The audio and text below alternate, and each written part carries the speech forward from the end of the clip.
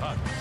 Слышишь, веют над страною ветры яростных атак. И вновь продолжает собой, и сердцу тревожно в груди. И Ленин такой молодой, и юный октябрь впереди. И Ленин такой молодой, и юный октябрь впереди.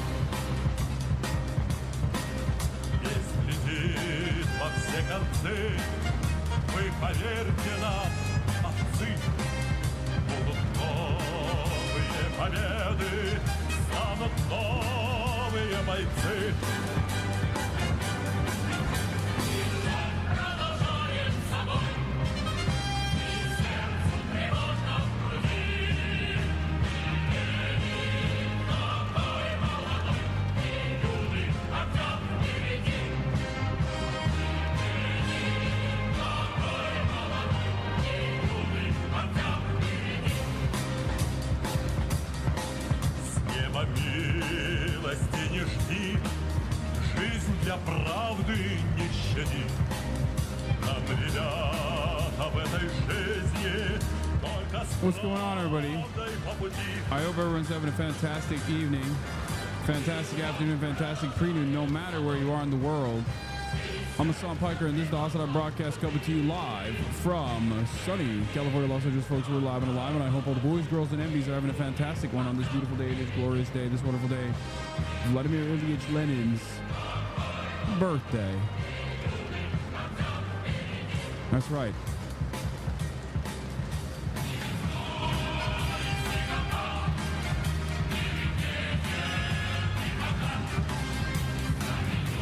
I hope you're all having a wonderful day.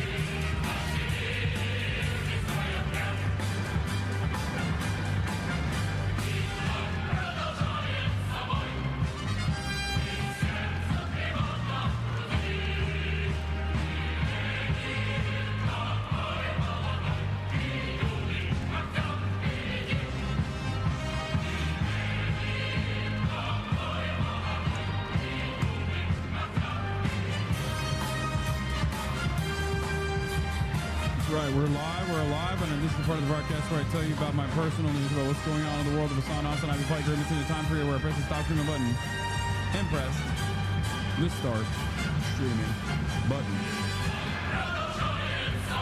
This song is called Lenin is Young Again / The Battle is Going Again.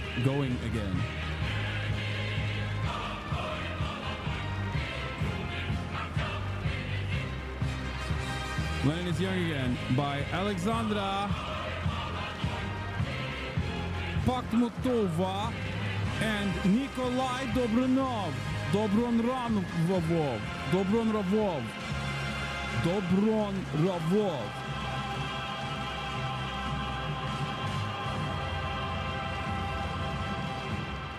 That's right. Lenin is young again on his birthday. All right. I'm starting to think this Lenin guy is a socialist. Where would you get that idea? All right, ladies and gentlemen, boys, girls, and MBs, this is part of the broadcast where I tell you about my personal news about what's going on in the world of Hasan Hasanabi Piker in between the time period where I press the stop streaming button and press the start streaming button. Yes, I know that Oblivion Remastered is out, and also, yes, I am kind of excited for it, but people are saying it's technically a part of BDS or something. I don't know exactly what's going on there, so I am not even going to broach that, unfortunately, even though, you know, it's exciting. I'm not going to play the game right now anyway. I'm going to be doing news regardless. People are saying Bethesda is owned by Microsoft and therefore Microsoft's BDS. Anyway. Folks. This is part of the broadcast where I tell you about my personal news about what's going on in the world of Hasan Hasanabi Piker in between the time period where I press the stop streaming button and press the start streaming button. So help me God. And that is precisely what I'm going to do for all the parasocialists out there. Okay?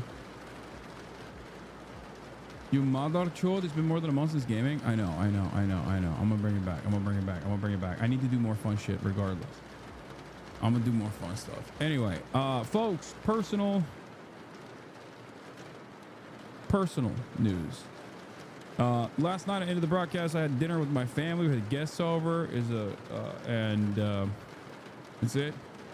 And I ate poorly again, and my diet is out of control. I told my dad I've gained like 10 pounds since he's been here, and he basically was like, oh my God, that's shocking. That's a lot of pounds that you gained over the course of just 1 month. I need to stop feeding you treats. And I don't think he will actually stop feeding me treats. There's no way, but it's good that he at least he has figured it out. So that's good. Godfather AI says we need socialism. How do we make? Oh yeah, I've seen this before. In any case, NBA fine Ant 50K for this. Yeah, all right, I know, I got it. Don't worry, it's on the docket. Yesterday, I asked why Chinese people always post like it's poetry. The Chinese language has thousands of Chengyu, which are short poetic idioms that all native Chinese speakers learn and use regularly. It's beautiful. That's beautiful. Texas has a measles tracker. I know, measles is 800 plus cases at this point. Thank God. We are making America healthy again. It's Maha time. It's Maha time, and you're not ready for it. Anyway, last night I ended the broadcast, and after dinner, I watched Last of Us episode 2, and it was actually fucking awesome. I can't believe, like, part of me is always annoyed by the dude who made Last of Us, because he's like, he exhibits all of the most annoying tendencies of American liberalism. But he also simultaneously is like pro-Israel too. So he's just like, I don't know. Not the biggest Neil fan, but I will say The Last of Us is so goddamn good. Yeah, Neil Druckmann is annoying and also simultaneously capable of making banger games. I really like Last of Us 2, even though people did not like it. I liked it. I'm kind of annoyed. I am kind of annoyed with the fact that they didn't make Amy like yacked. It feels like they took a deliberate, they made a deliberate choice to, not Amy, sorry, Abby. They made a deliberate choice to make Abby like tiny. It's weird.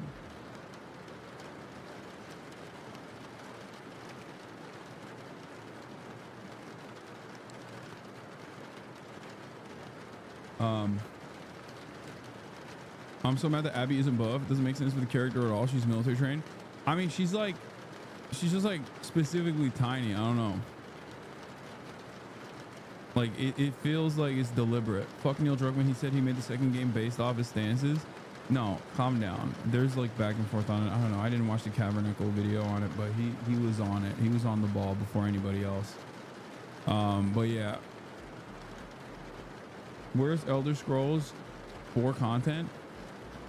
Chat, I'm not going to be playing Elder Scrolls 4. Like, I love the Elder Scrolls franchise.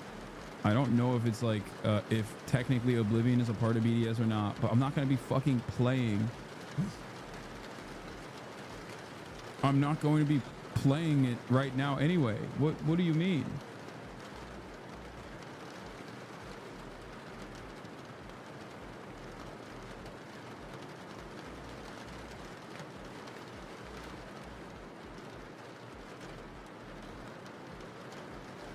Oh my God, classic Dexerto. Up my fucking asshole. Look at this. Look. What did I tell you? I told you this was gonna happen. Hasan defends Pokemon over we hate the rich comment that sparked controversy. Okay. Hasan addressed the viral clip defending his fellow Twitch streamer. He emphasized that most streamers, including Pokemon, have experienced with financial struggles before they were popular online, and so will have a better understanding of wealth inequality than the so-called ultra-rich. You want rich people to have takes like this. Very fucking annoying that people yell at rich people that have takes like this, he said. I think it's because the close that most streamers have to being normal people at a certain point in their lives, as opposed to a guy who's been a multi-billionaire for the past decade or so. Most streamers have a much nicer and much better understanding of what it used to be like when they didn't have the fucking money, and therefore have takes like this. Pokemon hasn't spoken out since this clip. I can't, dude. It's 90% of the time online. Like, I will say something that's perfectly valid, and people will just be like, yeah, but I don't agree. Like, I don't like what you had to say, so fuck you. is yet another indication that we have devolved as a society. I don't know. It's so stupid. Like, it's like the Korea take that I had. You know what I mean? Like, there's so many people that got so mad about what I said about North Korea, where I was like, yeah, this person has a rose-colored attitude about, you know, Democratic People's Republic of Korea being like this wonderful fucking socialist utopia where everyone is doing great, right? And while that is like a rose-colored perspective that is not exactly true, the average American's assessment of North Korea is, especially in terms of like American involvement in North Korea, is so off base. New Ethan video on you being a Nazi, Lamau. Wait, what? I fucking, dude, give it up. Okay, give me a break, dude. Please. Yeah, nobody fucking believes this, okay? No one believes this. If you believe this, okay, if you are like, oh my God, I watched an Ethan Klein video and I found out that Hasan is a Nazi. Wow, I'm shocked. You are the biggest dumbass of all time. Okay, please. I'm sure that he is not so stupid that he quite literally was like, Hasan is actually a crypto Nazi or some shit.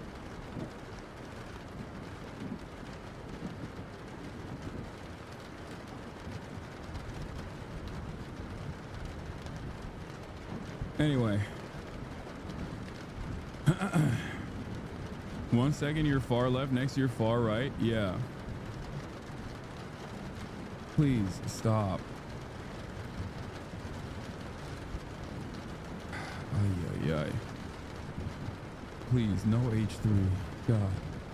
You said his name, so now chat has to spam him for the next 10 minutes? Yeah, okay.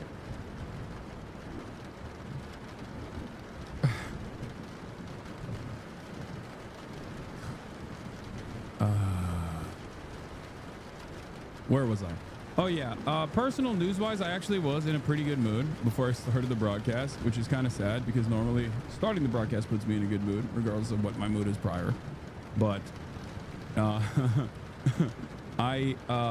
in a good mood because I woke up early this morning and I went to play basketball and I fucking popped off, dude. I popped off. I played 3 games with this dude I play against all the time, and he cooks me. He's been cooking me recently, and guess what?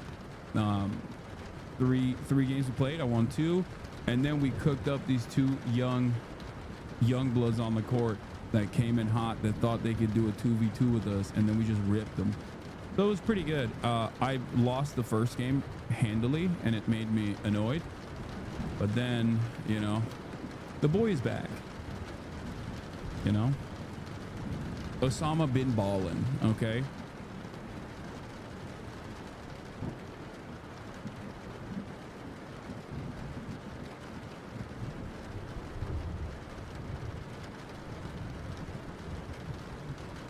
That's right.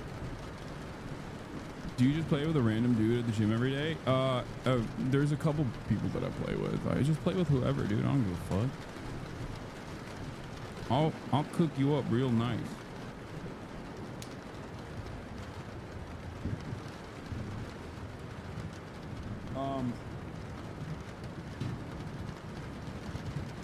Osama bin Ballin, prove you support bin Laden? Yes.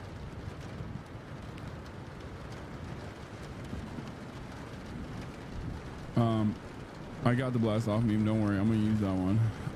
Yeah, but that's it. All right.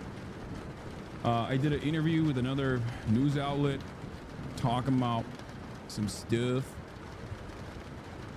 And here I am. The reason why I'm late is because I was doing this interview and it went long. Okay, so let's go.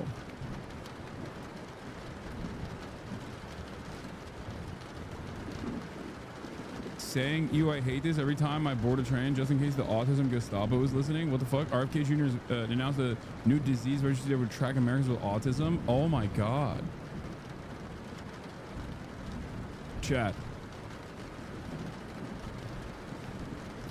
What do you think will put you in the concentration camps first, honestly? Like, Do you think it'll be your autism that places you in the autistic concentration camps, or do you think it'll be the fact that you're, you know, anti-Israel? Like, I sometimes wonder, like, what will it be? Because, like, we're going to the camps, buddy, okay? There's no way around that. Let me tell you, we are all going to the camps together. So, I'm wondering, like, what will it be? What will be the thing that... Like, it's definitely happening. I just don't know if it's like the fucking communist sympathies. That could be one. It could be the Luigi Mangione sympathies. That could be another one. It could be anti-Israel, like just saying. Being trans is another one for a lot of people in this community as well, obviously. Like, you're definitely... Like, we're all... Everyone here is going to a camp. I just don't know what will be the reason for it. You know what I mean? Do you ever think about that? Do you ever think in your mind, you're like, what will be the reason why I go to the Burger Reich concentration camps? Like, what kind of crime will the government claim I have committed? Since it seems like they're making everything illegal, you know, they're making everything illegal though. Everything we like. We like to say, fuck Israel, it's illegal now. You know what I mean? We like to say, St. Luigi Mangione, it's illegal. Now they're taking away autism, which I am not, as you guys know. I am not autistic. So I was just faking it when I took the RADS test. So obviously I'm off that list. Nobody's gonna think, oh, we're putting you on that list. You know what I'm saying? No one. That's fine. Things are fine. Things are fucking fine, dude. Things are fine. It's okay. Everything's gonna be all right. Very cool. Very cool. Very cool stuff. I love America. This is all cool. We're definitely not headed down a very weird direction. You know? Anyway. Singing I will vote for Trump in an MS-13 accent? No, that's gonna get me out of prison. You know?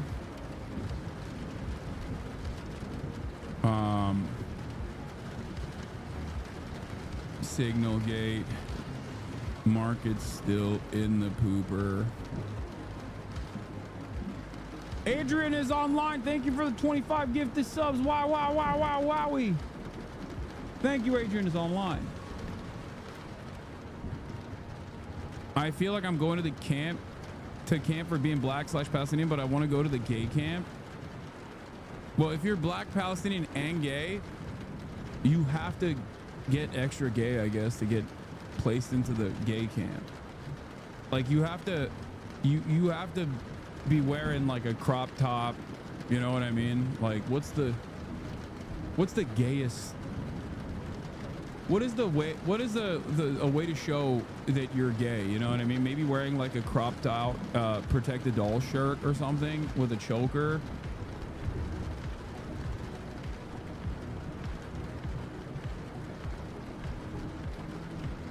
Daisy Dukes with fishnets? I don't know. Fuck. Hassan merch. Yeah, that'll put you in the gay camp.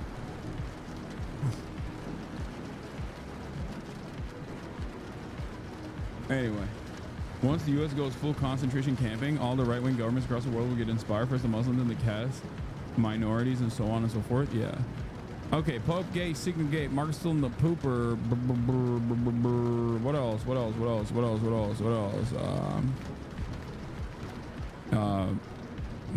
There's a lot going on here. Democrats push for immigration. DEMS push against deportations. Plus Tim Pool in the White House press pool.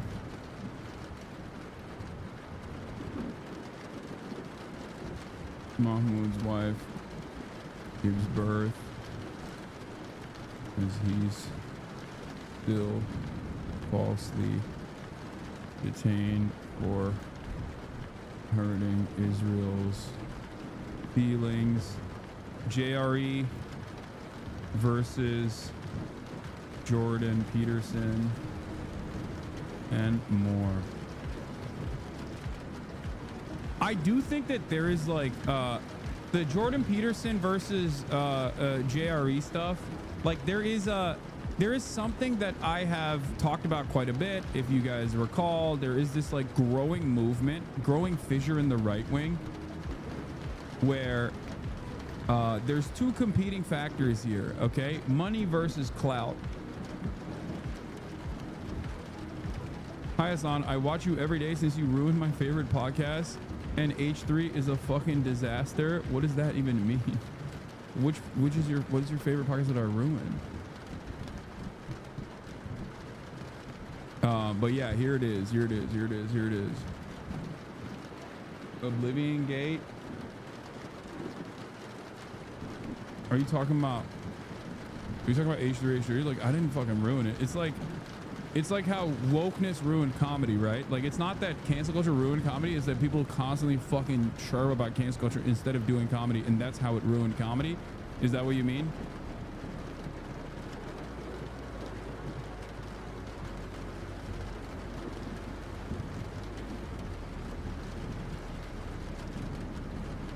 I'm sorry, you don't want to hear a fucking neurotic man talk about my penis for like an hour? I don't get it. He's like, why would I want to listen to a 40-year-old man with 3 kids talk about how sexy you are when I can just come and get it, you know, directly?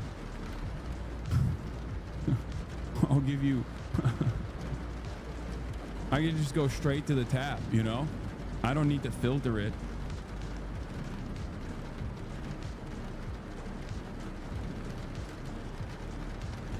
Oh shit. Oops.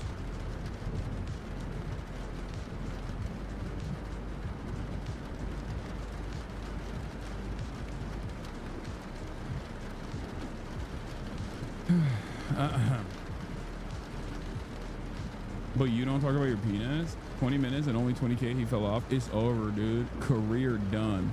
Career lows. We're so out. And it's also not even 20 minutes and 20K. It's 30 minutes and 20K. It's over. I might as well quit.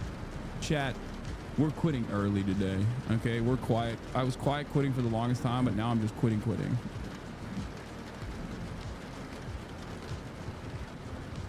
I'm quitting. I'm going to the autism camp. I'm quitting and checking myself into the autism camp pronto. Okay. Yeah, we'll do the POPEGATE stuff in a second. It's not even like POPEGATE, but here, this is a dude, there is nothing funnier to me where I went on a freaking rant. Let's see what this was. Dude, there is nothing funnier to me than how much right-wing administrations in general, but specifically the Trump administration, plays the role of like biblical Satan so perfectly. Okay, 4 horsemen of the apocalypse type on a regular basis. Measles cases are popping off. There's mass disease, death and destruction everywhere. You have your second in command, the shadow president, who is literally a lizard person, can't even behave normally. Elon Musk. Not only is he a lizard person, but he's trying to put microchips in people's brains. They're doing black bagging operations for the state of Israel for the crime of saying mean things about the apartheid state, doing a genocide. Okay? Mass disease everywhere. Very clearly, these guys are trying to nuke everything. These are the end of times, and virtually all of the people that are supposed to believe in angels and Jesus Christ coming back to earth or whatever, unironically love this guy. How is this possible? If you are hallucinating on a daily basis that the end times are near, well, these guys are bringing it. They're bringing it to you. And you still are just like, hell yeah, nah, you don't understand. It's actually the goddamn libtards that are bringing the end of times, not my president. It's like, what do you want? What more can you see from this administration that will cause you to go, you know what? Maybe these guys are not the good guys here. It doesn't make any sense. Everything that these guys complained about, 1984, free speech is falling apart, they're doing. Your guys are doing it, and you don't see it. What are we doing here? It blows my mind, dude. The guy, the servant of Satan, went and shook the hand of the holiest holy man of Catholicism, and you're still going, I don't care. There are massive tornadoes and earthquakes ripping up the land on a daily basis. The end times are near. It makes me so mad because I don't believe in any of that, okay? I don't believe in any of that, but you do. You believe it. So why don't you see the things that you believe? It's unfolding in front of your eyes. It makes me so mad. It makes me so mad. These guys are fake. They're phony rapture enjoyers. The real rapture is happening, and these mother don't see it. You're creating so much change, Hasan. Not. Alienate our political opposition until they become deranged MAGA drones and act surprised and play victims. Genius. Yeah. They became... Yeah, these guys actually became Nazis, dude. You know, because they saw my commentary and thought it was mean. Love that, man. Thank you. Hey, I'm the dumbest guy you've ever met. Okay, hello. I'm the dumbest guy you've ever met. I have no moral compass, no convictions whatsoever. I'm so malleable that if someone is if someone says an off-color remark around me, I will immediately drop everything that I knew previously and become a fucking rabid neo-Nazi. Cool, man. Yeah, I feel like if that's what it takes for you, you know, you kind of were there already, right? People are mean to me all the time on the internet. Leftists are mean to me all the time. They say I'm not left enough. They say I'm reactionary. They say I'm transphobic. They say I'm not sufficiently pro-Palestine. You see me change my convictions? No. I've had numerous avenues to jump over to be like, this is why I left the left. And yet, my convictions are still the same. Perhaps instead of saying, oh, you pointing out the divisions in society is the reason why divisions are happening is not the best argument here. Don't you think? Hasan, you're Francophobic, but you're going to interview Mélenchon. How does that work? Yeah. Love in the Spectrum stars a Hasanabi head. Wait, what? Recently, Speaker of the House Mike Johnson was heard to say that every American woman should give birth to at least one able-bodied worker. There is so much wrong with that statement. First, let us start with the blatant sexism of it. He thinks that women actually... I don't know who this guy is, but they're popping, dude. Yo, what a king. He is so mad. This is the kind of energy we gotta have. The anger that he has in his heart for Mike Johnson and his ridiculous statement. I love that. What a king. She have a duty. Not all women wish to be mothers. He said, ugh. and the women who do choose to be mothers will do so out of their own volition, not because someone else wishes for them to be. And then the other half of the statement, he did not say that every woman should give birth to a child. He specifically said able-bodied workers, people who have children because they wish to have children, because they seek emotional fulfillment in their lives. People do not have children just so those children can be workers. This it relates to what another politician said not too long ago, that they mentioned something about a domestic supply of infants. People do not want to be workers. People want to be able to live their lives as they choose. They want to be able... Okay, this is... Oh my God, this is, yo, he's popping. To pursue their passions. We work to live. We do not live to work. We are not here to serve others. We are here to live our lives as we wish to do so. Most people want... RFK saying autistic people will never play baseball is hilarious. Yeah, baseball is so autistic. It is the most autistic sport. Okay, what are we talking about? Both the fandom and the players. What the hell are you saying? Like the most famous baseball movie, aside from like, what is it, Field of Dreams, is literally a movie about autism. It's not even a movie about baseball. It's a movie about autism. Okay. What the fuck? Want to be free and happy. Most people want to just to be able to have fun and to do what they enjoy doing, to do what they like. I mean, the fact that some people here have attitudes like this is simply mind-boggling. It is baffling that people can think this way. I'm sorry. Please, I hope that. I hope that everyone forgives me for getting so fervent and vehement, but this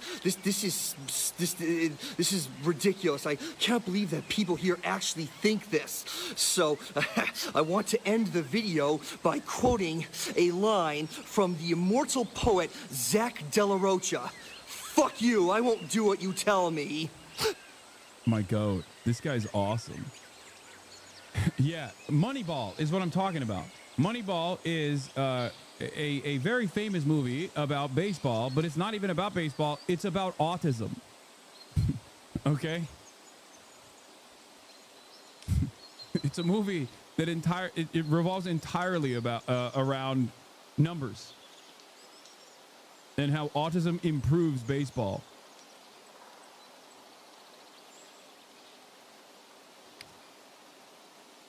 Anyway. All right, we got a lot to talk about, folks. Like I said, POPEGATE, Signalgate, Mark still in the pooper, DEMS push against deportation plus Tim Pool in the White House press pool. There is a really funny Maxwell Frost video that I want to show you.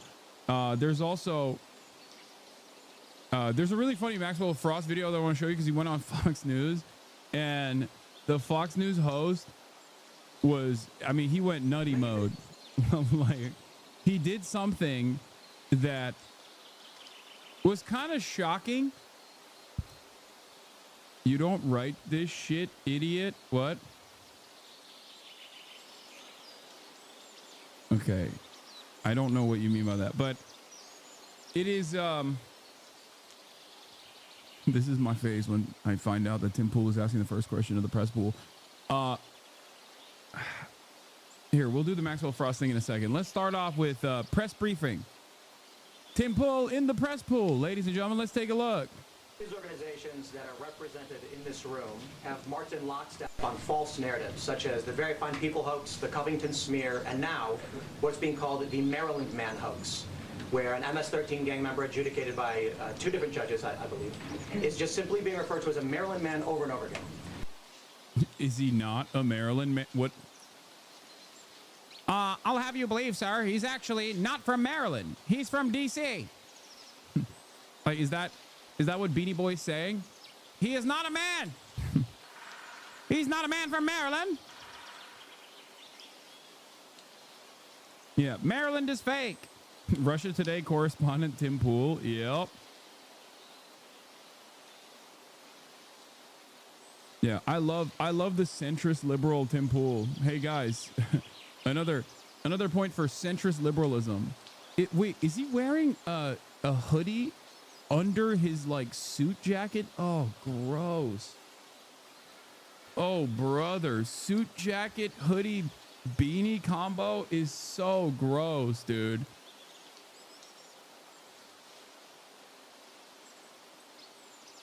Why are they allowing him in the pool with a beanie and a fucking hoodie? It's because he's independent media, and he hasn't actively said fuck Israel. That's why. Okay, you get some benefits.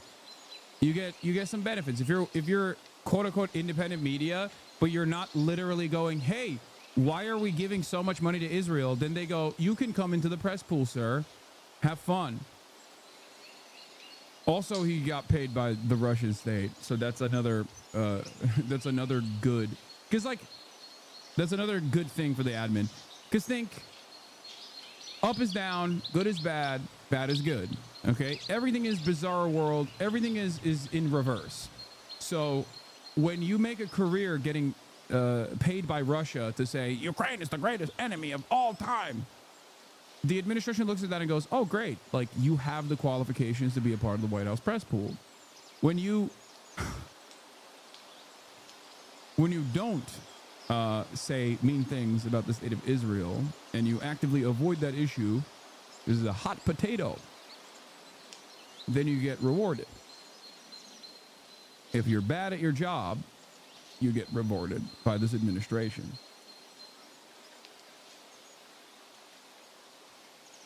It's also crazy that he sounds like even more right-wing than OAN. Yeah. The press pool has been made into a cesspool, a cesspit. This is great. Beanie formal or beanie casual? Tim Pool is in the White House briefing room and is teed up for the first question today. Timcast, led by conservative influencer Tim Pool, is set to get the first question at tomorrow's White House press briefing.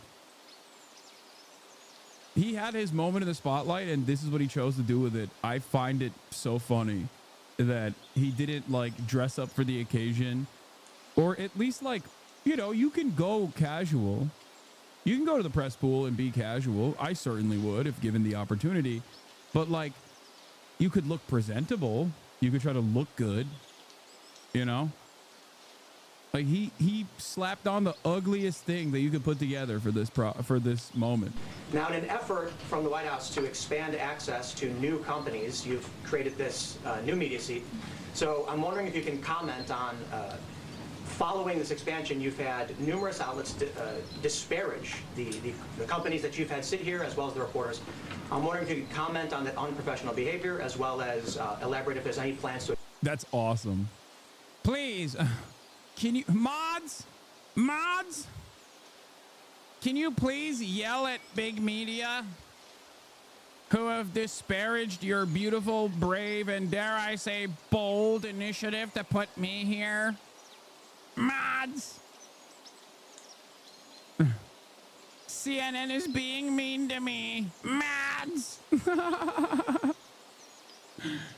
Yo, he's literally wearing a tuxedo shirt to prom. Yeah, he's so fucking lame.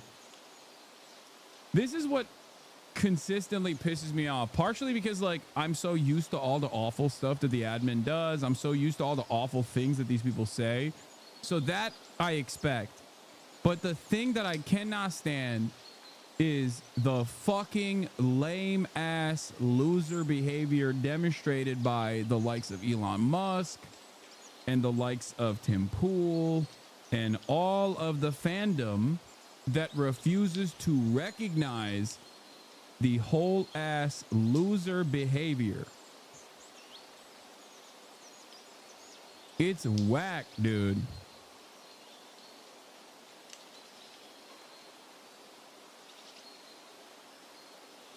It's whack.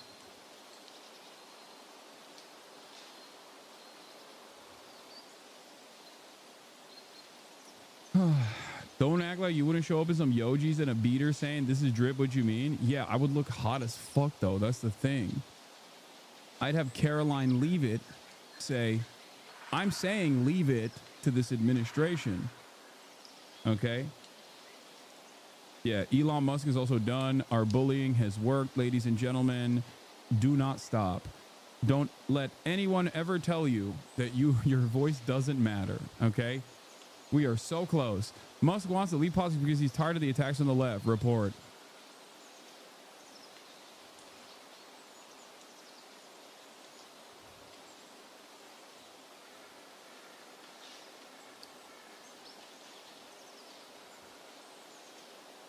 Your voices. Don't let anyone ever tell you your voices don't matter. Not gonna lie, I think I'll miss Elon a little bit. I will not. I will be very happy.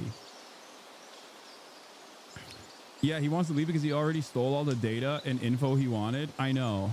That too. Unironically reverses decades of Red Scare propaganda by blaming the left. Yeah. Bullying works, folks. Bullying works. Now, what's ironic about this is that Elon Musk thinks that he's getting this kind of pushback because of his association with Trump. Make no mistake. He's getting this kind of pushback because he fucking sucks, okay? Because he's a goddamn loser. That's the reason why he's getting this kind of pushback. Because He's just ass. He is unpleasant. He is gross. And people don't want to see him. People don't want to hear him. People are annoyed by him. That's what this is. That's a big part of it. That is a big part of this issue, okay? He thinks maybe if he quietly just goes away and behaves like normal billionaires do, you know, play from the sidelines or whatever,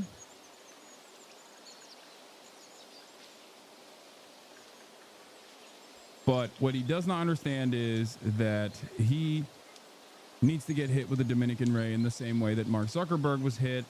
Start wearing like boxy tees and, you know, walk around with a Cuban chain.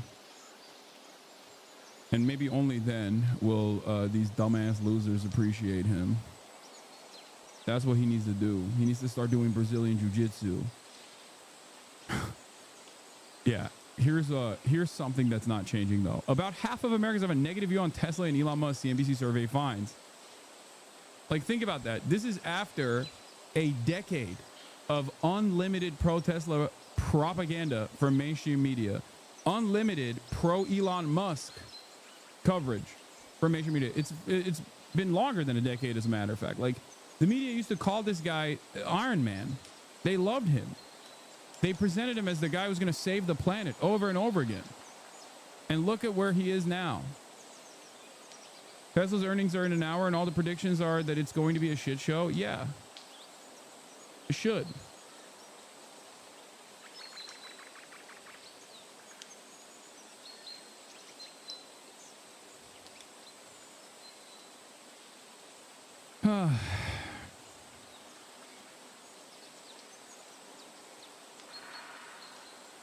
Anyway. React to it at 4. Did you talk about Ethan's new video? Just join stream. Hi, chat. No, I didn't talk about it, dude. There was a point in time when I think like this kind of shit, like this kind of a line of attack, a malicious smear like this would probably at least like occupy a little bit of space in my mind. It's not. Yeah, please cover drama, fuck the news, and fuck learning. Please, I'm begging you. They're going to likely announce FSD unsupervised, so just get ready for that. People setting their Teslas on the streets with no one in the driver's seat. Hell yeah. I love that. Every Tesla I will now treat as a fucking rocket coming in my direction. That seems good. To me, I think what would make the cars that catch on fire from a company that is led by the most incompetent moron on the planet, what could make the outlook more positive if they start launching in the direction of random children crossing the street unsupervised?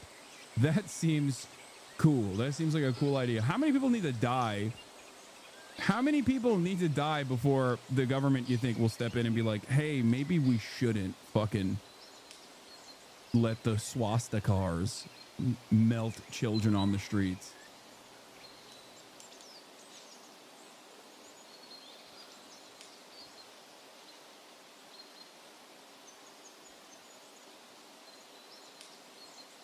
Yeah, Pete Hex's downfall is upon us. We'll talk about that too. Wait, really? I almost got hit by a Tesla in the parking lot the other day that was summoned by his driver, and then it drove in a circle at a 4-way stop, went up a curve, and then drove off. Nice. Yo, Teslas, swastikars only do that when they're really, really under distress. Okay? You just have to run away in the opposite direction. You have to run away in the opposite direction when you see a swastikar do that.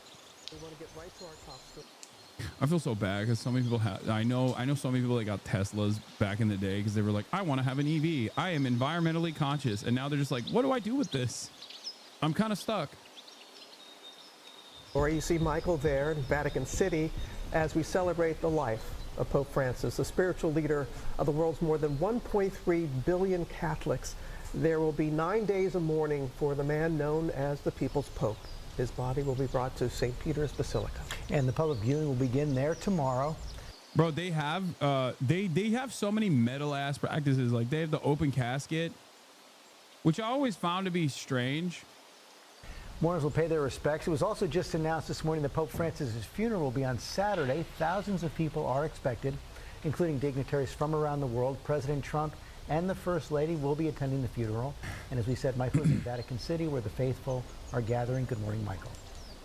Hey, good morning, George. We know Pope Francis, he left instructions in his will that his tomb be, quote, simple, without particular decoration, and with the only inscription, Franciscus, which is his name in Latin.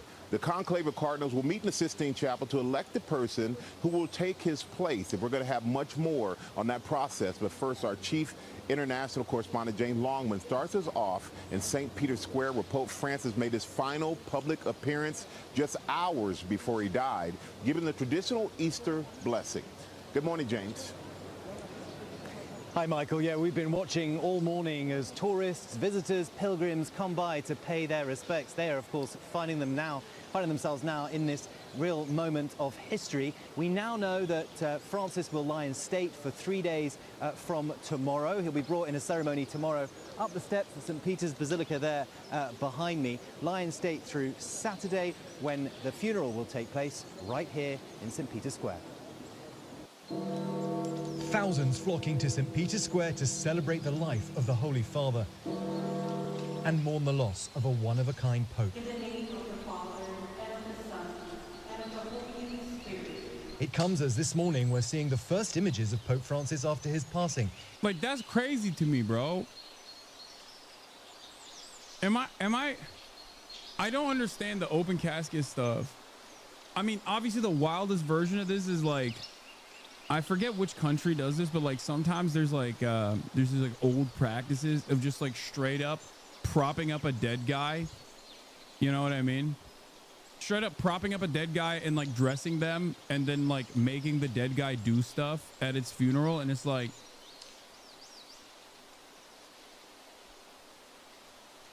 it's still metal. It's kind of creepy, but it's metal. Like when you embalm. This was a Soviet practice, by the way. Like embalming is like another practice that commonly was utilized. Like Lenin is embalmed. I believe Stalin was also embalmed. Mao and Ho Chi Minh. I just don't understand. What do you do? What do you mean make it do stuff? I don't know. Sometimes I'll see these like crazy videos of like a dead dude. They'll be like, this is a funeral proceeding for a dead guy, where they just like make the dead guy dance a little bit or something. I don't know.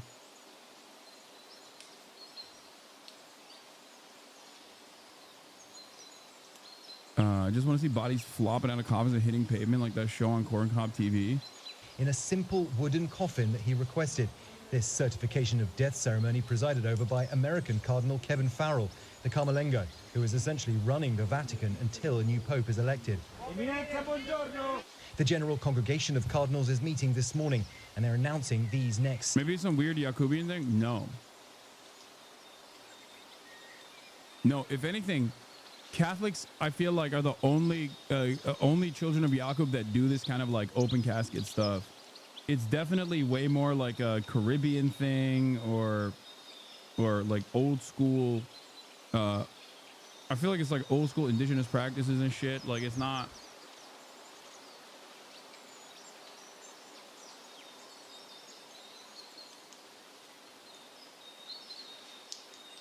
It's not I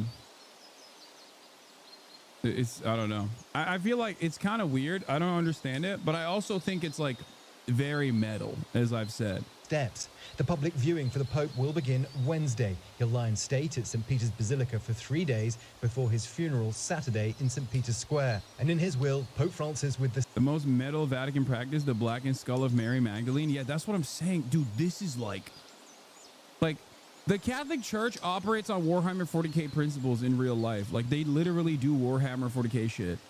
Like if they had the technology, the Catholic Church would be Warhammer 40K, okay? Which ironically enough, it does take a lot of its notes from Catholicism and Catholic practice. Like when I found out that the Catholics have like Dark Souls style, like direct bones of saints that they send out to like churches all around the world. I was like, that's wild. Okay. Yeah. There are bones. For those of you who don't know, there are bones of saints in many churches around the planet. Catholic churches around the planet all have like ancient relics. It's crazy. It's kind of cool. I mean, it's very weird, but it's kind of cool. They drink the blood of Jesus every week. I mean, I guess that also makes sense. Every altar has a relic in it. Seeing the body lying dead helps for you to accept that the person is dead, I guess.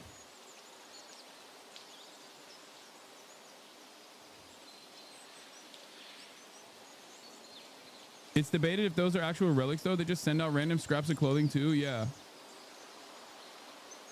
Yeah, they do that. The simple requests that characterized his papacy, asking only to be buried in the earth at St. Mary Maggiore Basilica in Rome. He'll be the first pope to be buried outside of the Vatican in over a century.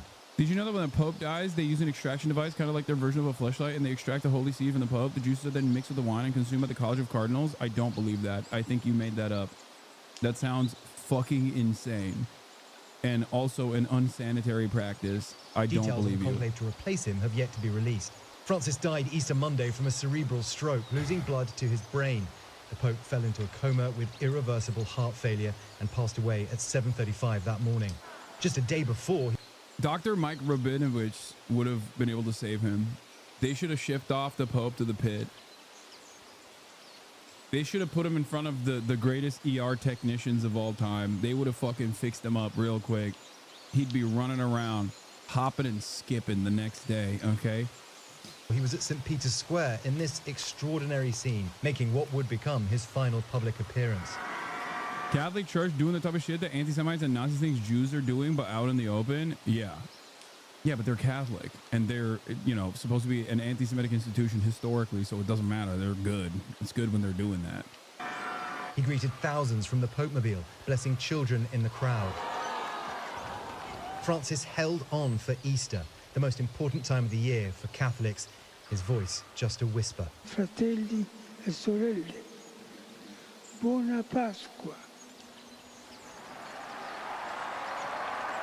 He had been battling pneumonia in both lungs, hospitalized for 38 days, and he suffered 2 emergencies that nearly ended his life. President Trump summing up what made Francis special. He's a very good man who loved the world, and he especially loved people that were having a hard time, and that's good with me. But this Pope was, for some Catholics, a controversial one. We spoke to an American family visiting the Vatican. Was a Pope who was viewed as socially liberal. This past Pope was just a little out of step with a lot of the people. After the Pope passed, his papal... We should never, for the sake of humanity, for the sake of evolving, we should never lend a microphone to Americans. I think the world would be a better place if we never heard from Americans on any issue ever again. Okay? I think Americans should permanently shut the fuck up. Okay? We ruin everything. We are responsible for so much annoying commentary out there. We're responsible for so much fucking brain rot. But it's on, you're an American with a microphone. I'll shut the fuck up. Let's get it started. I think for the greater good, if the rest of the world never heard from an American ever again, I'd be willing to fucking shut the fuck up. It is so goddamn annoying. Anytime, dude, what is happening? It's just like, anytime you got an American on the mic, I'm like, oh, here we go. What kind of dumb nonsense will we hear today? Okay. What kind of ridiculous bullshit are we going to hear about today? Apartment closed off, red wax sealing the vines, part of a centuries-old tradition, ahead of preparations for his funeral. We should know a little later today what hours people will be able to come and view Pope Francis as he lies in state. But it's not just Rome or the Vatican that should be remembering him. This is a man who took the church out to the very margins. And so from Papua New Guinea to Mongolia to the very north of Canada and Inuit communities, millions of people around the world will be remembering him this week. It's so American to think you can even disagree with the Pope in the first place. Yeah, being like the Pope is actually out of step with the rest of global Catholicism is like an insane thing to say. It's the opposite, dude. What do you mean? Are you fucking Lutheran? Like, what? I don't understand. Are you a fucking Protestant? Like, what do you mean? What do you mean you're out of step with the fucking papacy? Like, it doesn't make any sense. The entire point of being Catholic is so you're not out of step with what the fucking Pope is saying. What are we doing?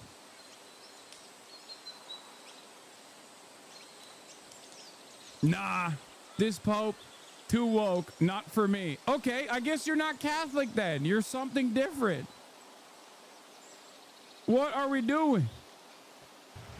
Pope Francis did touch so many hearts, and that's why bells tolled in Catholic churches all around the world to honor the Holy Father yesterday. And the faithful have gathered here to remember his legacy. And that included worshipers in Buenos Aires, Argentina's capital. Yeah. Papal infallibility is a dogma of the Catholic Church, which states that in virtue of the promise of Jesus to Peter, the Pope, when he speaks, ex cathedra, is preserving the possibility of error on doctrine initially given to the apostolic church and handed down in scripture and tradition. It does not mean that the Pope cannot sin or otherwise err in some capacity, though he is prevented by the assistance of the Holy Spirit in issuing heretical teaching, even in his non-infallible magisterium, as a corollary of indefectibility. I.e., whatever the Pope says goes. There is no, I don't agree with the Pope. They would assassinate you a couple hundred years ago if you were like, the Pope guy, this Pope, too woke for me. Okay, you're dead. Now we're gonna kill you. That's like the only thing that separates you as a Catholic from the other branches. You might as well be fucking Mormon at that point. Just make it up as you go along.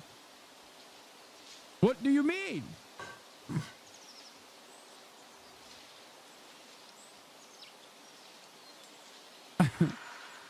It's just funny because, like, I don't believe in any of this shit. But you ostensibly do. You claim to believe it. So what do you mean you don't agree? Where Francis grew up as Jorge Mario Bergoglio. You can remember he was actually the Archbishop of Buenos Aires before he became the first Latin American Pope. In France, parishioners mourned Francis during services at Notre Dame Cathedral in Paris. Palestinian Catholics honored the Pope in Gaza City. Matt Walsh, rest in peace, Pope Francis. May the next Pope guide the church with courage, clarity, and a deep respect for tradition. Like, Matt Walsh is the most heretical person on the fucking planet, okay? Everything that this woke Pope stood for, Matt Walsh stands against, despite being fucking Catholic. He is exactly who I'm talking about. I am more Catholic than Matt Walsh is, with my alignment with the previous Pope, okay? Like, my ideological alignment with the previous Pope puts me in a higher position of being a better Catholic than fucking Matt Walsh. I also feel a deep sense of guilt as well. So that also gives me additional Catholic brownie points. He doesn't. He is guilt-free, okay? He is a shameless monster.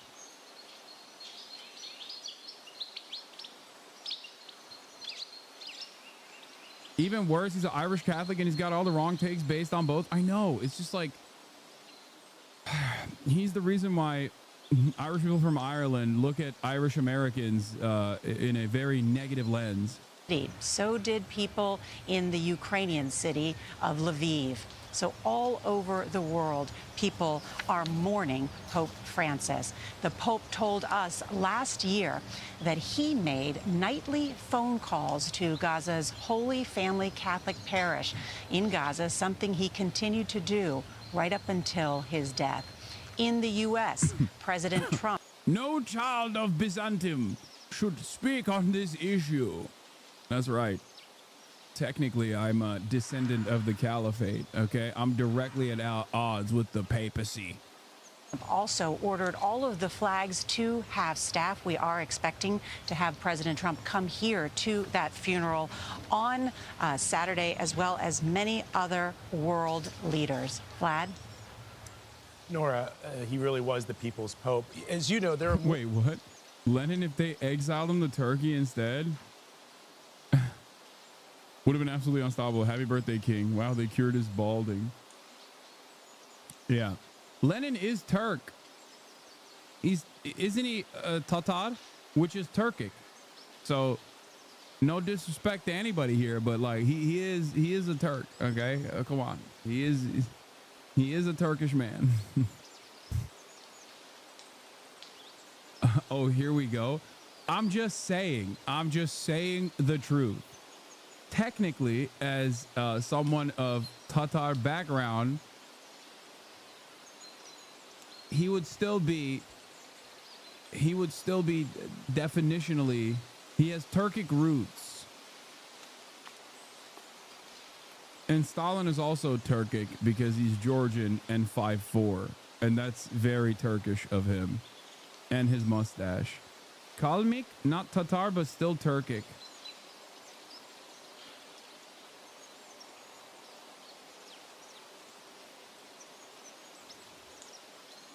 Google says no. Sorry, brother.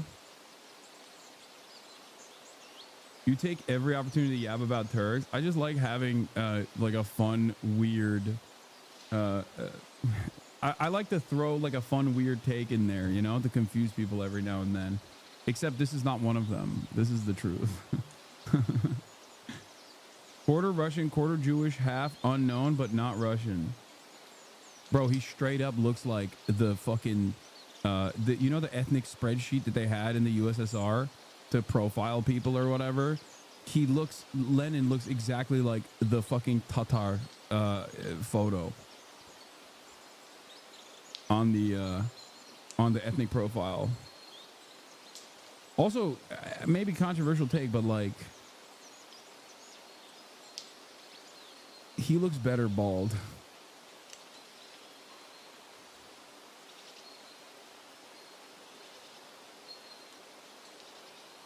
I think he was a very handsome man. More than 1 billion Roman Catholics. It's one of the world's largest religious denominations. For people outside of our Catholic faith, how would you describe the Pope's role in historical terms and its lasting relevance today?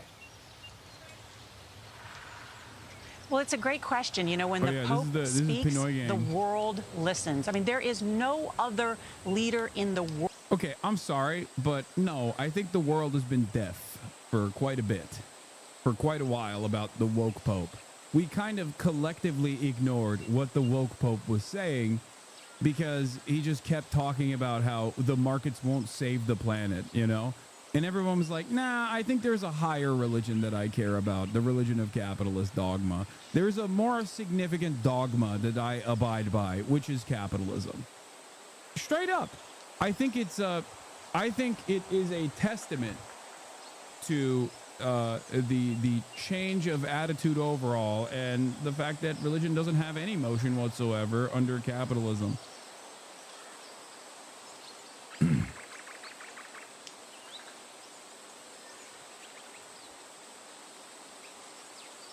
He straight up was like, markets are killing the planet.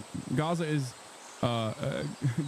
has a new act of terrorism committed by the Israeli state on a daily basis. And everyone was like, all right, big guy, go to sleep. Come on. World that speaks to so many faithful. There are, as you mentioned, more than 1 billion Catholics. But he is more than just... Here. Let's listen. In 2021, Pope Francis gave a speech calling on ending the weapons manufacturing industry, debt bondage of poor nations, and all sanctions, saying it's a form of neocolonialism, while also critiquing the capitalist system for its relentless logic of profit. In the name of God, I ask financial groups and international credit institutions to allow countries to assure the basic needs of their people and to cancel those debts that so often are contracted against the interests of those same peoples. In the name of God, I ask the great extractive industries, mining, oil, forestry, real estate, agribusiness, to stop destroying forests, wetlands, and mountains to stop polluting rivers and seas, to stop poisoning food and people. In the name of God, I ask the great food corporations stop imposing monopolistic systems of production and distribution that inflate prices and end up withholding bread from the hungry. In the name of God, I ask arms manufacturers and dealers to completely stop their activity because it foments violence and war. It contributes to those awful geopolitical games which cost millions of lives displaced and millions dead. In the name of God, I call on powerful countries to stop aggression, blockades, and unilateral sanctions against any country anywhere on earth. No to neocolonialism. Conflicts must be resolved in multilateral fora, such as the United Nations. We have already seen how unilateral interventions, invasions, and occupations end up, even if they are justified by noble motives and fine words. The system, with its relentless logic of profit, is escaping all human control. It is time to slow the locomotive down. An out-of-control locomotive hurling towards the abyss. There is still time. So what happened?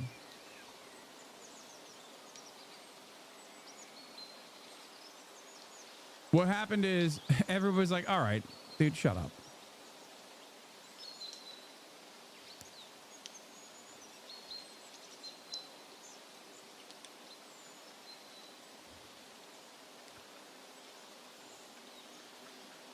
The only disagreement I have with the gay woke Pope here is that he thought that there was still time to save this system. Just a religious leader. He is a spiritual and moral leader. Think about when he talks about climate change. That's a big deal. Liberals hear the Pope saying this, and liberals be like, wow, this guy's a tanky. And when he talks about war and peace, he has called war an obscenity. That's why you'll see so many world leaders here. And then I think one other thing to know is he is also the Bishop of Rome. He is a head of state of this very small sovereign state called the Vatican. So he has those responsibilities, and that's why he travels around the world. Vlad? Nora, beautiful. Thank you very much. So glad to have you there, Nora. We'll check back in with you later in the show and certainly tomorrow. Thank you. This morning, cardinals are descending on Vatican City from across the globe, pushing past the world's media, who have also descended to their first meeting. Of the 135 cardinals under the age of 80 eligible to vote in the conclave, the vast majority, 108, were appointed by Francis, including more than 20 from places that had never had a cardinal before. This is going to be a very open process, it seems to me, in which two things are most important. One, does this man communicate a vibrant, energizing faith? And secondly, can he govern? As the Catholic Church grows in Asia, Cardinal Louis There's no metro in Vatican, no high-speed rail in the Vatican, no sustainable energy generation in the Vatican. How do you not call out this hypocrisy, Hasan? Yeah, I can't believe it. Also, their renewable energy grid would look like what? 3 fucking solar panels? I don't even know how you could do you can't do high-speed rail across the board. There's just no way to do it. It is walkable, as in you can walk the entirety of the Vatican fairly quickly. It is endlessly walkable, as a matter of fact. It's the most walkable place on the planet.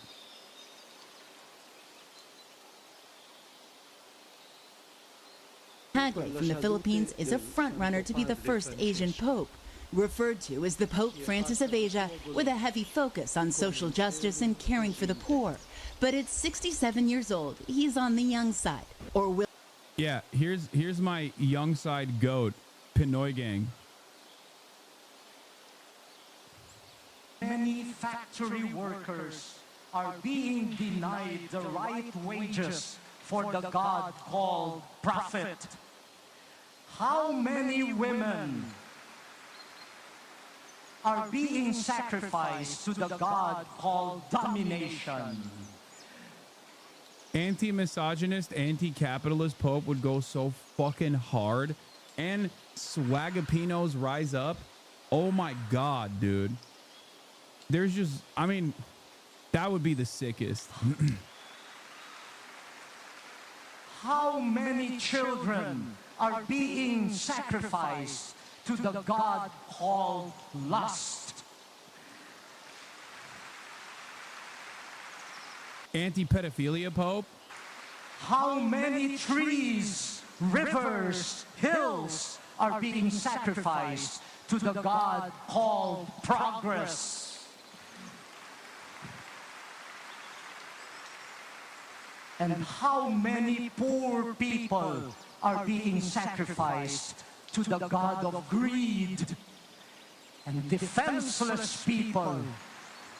That was anti-abortion, not anti-pedophilia. Shh, shh, shh. Don't talk about that. Shh, don't worry about it. We are, listen, it's a matter up for interpretation. Okay, calm down. Shh, don't ruin it. We got a Maoist third worldist Pope out here. Sacrificed to the god of national security.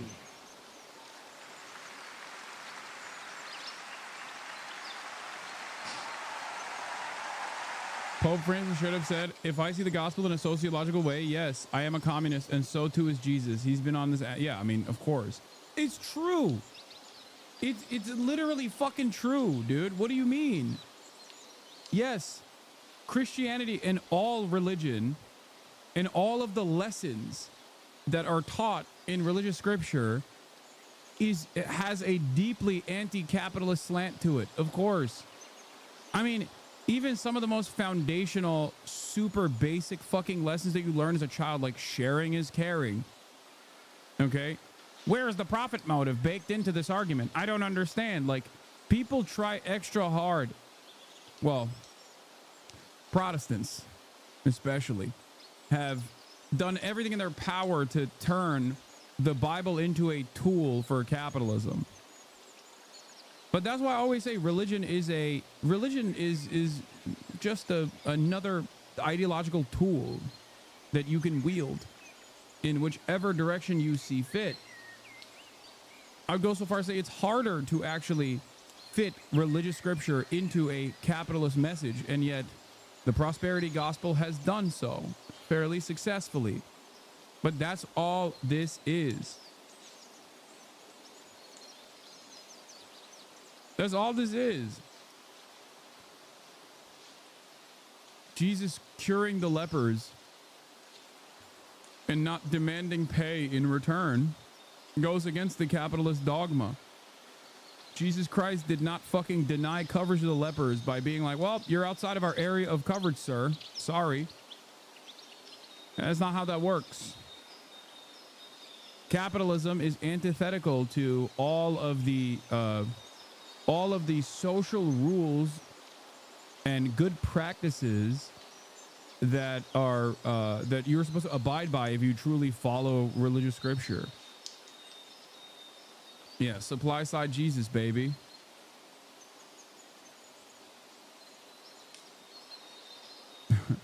Bernie Sanders should be forced to give away 90% of his birthday cake. Hashtag happy birthday, Bernie. Yeah, that's how the cake works. Anyway. Will the church stage an Italian comeback of sorts after 3 successive outsiders in recent decades? Look at the drip. Italian Cardinal. How are you going to tell me the fucking Vatican is not a gay institution? Look at the goddamn drip that these boys wear, you know? Pietro Parolin is 70. He's an experienced Vatican official with serious name recognition. He served as Francis's Secretary of State, but he lacks pastoral experience. Another Italian, Cardinal Pier Battista Pizzaballa, is also on the short list. At 60, that's like, you know, that'd be funny. Like, that's a funny ass person. That's a funny ass name for a pope. He's lived for the last 3 decades in the Middle East, currently serving as It's a me, Pizzaballa. It's a me. I love the pizza. It's a me, the Pizzaballa. The Latin yeah, he's pretty cool too. He's got some good ass takes. Patriarch of Jerusalem.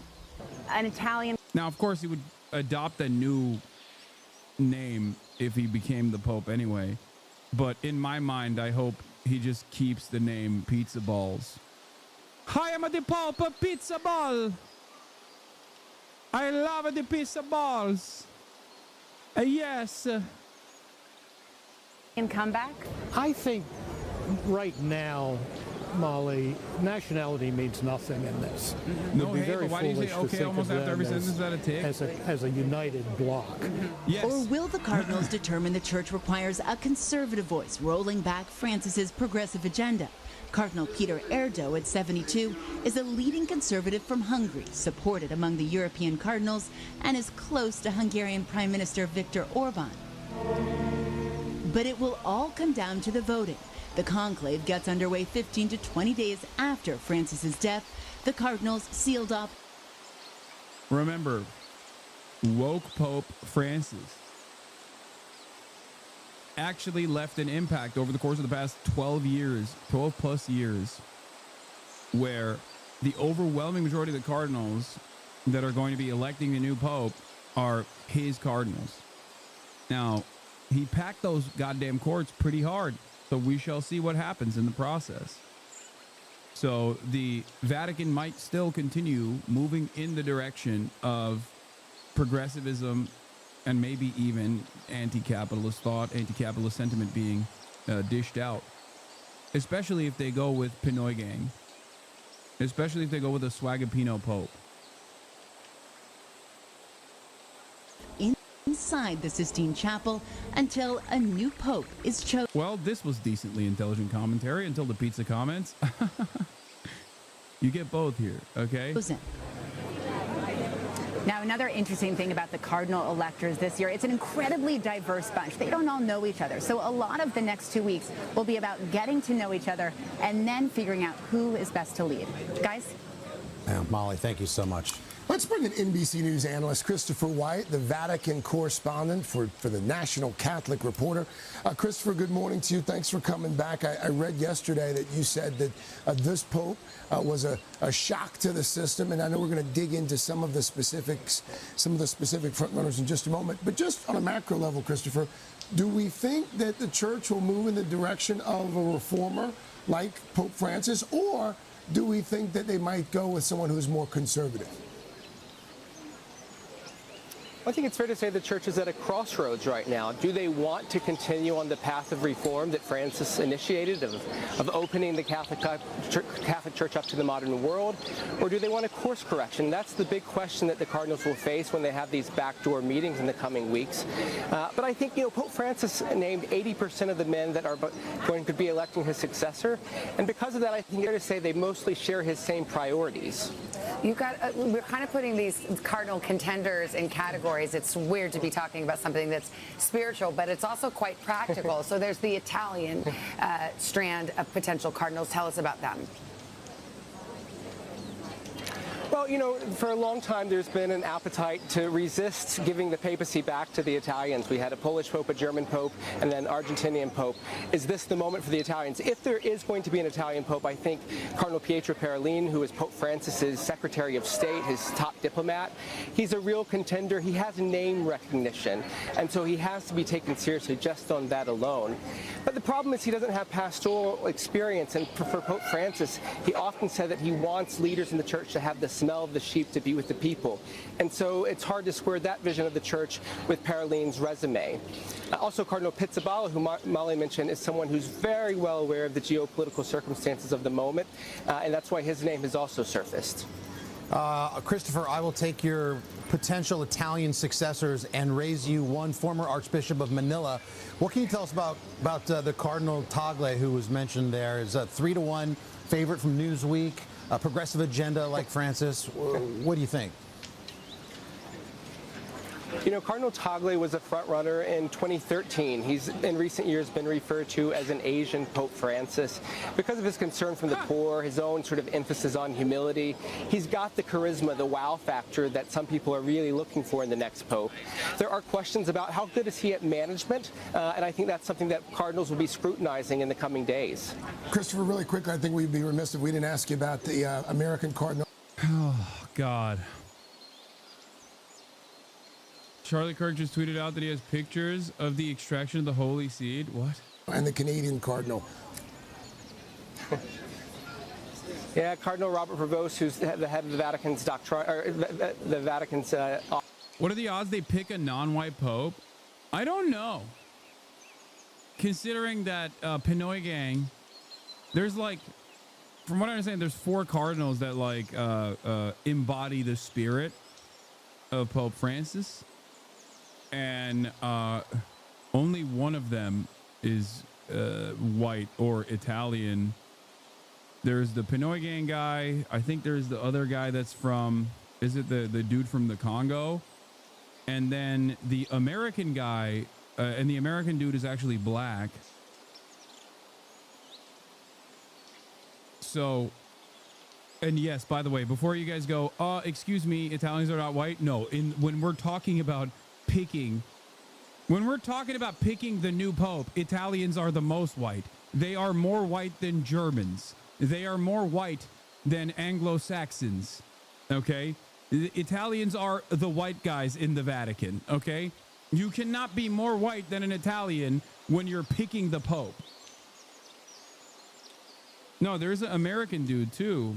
There's 2 American guys. One is the fucking reactionary psycho, and then the other one is the black dude. A black pope would make my parents fade. I feel like if they chose a black pope, like even a Filipino pope is gonna make people really fucking annoyed and make the racists angry. But a black pope, honestly, I feel like we are going to see new, dusted off, antiquated relics of racism. People are going to be going into the fucking pyramids, okay? Evading booby traps, opening up the dusted tomes to fucking find new ways of being anti-black because the old ways clearly have not worked. They are going to open up racism artifacts.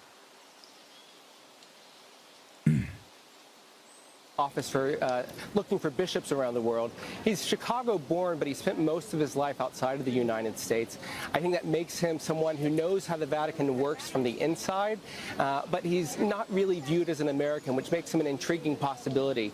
And then there's Cardinal Lacroix of Quebec City. He's seen as a real manager who sort of shares the Pope's. So, chat, Western white culture basically started in Rome. Stop this, Italians are POC. Northern Norwegians are more POC under this framework, for fuck's sake. Yo, that's actually also wrong. That's another thing that I wanted to talk about, which is that, like, yeah, in the post-Mussolini era, maybe, like, the way we understand, like, Italian culture or Roman culture as, like, a upholding white supremacist thought is such a funny cope. Because the Romans historically were not fucking white, dude. They were insanely diverse, mostly led by brown dudes who were killing the fucking white barbarians and then ethnically replacing that fucking, or either turning them into slaves, indentured servants, or literally fucking displacing ethnically the white barbarians. It's such a funny concept that, like, where I have it right here somewhere. Yeah, white culture isn't real. This guy says, this is a fucking AF Loyals, like, very clearly a white supremacist account. Okay, one of the funniest copes that dumb fucks have, ironically, and it's kind of like the same cope that Hitler fell to as well, with the Roman salute, right? Like the idea that, like, Germans had some ancient mythology that created this, like, Aryan race, this master race, and so did the Italians. Like, these motherfuckers were not white, dude. They were gay as hell, and they were not white at all.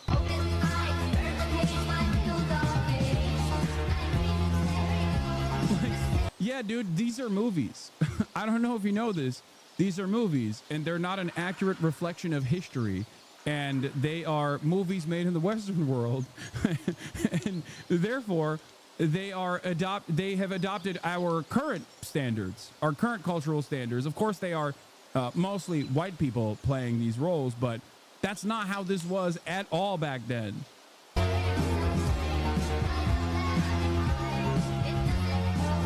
Like, even this, I mean, not to get all fucking nerdy with it, but even this is a lie. This is not how this shit looked back then, okay? It wasn't white, big dog. It had hella colors on it. They were all painted.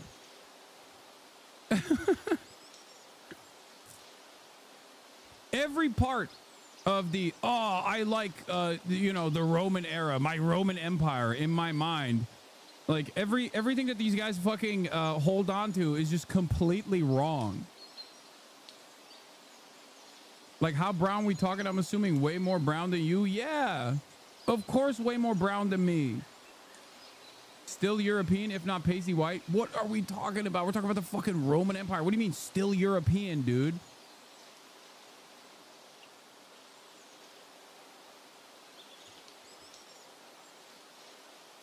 Yes, all the fucking marble statues were not actually white, dude. They were all painted. What is this? Yeah, white people have no culture. Meanwhile, white people. And then this guy's just a pedophile.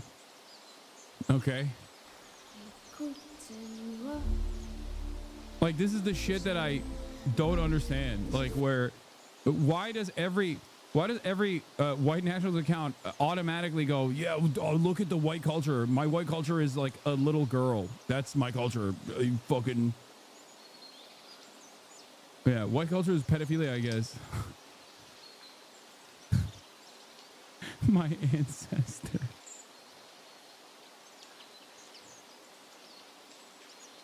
Himmler had scientists undertake excavations of prehistoric sites. Hitler commented, "Why do we call the whole world's attention to the fact that we have no past? It isn't enough that the Romans were erecting great buildings when our forefathers were still living in mud huts. Now Himmler is starting to dig up these villages of mud huts and enthusing over every post herd and stone axe he finds. The amount of cope, the amount of anger, resentment, and cope that nationalists in the Hitler era had over not having any serious like cultural monuments from that era was unimaginable. It was so crazy that they had to whole cloth invent a new mythology. They had to steal the swastika, for example, ironically enough, and, you know, turn it into obviously the greatest symbol of evil. Like every single thing that they did, they had architects. This is not just Indiana Jones shit. Like, they straight up had architects all around the planet trying to find and dig up new artifacts and then like try to make this loose association with like Germanic origin. Spain was Muslim African brown for 1,000 or more years. Yeah, that too. Yeah, majority of Greek and Roman marble sculpture was painted. Based on an examination of paint ghosts on the original statues, traces of paint, detectable ultraviolet lights have been found. How would emperors be in color? Probably like these.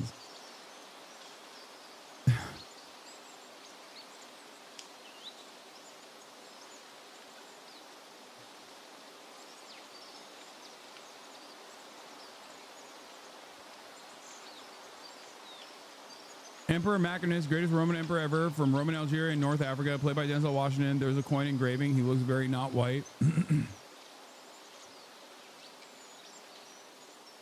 Wait, was I saying architects? I meant archaeologists. I'm sorry.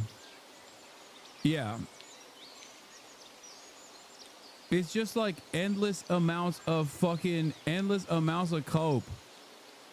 White people being like, no, you don't understand. Like, the Nazis did this so funny. The Nazis did this very funny thing where they just had to like rebuild. They had to rebuild like an entire mythology surrounding it because they had so much resentment for the fact that they were just like people living in fucking mud huts and were barbaric, considered barbarians by the superior Roman Empire at the time. And it's funny because like there is some cool ass shit in German mythology as well that they could just talk about, you know, holding up a strong front against a much more superior military. Like, there's all that stuff that you could actually hype up if you wanted to, but no, they had to also invent new shit.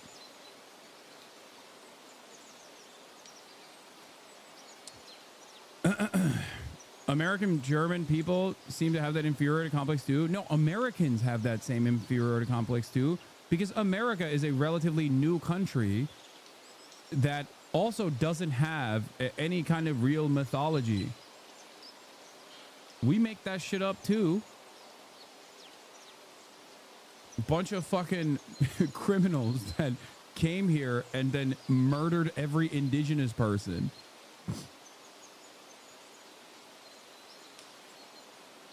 Anti-materialist ideology does distort history to fit their ideology. Yeah. The Romans had no concept of whiteness. In the mid to late empire, the leadership of the empire was super diverse due to the Romanization of the provinces that have been ongoing for the past 200 plus years. The ethnicity of the soldiers would have been dependent on the period, time, and location. Dalmatia and Syria were big recruitment areas. Yeah.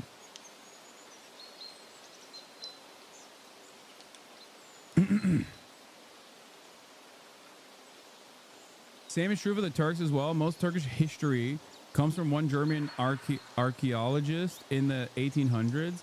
I mean, at least you could say that the Turkic, the steppe warriors that came, like there is a existing mythology that I think people cope and obviously fucking harp on regularly. But at least there's like with Chinese mythology, like there is a history there. There's a through line. There's like a lot of stuff you can point to. It's not like Turks will fucking turn around and be like, oh, we invented a shit ton of things and we had buildings that stood tall. Like, no, they're like, yeah, we were steppe. We were warriors of the steppe, a nomadic people. You know what I mean? They don't do the we were kings shit. They do the fucking we were nomadic barbarians.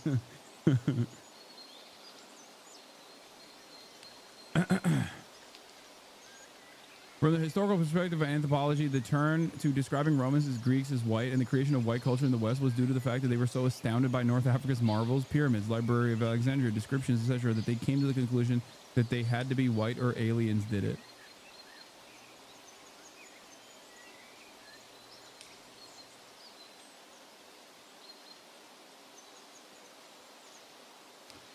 Yeah, even the naming convention of barbarians is like, is the Roman Empire saying like, oh, these guys are, you know, they're lesser than us.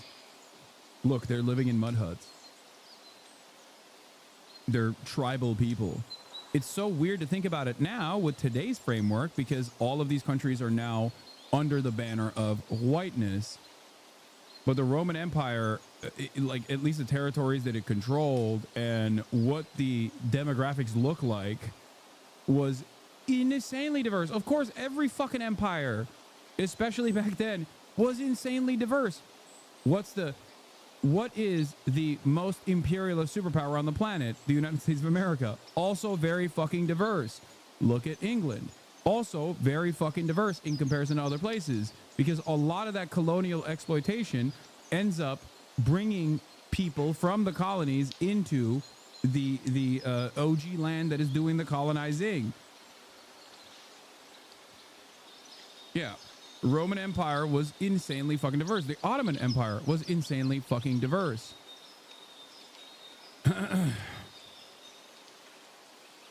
So empires fail because of DEI? No, empires succeed, ironically enough, because of diversity and DEI for as long as they do. That is literally, there is no world without cultural exchange. There is no world without, by way of trade or by way of war. Cultural exchange has elevated humanity to the position that we've gotten to. There's just nothing. You are nothing without centuries and centuries of people warring with one another and picking up certain things. It's quite literally the opposite. It's DEI or die. So a lot of these people that just like turn a blind eye to that and say, no, actually it's because they were too diverse that they fucking fell apart, or they're stupid.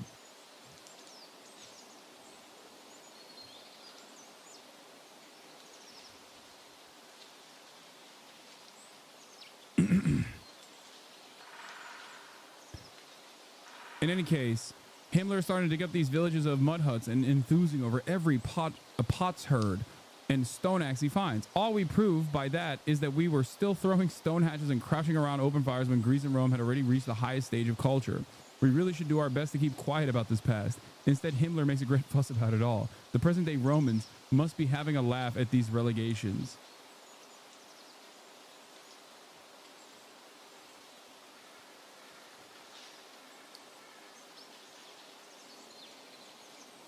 Anyway,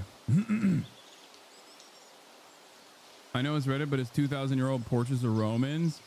2,000-year-old ancient portraits of Romans found in a necropolis in Egypt. bunch of white folk, dude. Like, whiteness as a concept, whiteness as a racial construct, also, and like Western civilization and whiteness as a racial construct is a relatively new phenomena in the history of mankind. This wasn't a thing.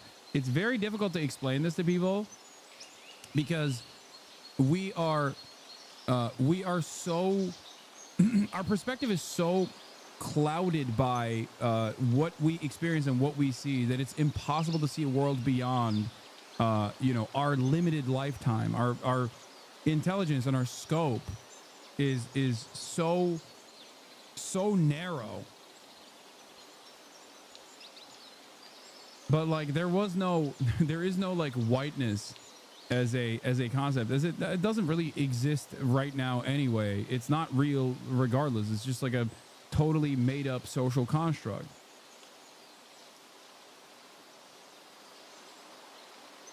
The reason why it exists is to justify slavery, chattel slavery specifically, because missionaries were unfortunately converting too many fucking black people to Christianity, and they couldn't justify enslaving Christians, so they had to be like, yeah, well, these guys are not real guys. They're just not even human. They're just inferior beings.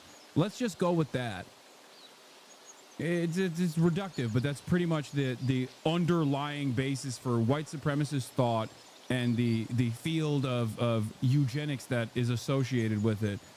It's a way to try and scientifically explain the inferiority of black people in an effort to justify it as times changed.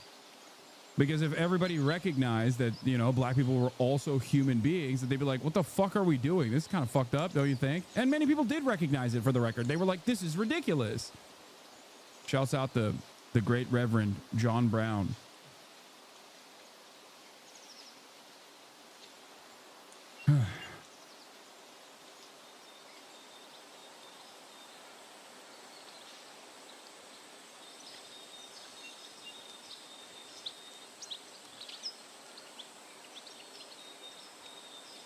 Skin color the whole time was just our bodies adapting to the environment, so mind-numbing.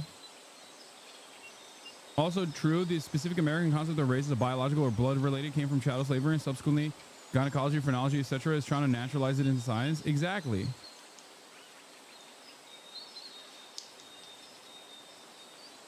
There are different depictions of paleness of the skin as a marker for like being a part of the upper caste or upper class or aristocracy, whatever you want to call it. Like even in fucking China, right?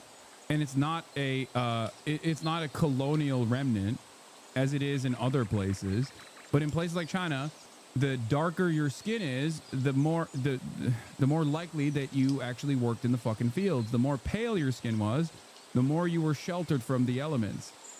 So colorism in different ways exists all around the world for different reasons, but it's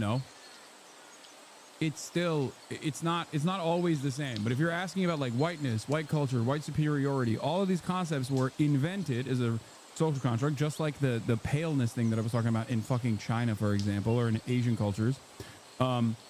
The whiteness concept was a whole cloth invented in an effort to somehow make black people a separate thing, a separate class that wasn't human.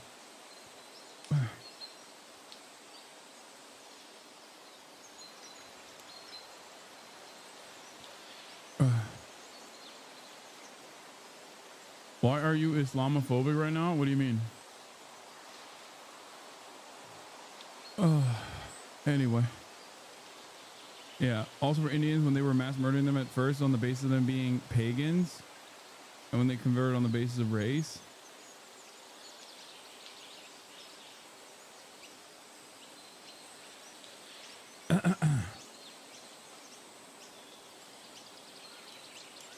But yeah, like I've said before, I do find it fascinating and very funny that like people, like nationalist attitudes don't change throughout time. Okay. They still end up trying to invent a false narrative, a false interpretation of like actual history, in a way that reflects their current anxieties, their current needs, and their current understanding of culture, their current understanding of race. Very stupid. Anyway, Kemalist Atatürk Kemal says, if it were up to me, the Pope would be extremely red-pilled. No more acceptance of homos. Declare Islam a threat to all Catholics. Take a firm stance against vaccines. No sacrament to corrupt heads of state. No more baptism of bastards. This is a Turkish Atatürk supporter who is, I assume, extreme Islamophobe. You are African. You don't get to Deus Vult. You're the only one they're going to be impaling Lamau. A man can't dream. Not about this. No.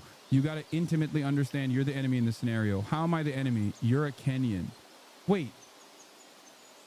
This guy is not even a fucking Turk? A Kenyan Kemalist? What the fuck? I've seen it all. What is happening? How do you even encounter?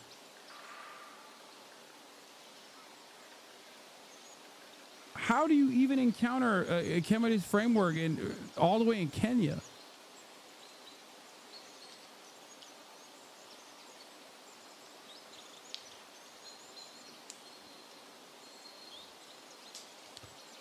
One of the funniest things I've seen, by the way, is even Matt Walsh briefly touched on this last week, is that everyone is really annoyed with all of the like African, Indian, Asian run white supremacist accounts that are like Defend the West or Radio Genoa or Ian Miles Chong that will uphold white supremacist thought. And they're doing it because they're responding to the algorithm, and you know, a $35 payout goes a much longer way when you're in India than it does when you're in the United States of America.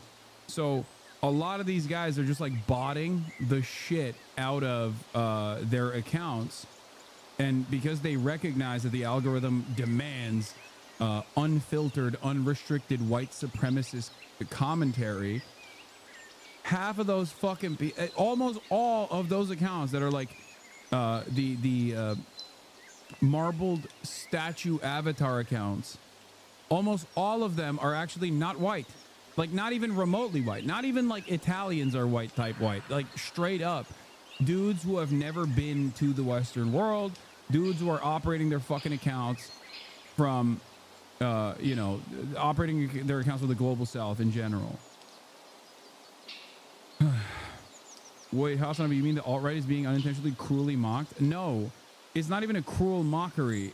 I'm sure there's plenty of fucking real-ass white nationalists out there that enjoy these accounts, not realizing that they're run by not white people.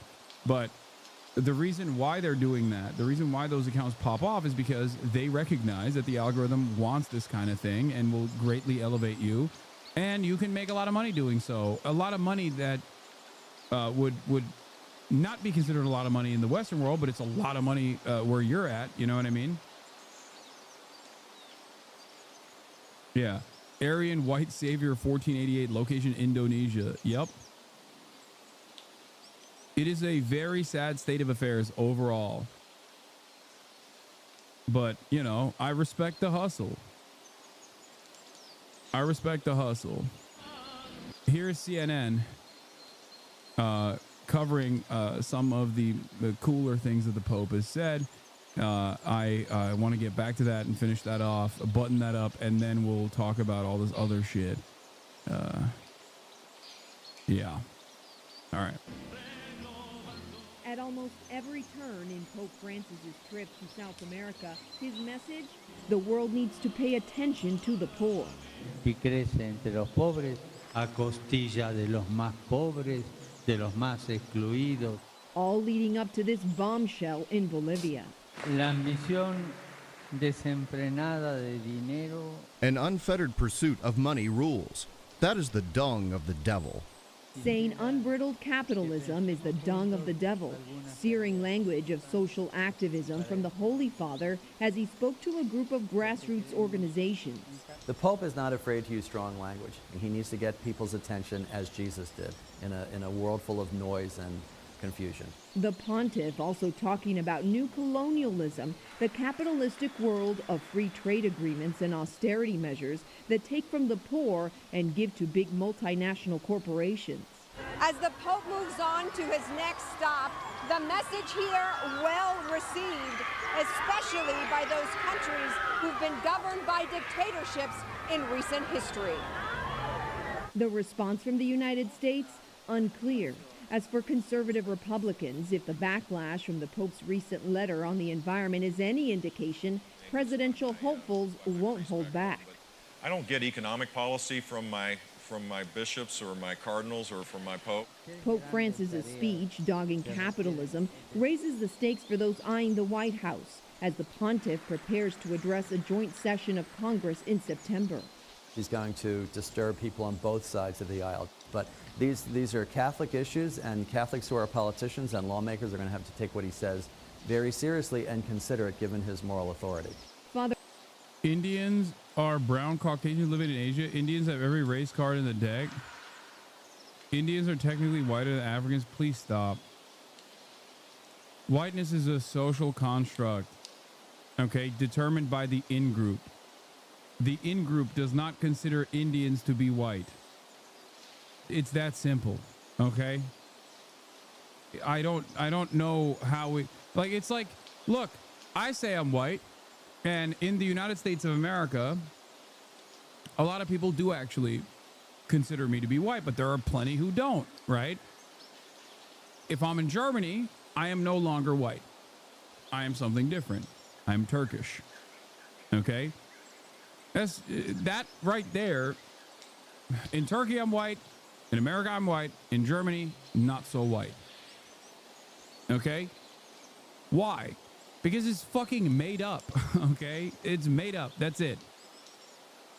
Father Hernan Paredes, one of the pontiff's closest friends, agrees, saying it's difficult to guess what Francis, who is known for speaking off the cuff, will say, but it'll probably include the message of hope, the message of pardon, the message of tenderness. I think we say it in English, ternura, a God who loves and cares for his children and who's ready to embrace, not to judge.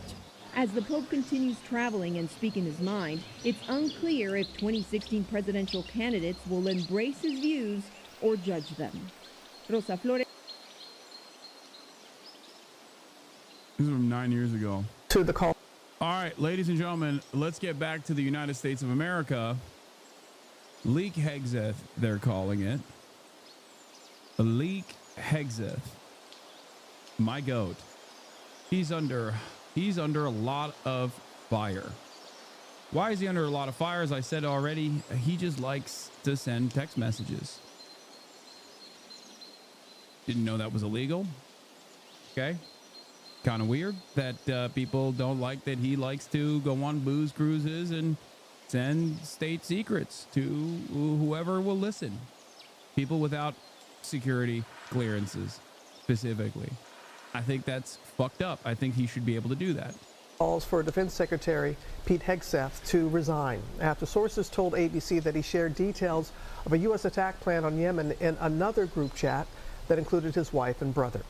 Our chief global affairs anchor, Martha Raddatz, has the latest for us. Good morning, Martha. Good morning, Robin. This morning, Pete Hegseth is brushing aside these new allegations. But if anyone in uniform had sent operational details to family members, they would likely be fired. Although, as of now, the president is defending Hegseth. This morning, President Trump is publicly standing by Defense Secretary Pete Hegseth amid growing calls for his resignation. Pete's doing a great job. Everybody's happy with him. Just weeks after revelations that Hegseth sent highly sensitive military attack plans to administration officials on the commercial app Signal, sources now say Hegseth shared some of the same sensitive attack plans with his wife Jennifer and others on a separate Signal chain. Okay, but I said this yesterday too, but like, his wife is also a Fox News producer, so in his mind, he thought she's qualified, considering that his qualifications were also that he was a Fox News producer to become the defense secretary. Like, his wife could get a little bit of that action too, you know what I mean? That he created. The Signal chat he shared with his wife, a former Fox News producer, included launch plans of F-18 fighter jets attacking Yemen, according to sources. Hegseth has also been under scrutiny for allowing Jennifer Hegseth into some meetings with foreign dignitaries. But Hegseth denying he did anything wrong. We're changing the Defense Department, putting the Pentagon back in the hands of warfighters, and anonymous smears from disgruntled former employees on old news doesn't matter. This comes after a week of chaos at the Pentagon, with some of Hegseth's own top aides escorted out of the building after a leak investigation. The aides denying they leaked anything to the press. One of those top advisors, Dan Caldwell, telling Tucker Carlson, "We had people who had personal vendettas against us." Yes, and I think they weaponized the investigation against us. And pushback on the Hill is coming as well. Republican Congressman Don Bacon, who serves on the House Armed Services, saying, "I'm not going to tell the White House how to manage this, but I find it unacceptable, and I wouldn't tolerate it if I was in charge." Congressman Bacon is the first sitting Republican to publicly criticize Hegseth, suggesting President Trump should fire the defense secretary. As for the leak investigation, these are not random top aides who were fired. They are senior advisors Hegseth himself brought into the Pentagon. Wait, maybe they were DEI? Guys, maybe Pete Hegseth accidentally brought in top-level executives to the Pentagon, but like didn't realize that they were DEI, and that's why they're firing them. Potentially, maybe like DUI hires. Pete was like, "What do you mean? I'm a DUI hire. Might as well bring in other DUI hires." And then everyone was like, "You can't do that." Why do you have somebody? Because he's doing a great job. Right, Chef. Ask the Houthis how he's doing. Everybody's happy with it. We have the highest recruitment numbers. Dude, this is the other thing. Like, I love when liberals are like, "I hate Donald Trump, but his foreign policy is excellent." Like, what do you have the exact same foreign policy approach that Donald Trump has. Like, you love that shit. You're a fan of all the stuff that he's doing. How'd that happen? Something to consider here. I think they've had in. Who says that? Every single liberal that yells at me and says, "Hasan, you support the Houthis. You suck. You love terrorism." Every single liberal that says that is also incredibly angry and resentful, understandably, towards Donald Trump. But they agree with Donald Trump's foreign policy, I guess. They just hate the fact that, like, the thing that liberals hang on to about this Pete Hegseth stuff is the fact that they were having these conversations on Signal and were so stupid that they accidentally had an Atlantic reporter in the private chat. That's what they're mad about. They're mad about the incompetence. They're like, no, the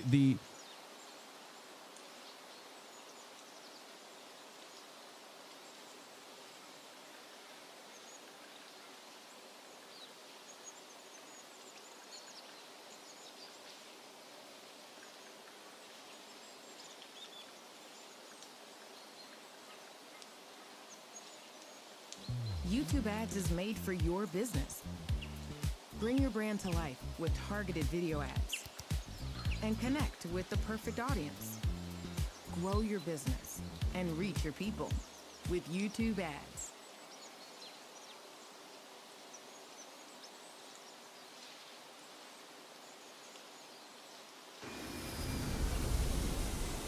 Don't wish. Don't hope. Don't dream. No. Plan. See the steps it takes to get it done right, then follow them. At Avis, we rent cars, unlike anyone else rents cars. Because for 75 years, we've only had one plan. To make sure you keep yours.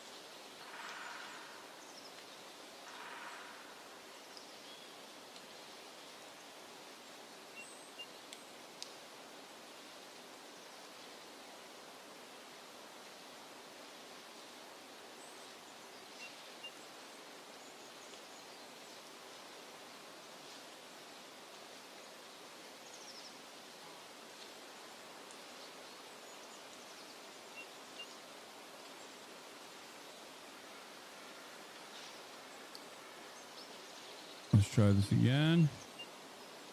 Did it work? Hello, hello, hello? Am I back? Dude, that was fucking weird. That was very weird. I don't know what happened.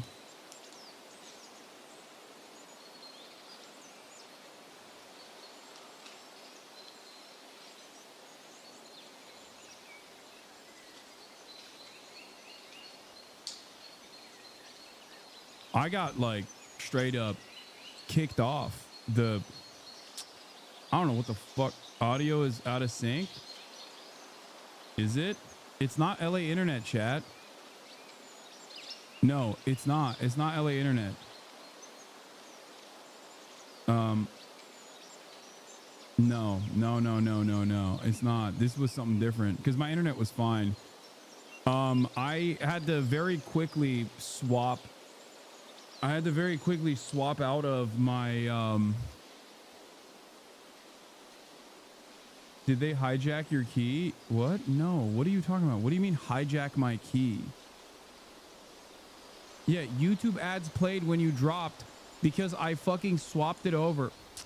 I swapped it over to the starting soon screen, and the starting soon screen has a, it automatically just plays lo-fi music in the background.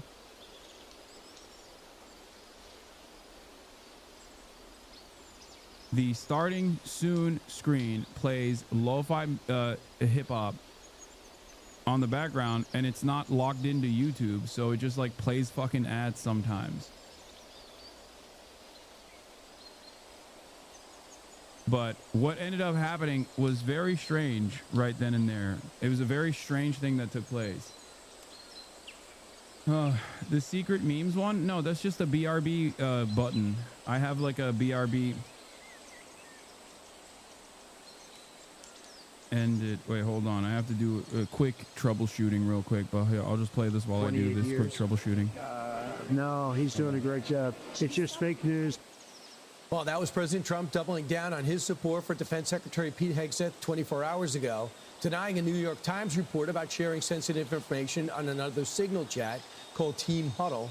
Here to set the record straight himself, the current Secretary of State, Pete Hegseth, former host right here on Fox and Friends. Pete, hey, great Brian. to see you, Mr. Secretary. Great to see you. So your thoughts on what's been reporting of Team Huddle and the Signal chat that the New York Times says took place between you, your wife, and your brother, and some others? So, Brian, if you remember when this all started. Wait. Former Secretary, the current Secretary of State. Oh shit, he knows, bro. He knows. What does he know? Brian, why did you do that? Oh, busted, dude. Busted. Team Huddle. Here to set the record straight himself, the current Secretary of State, Pete Hegseth, former host right here on Fox and Friends. Pete, hey, great Brian. to see you, Mr. Secretary. Great to see you. So your thoughts on what's been reporting of Team Huddle and the Signal chat that the New York Times says took place between you, your wife, and your brother, and some others? So, Brian, if you remember when this all started, the first go-around, because this is the second go-around, right? They peddle old stuff, they kick it back up. I said repeatedly, no one's texting war plans. You know why I said that? Because I'm in the bowels of the Pentagon every single day. Just 10 minutes ago, I was looking at actual war plans of things that were ongoing or pending things to happen. Because that's on a regular basis, on classified systems. That's my job for the war fighters, for the President of the United States. I look at war plans every single day. What was shared over Signal, then and now, however you characterize it, was informal, unclassified coordinations for media coordination and other things. That's what I've said from the beginning. At the beginning, it was left-wing reporters from The Atlantic who got a hold of it and then wanted to create a problem for the president. This is what it's all about, trying to get at President Trump and his agenda. Now, here at the Defense Department, because, Brian, I want this to be very clear. We take the classification of information very important. It's very significant to us that we safeguard it. And so when we had leaks, which we have had here, we did a serious leak investigation. And through that leak investigation, unfortunately, we found some folks that we believe were not holding to the protocols that we hold dear here at the Defense Department. Through that investigation, they have been moved on, and that investigation continues. As a result of that, everything we do here is above board, trying to make sure that we safeguard information. In this point, those folks who were leaking, who have been pushed out of the building. I feel like Batman or Halo. Thank you for the 7 gifted subs. A real warfighter in the chat. Mr. I feel like Batman or Halo. RIP to a real one. Are now attempting to leak and sabotage the president's agenda and what we're doing. And that's unfortunate. It's not what I do. It's not how we operate. And so you've got... Bro, there is something incredibly ironic about complaining about leakers when the reason why you're in trouble is because you seemingly have no interest in stopping the dissemination of classified intelligence to people who do not have a security clearance. Like, what do you mean? You're the whole ass leak, big dog, which I like. I personally like that. Got another allegation being pushed again, not based on how we're operating around here. We're for the warfighters, we're for the president, and none of this is based in reality. So, Mr. Secretary, I guess I can conclude this. We know some bizarre situation with Michael Waltz happened with the first time the whole thing with the Signal app came out. You believe this came out, they said it was called Team Huddle, because one of the people who work for you, one of the 3 who no longer are there, leaked this out as a way to get back at you? That's right, Brian. When you dismiss people who you believe are... Okay. Yeah, that doesn't matter. Like, what matters is why you are having these conversations with your fucking wife, dude. On your personal phone, on your private Signal app. What do you mean? Oh, I can't believe like a disgruntled former employee outed me. It's like,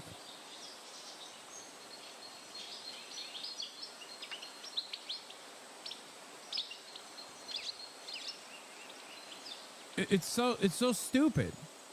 This is not a defense of anything. Seamus had a funny take about this. He said, you really do get the impression that HEGSETH fully expected to slip into the role of a respected Secretary of Defense, but instead he's still just him, an alcoholic Fox News host whose slip-ups are now under the magnifying glass of the entire world. Leaking classified information. And again, the investigation is ongoing and that will take time. And when the evidence produced, it will go to DO. He's like, yeah, I never believed in magic until I saw my dogs turn into snakes, dude. This is fucked up. Oh, you think you know a guy, and then you bring him into the Defense Department, and then he gets fired, and then he's disgruntled, and all of a sudden he's leaking all these secrets about me leaking state secrets, which, who's the bigger leaker here, Pete? You are.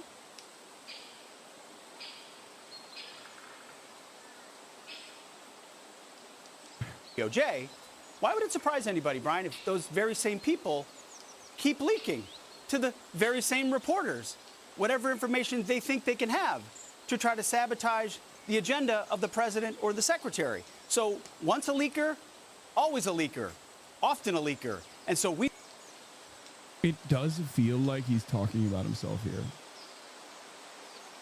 Given why he's even having this conversation is that he's leaking state secrets to people that should not be hearing state secrets. It almost feels like he's saying this is an admission where he's like, once a leaker, always a leaker. I'm not going to stop. I will never stop. Okay? Put a fucking 5th of whiskey in me and I'm going public. Okay? I'm telling you about Area 51. I'm telling you about our attack plans. I'm telling you Israel's got nukes. I'm telling it all. I'm unstoppable. This is what I like to do. Whiskey Pete. Leaky Whiskey Pete. That's what they called me. We looked for leakers because we take it very seriously. And we will do the investigation. Right. And if those people are exonerated, fantastic. We don't think, based on what we understand, that it's going to be a good day for a number of those individuals because of what was found in the investigation. So if they want to keep leaking and pushing and peddling things that try to sabotage the president's agenda, that's unfortunate. But that's how leaking works in this town. We're focused on recruiting, on rooting out DEI, on securing our southwest border, on the president's agenda, and it's going very well at the Pentagon, and I'm proud of it. Right.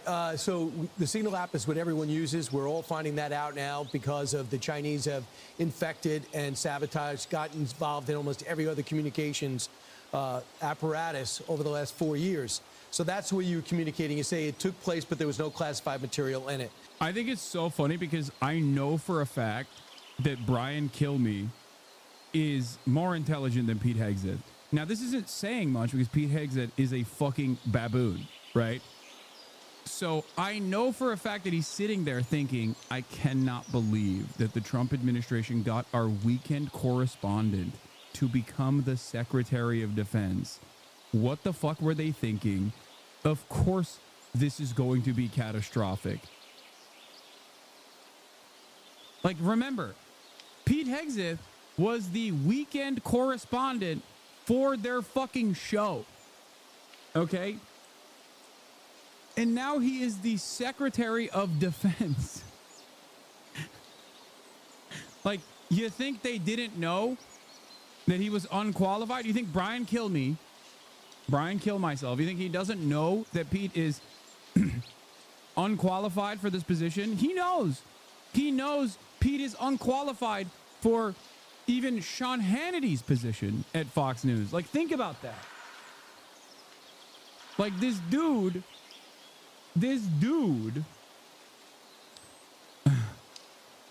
What is this? Why do you own a swastika sword when you don't even watch the anime it's from? Feels weird, man. 12-month subscriber. Fallen fan, maintaining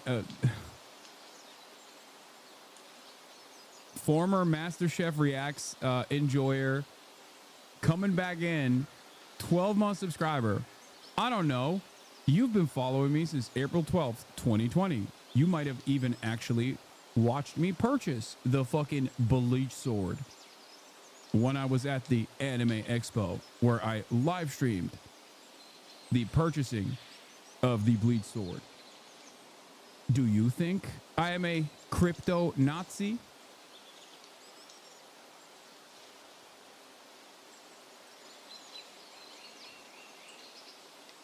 You've been in here for long enough. You've been a follower. Not anymore, lol. Nope, I did not. Yeah, no, I understand that you are a fallen. You're a former fan. I get it.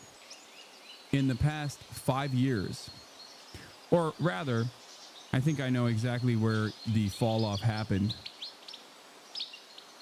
I'm really disappointed with how you treated Ethan. I heard that term has been used as a Nazi dog whistle. I feel like the attempts to and then boom, timed out.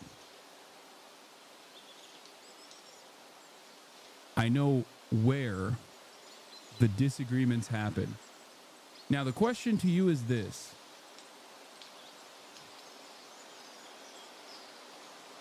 This shit is confusing to me. Like, you've been smeared as being a terrorist and a hypocrite, but a Nazi. Yeah, I mean, it doesn't fucking matter. None of this is real, okay? It only works on perhaps the dumbest people on the planet. Do you think that my humanist position that guides all of my commentary would have implied that I would be pro-Israel post-October 7? Is that what you thought? Like, you were so shocked that I would stand with marginalized people, oppressed people, the indigenous people that have been destroyed by a settler colonial apparatus.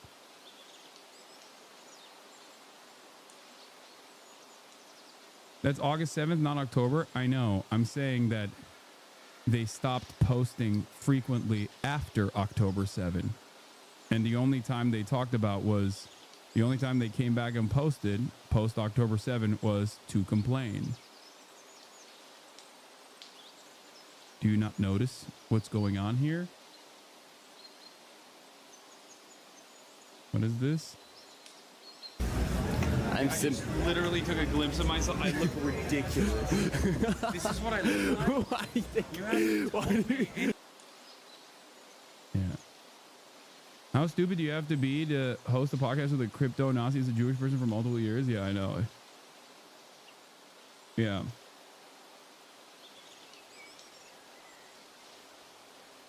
I do look ridiculous there. I needed 3 swords to look like Zorro.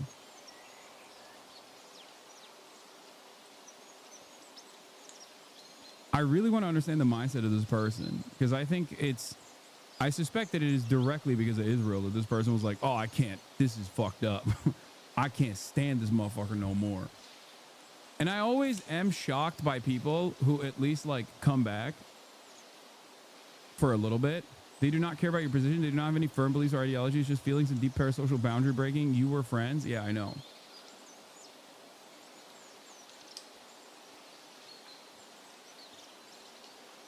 They're saying you're a Nazi? Yeah. Because of the bleach order I got at the Anime Expo.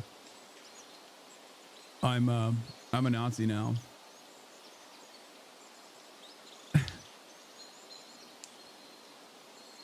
The neat thing is that he kept all those videos up. Obviously you're a terrorist, but like the money made with you is, yeah.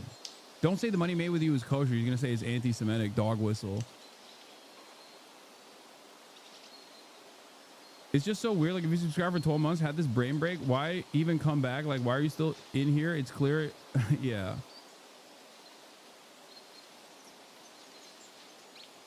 I don't think you're a Nazi, but Ethan isn't accusing you of being a Nazi. He's accusing you of featuring the sword in the content cop video specifically to get under his skin. No, the sword was there because I had posted photos when I was playing Assassin's Creed as a samurai. So it was literally on the table, I think, or like somewhere in the room. And I assume iDubbbz picked it up. I didn't go, hey, use this sword. Not that it fucking matters. I don't give a shit.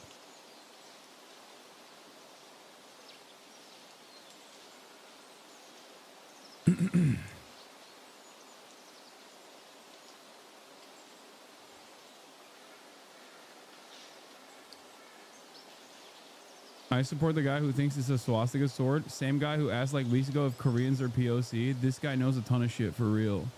Yeah.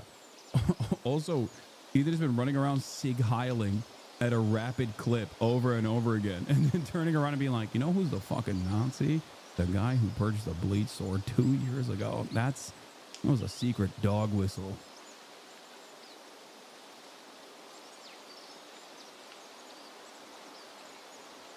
How did I go from being a far left America hating radical to a far right neo-Nazi like that? They're ignoring the fact that you said you read a bit of Bleach. Yeah, even if I hadn't read any fucking Bleach and I got that sword because it's a fucking cool long sword, what difference does it fucking make?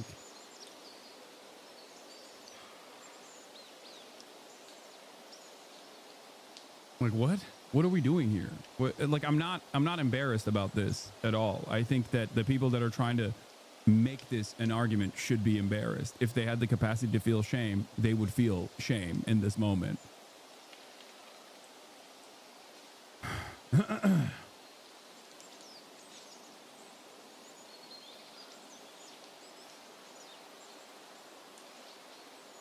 What is this? I think Israel government's fucked up. I was wondering because I watched Ethan's new vid. I just thought you'd respond to Ethan's responses. No. Do you want to know why? Because of every fucking psychotic theory that people presented about me, about whether or not I'm a champagne socialist or a crypto anti-Semite or a radical terrorist, or rather now a crypto neo-Nazi.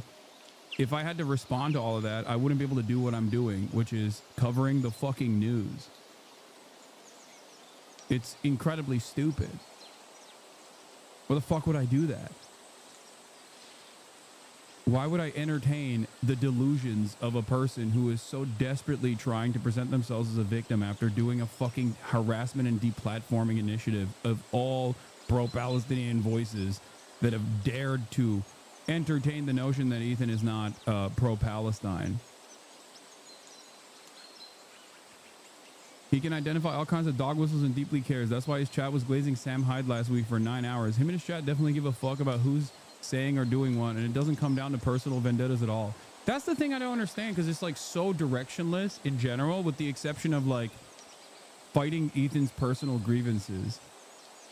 Like, why are you doing that in the fucking chat room of a political commentator? You know what I mean? On the boundaries of politics too. Like, this is what I do. Coming to me and being like, well, actually, Ethan has a deeper understanding of the labor theory of value than you do. Like, what? It's, yeah. I've spent the past decade. I think it's more likely he picked that sword purposely because he seems crazy now. Okay, I'm confused. So you agree with his perspective, but then now you're saying he picked the sword because he seems crazy. I don't understand what your argument is in general. You are making him seem crazy? No, I think he's doing that to himself.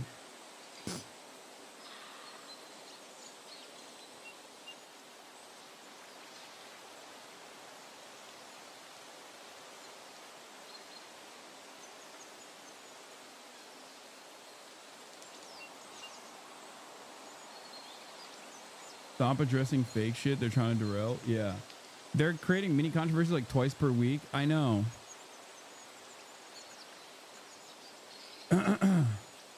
Wait.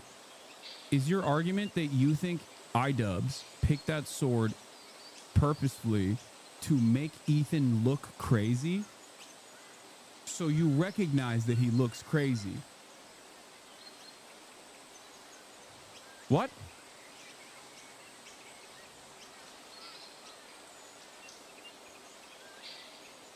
You're saying Ian in your, okay, well, hold on.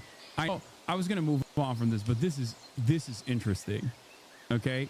I'm sorry. When I see brain rot like this in my chat, it's like I have to cherish it for a brief moment because I feel like this is new depths that I did not think were conceivable. Okay. So you're saying in your mind that Ian iDubbbz looked around my house and found a sword that had the reverse swastika from in its hilt, and didn't just like pick up the first sword he saw that was in his reach, but instead he purposely picked that up specifically so that he would make Ethan go crazy, which means that you recognize that Ethan looks kind of crazy right now, but you still choose to go with his theories.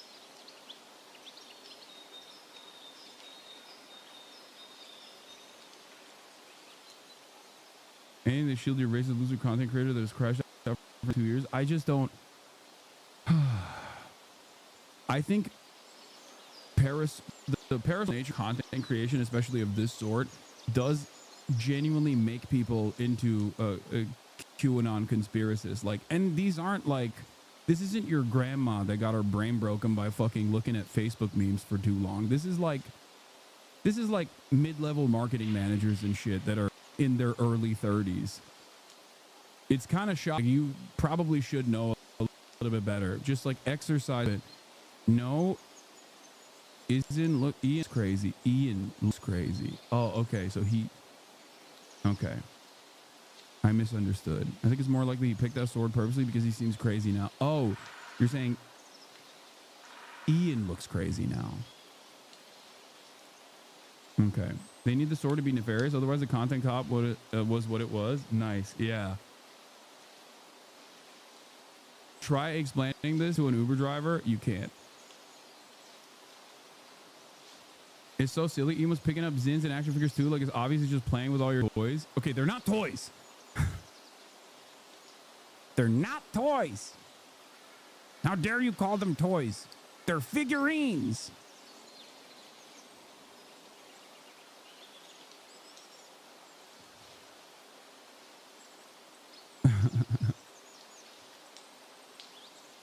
They're my collectibles. All right, come on. All right, let's continue with this shit. This is crazy. This was fun. This was a fun little, this was a brief moment of fun that we had. Streamer drama, is brain rot worse than what you get from the hog feed? Oh yeah.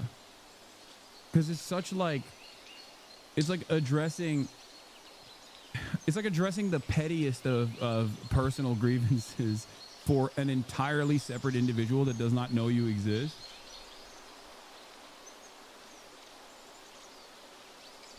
I found it to be fun. Maybe you guys didn't. It was kind of funny. Over the last few days, your senior advisor, Dan Caldwell, Darren Selnick, Colin Carroll, who is your chief of staff, deputy secretary of defense. The other one, Darren, is now former deputy chief of staff. What are you going to do about it? What are you going to do about it? I am a fucking weeb. Yo, chill. This is a clipped out of context. I'm not a weeb. I'm not a weeb. I actually purchased the bleach sword so that I could actually secretly get to IDubs 3 years later.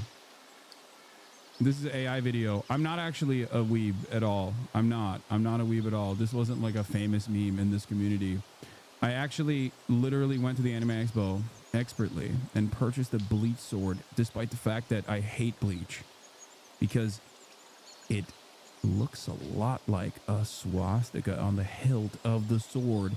One day, knowing full well that my podcast co-host at the time would come out as a major defender of Israel and inevitably end the podcast and then go on an extended year-long crash out where he would also simultaneously make it seem like he's the primary victim here. And then eventually he would attack IDubs as well. And IDubs would pick up that sword. That's right.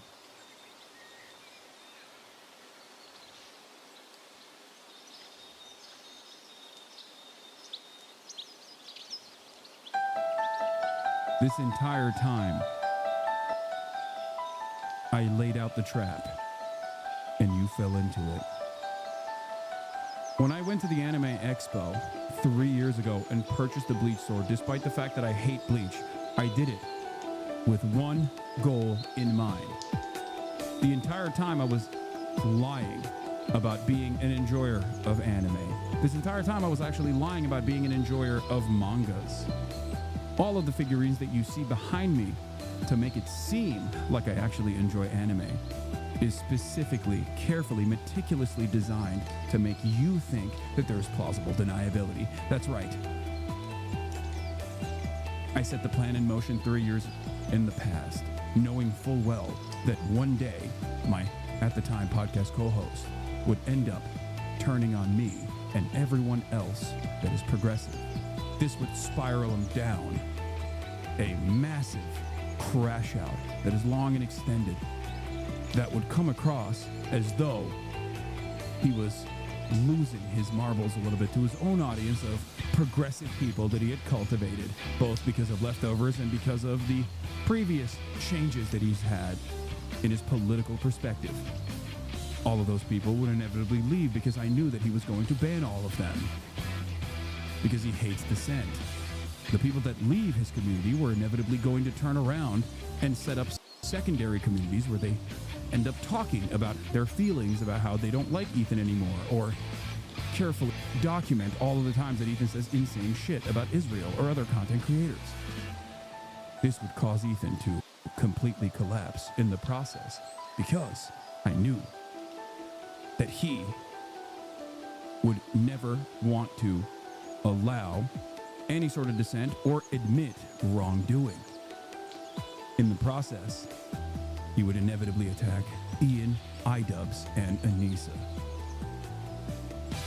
Ian would restore Content Cop to its former glory by coming out and making a Content Cop on Ethan after Ethan attacked him, talking about how he has changed over these years. And I knew if I laid out my bleach sword, that Ian would pick it up and pose with it alongside all of the anime figurines, not toys, but figurines that were in the room. This would cause Ethan to come out and say Ian IDubs and Hassan Hasanabi Piker are crypto Nazis, making him look even crazier to the remaining fans that are watching.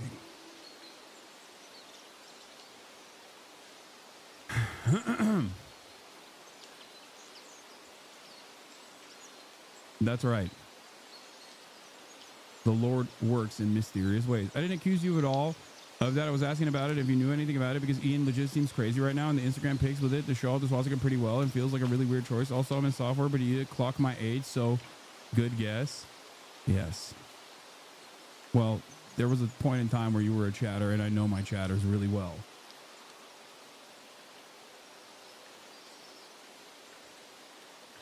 This is such a Death Note plot. That means you're still a weeb? Yeah. Yes. Ethan was playing tic-tac-toe while I was playing 5-dimensional chess.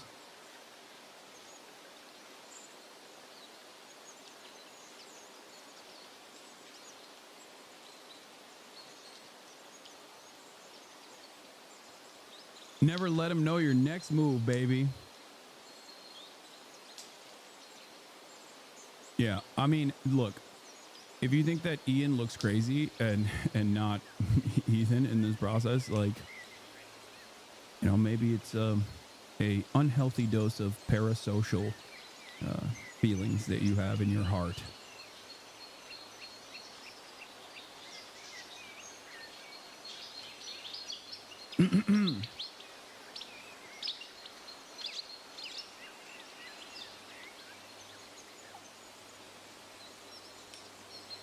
Anyway, we need a new segment where we pick a chatter and clock them, age, demographics, etc. I'm not that good at that kind of thing.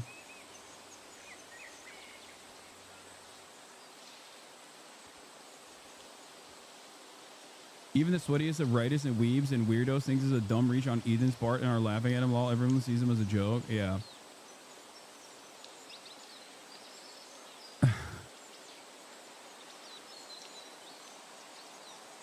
Love that he noticed Zora in another room full of communist insignia and trinkets. How could he have ever known you are a socialist? I know.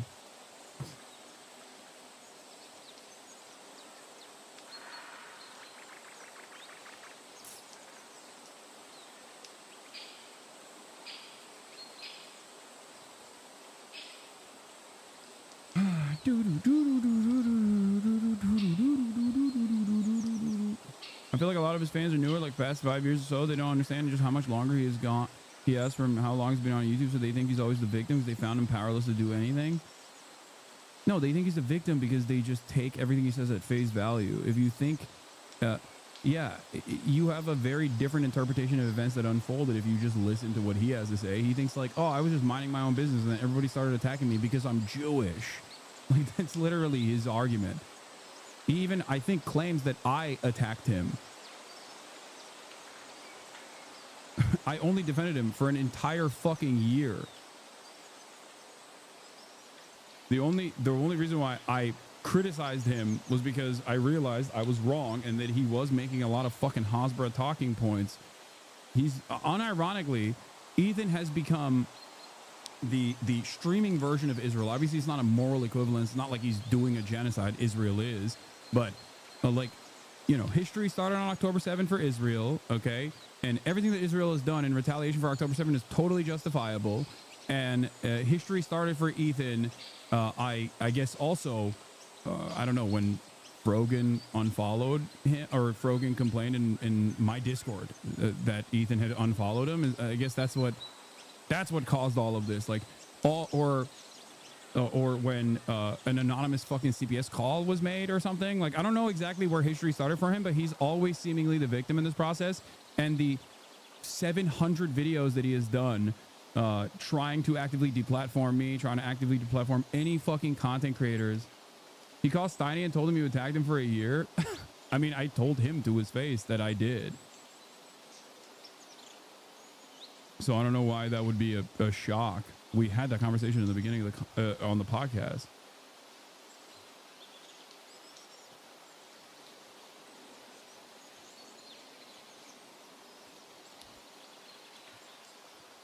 Yeah.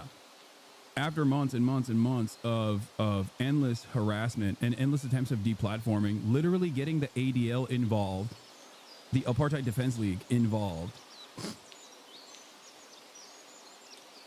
to get Zionist banned as a terms of service violation. Like, you can say fuck fascists, but you can't say fuck Zionists on this platform now. It is quite literally considered a protected category. Ethan did that. Ethan played a role in that. Like, it's kind of crazy to think that, like, I wouldn't have a negative opinion of him after this.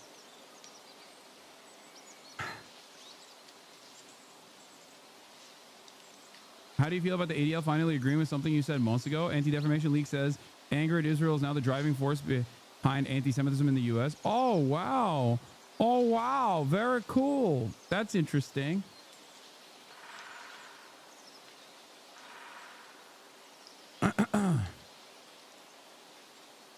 Yeah. This guy's using a tactic called Darvo. It's a tool narcissists and fascists alike. We will see more of it in the public domain. The best we can do right now is always call it out for what it is. Yeah, I never fully understood what Darvo was, but it's like... No, you misunderstood the chatter. He said you attacked him for a year. No, I know. I didn't misunderstand the chatter. He did say that. Which is so crazy.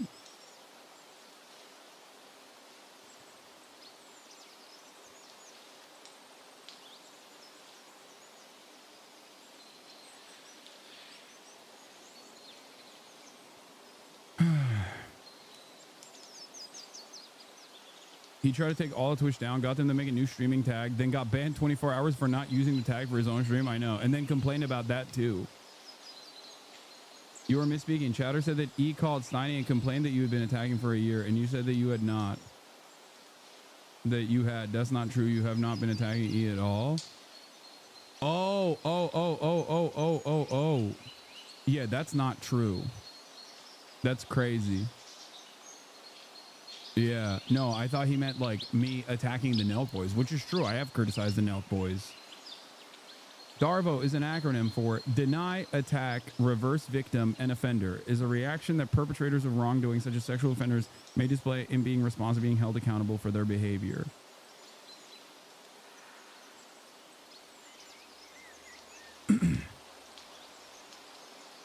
Hasan banned so many chatters trying to bring up Ethan. He gave him so many chances just to drop it. I know. I would have loved for Ethan to not go down this fucking pipeline, you know, and dig himself a little hole that he thinks is going to give him affirmation. It's not. It's just making him more and more mentally unstable. All right, I wish you stopped talking about your ex so much, brother. Ridiculous assessment, don't you think? It's like, he apparently made another fucking video about me, this time calling me a Nazi, and one of his followers actually made its way through the mods to literally be like, why do you have a Nazi sword? Are you a Nazi? Like, it's fucking crazy. Like, go tell Ethan Klein that. What am I supposed to do? Not fucking defend against accusations that I'm a crypto Nazi? Come on. The staff will let go. Did you let them go? Right, it was a result of an investigation ongoing at the Pentagon where we identified there was sufficient evidence, potentially, again, there's an investigation ongoing that will have to complete itself, sufficient evidence to believe that they or others near them were party to leaking. And then I have a statutory responsibility, Brian, if I believe that's the case, to ultimately ensure they no longer have access to that and that the investigation commences. There are a lot of ways to communicate in this building. I do it every day. I was just doing it this morning. Official channels by which we communicate classified information. If you want to do it and do it the right way, you should. If we think you are leaking to the press... Who are you talking to? Are you talking to yourself, Pete? It's just so strange that it feels like he's talking about a totally separate guy who's the Secretary of Defense. That's a very real problem. We take that very seriously at the Pentagon. I don't understand. You're in trouble because you leaked, dumbass. The fuck do you mean? Oh, these other leakers are the real enemies of the state. Like, doesn't he realize that when he talks about this, it almost feels like he's talking about himself to the average person? Because to the average person, they don't give a fuck who actually was the one who went to the New York Times with the story. The average person goes, why is the Secretary of Defense communicating attack plans to his fucking wife on Signal?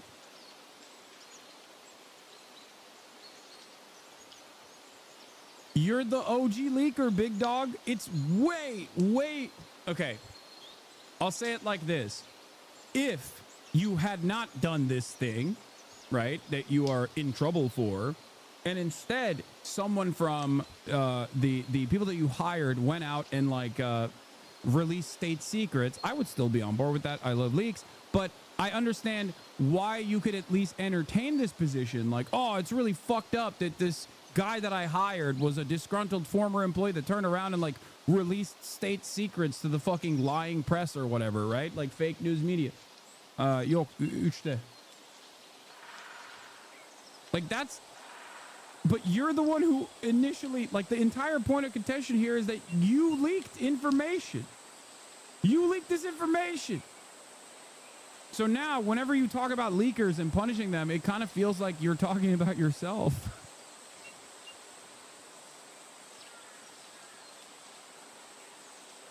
Having said that, however, I do think that we are getting dumber and dumber.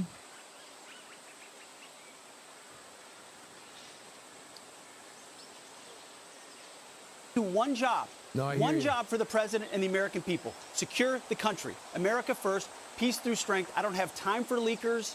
I don't have time for the hoax press that peddles old stories from disgruntled employees. We should be talking about the decimation of the Houthis, how we're pushing back the Chinese, how we have a new defense area at the southern border. Instead, disgruntled former employees are peddling things to try to save their ass. Did you? And ultimately, that's it's not going to work. Mr. Secretary, did you find this out, or did they come to you? Because I know you know these guys. Like these are the guys you picked, especially Caldwell, and they worked for you for your previous job before you got over to Fox. And they said that they have not been asked about their phones. They weren't asked about communications. They didn't go through. They didn't take a polygraph. So why would they be let go and not be investigated? Well, Brian, when there were a series of serious leaks at the Pentagon, which there were, Panama Canal plans, Elon Musk's visit, you name it, any number of things, and there's 4, 5, 6, 7 things. We said enough is enough. We're gonna launch a leak investigation, which we did, which was then handed over to OSI, which is the special investigators here at DOD. Right. Through that investigation, information was surfaced, which created a responsibility to take action. That's how it works when you when you actually investigate leaks, Brian. So it's easy to say, oh. It doesn't feel like you do, because if you did, you would investigate your leaks, as in what you did. This doesn't make any sense.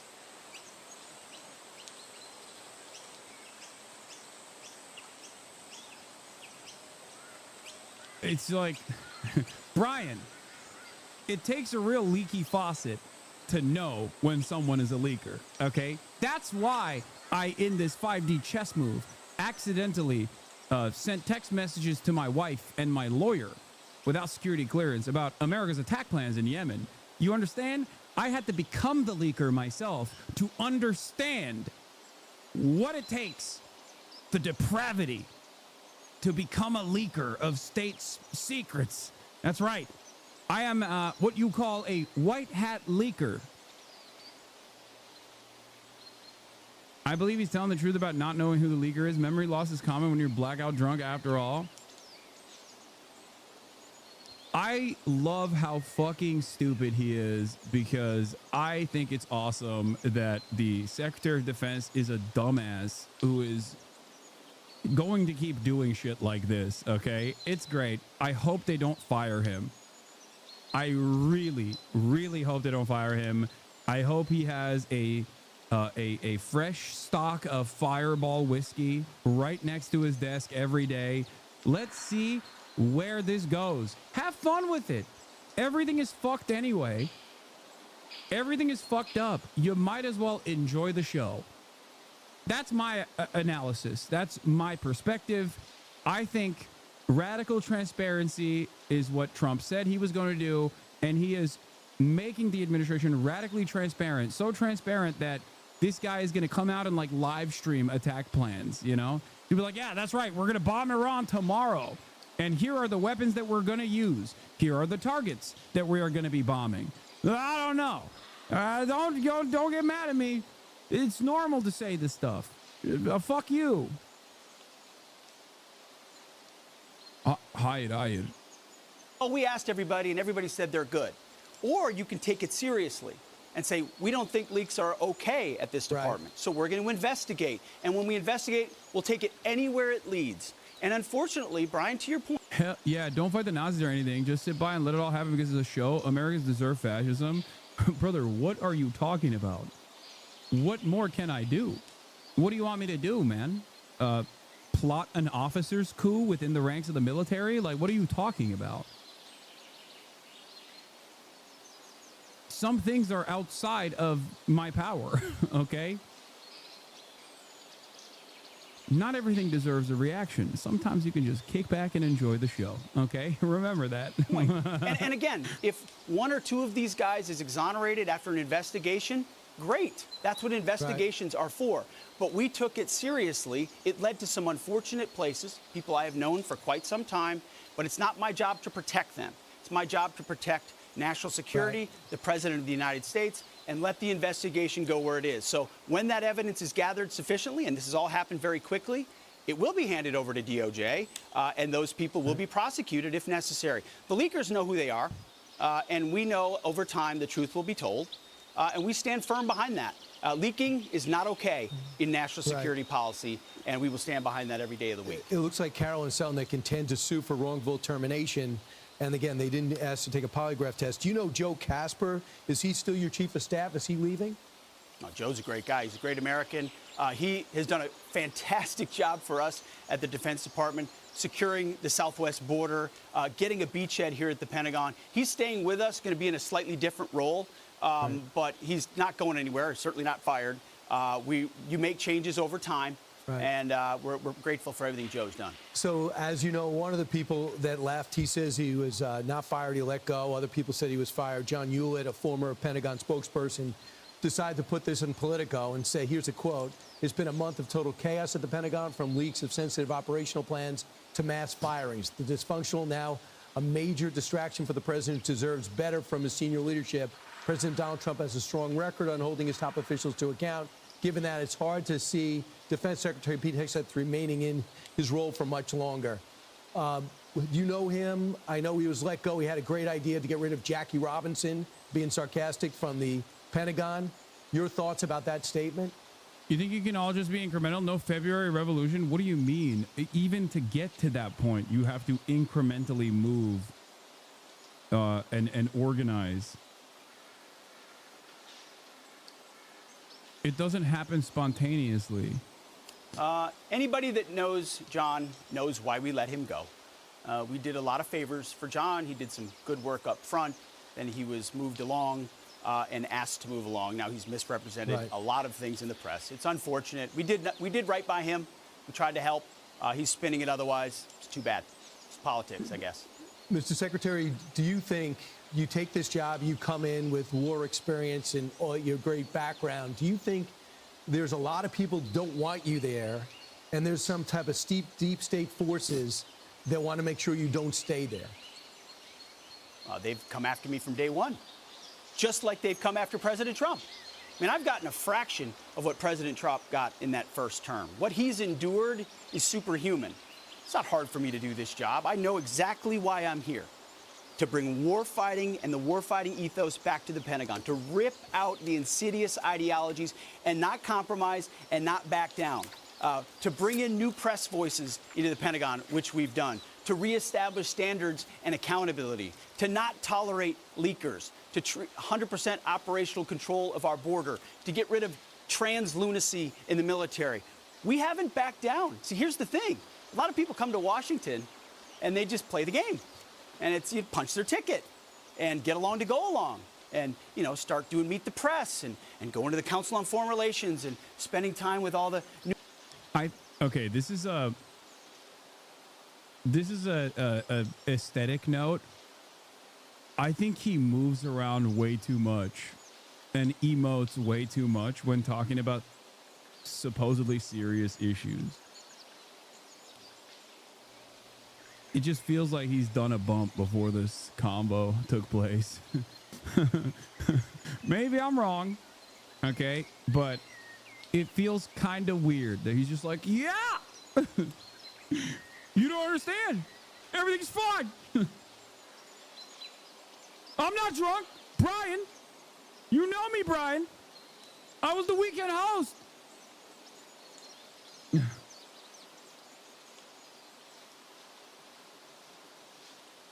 You need a hair of the dog when you wake up to combat the shakes, Brian. Well, what are you? That's just normal. It's medicine. It's medicine. Medicine to me. You view-botting? Yeah, totally. New cocktail sipping crowd. That's not why I'm here. I'm here because President Trump asked me to bring warfighting back to the Pentagon every single day. Right. That is our focus. And if people don't like it, they can come after me. Rise up, bots no in the worries. chat. I'm standing right here. The warfighters are behind us. Our enemies know they're on notice. Our allies know we're behind them. And that, in this dangerous world, for the American people, is what it's all about. I've been on 2 bases over the last 2 months. They're overwhelmingly, anecdotally support for you. And they talked about recruiting going up. So I asked for official numbers. They are through the roof. Take a look at these numbers with the Army, Air Force, and Marines. You are up 108% in November, 119% in February, 108% after the election, 105% with the Navy, with the Marines up 112%. Yeah, no, hell yeah, we need that. We need more dumbasses to fucking die to defend Israel's genocide. They have VAT taxes. They have everything you can have. President Trump is live. Speaking of reporters in the Oval Office, let's go. It was set up to take advantage of the United States. That's why it was set. And they've done that, but they're not doing that anymore. Yeah. Mr. President, will you prevent Hamas from having any role in governing a post-war Gaza? And will Hamas have to be permanently eradicated for a ceasefire? Well, we're not going to let Hamas do that, and we're going to see what happens with Gaza. But we've made a lot of progress in the Middle East. Tremendous. Should have never happened.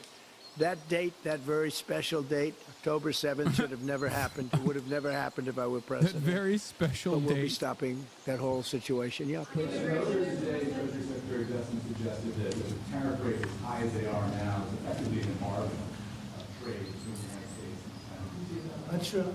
145% is very high, and it won't be that high. It's not going to be that high. It got up to there. We were talking about fentanyl, where, you know, various elements built it up to 145. No, it won't be anywhere near that high. It'll come down substantially, but it won't be zero. It used to be zero. We were just destroyed. China was taking us for a ride, and it's not going to happen. It's not going to happen. We're going to be very good to China, have a great relationship with President Xi, but they would make billions and billions and billions of dollars a year, and they would build their military out of the United States and what they made, so that won't happen. But they're going to do very well, and I think they're going to be happy, and I think we're going to live together very happily and ideally work together. So I think it's going to work out very well. But no, it's at 145%. There will not be anywhere near that number.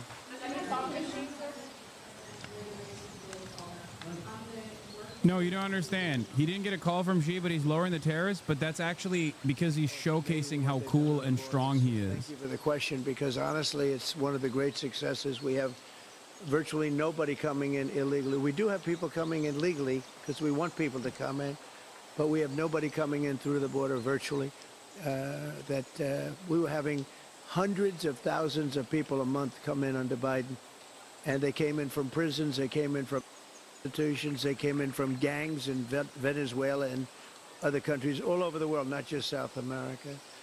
They were emptying their prisons into the United States. Venezuela emptied its prisons out, but many countries emptied their prisons into the Congo as an example, in Africa, emptied their prisons into the United States, and we're getting them out. And I hope we get cooperation from the courts, because, you know, we have thousands of people that are ready to go out, and you can't have a trial for all of these people. It wasn't meant, the system wasn't meant, and we don't think there's anything that says that, look, we are getting some very bad people, killers, murderers, drug dealers, really bad people, the mentally ill, the mentally insane. They emptied out insane asylums into our country. We're getting them out, and a judge can't say, no, you have to have a trial. The trial's going to take 2 years, and no, we're going to have a very dangerous country if we're not allowed to do what we're entitled to do. And I won an election based on the fact that we get them out, and we've done an amazing job. Look, we've stopped everybody at radical left.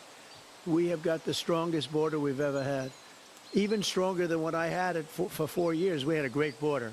We solved the problem, but it's a tad stronger, which is, I don't know if that's disappointing or not to me. I beat my own record, but I appreciate the question.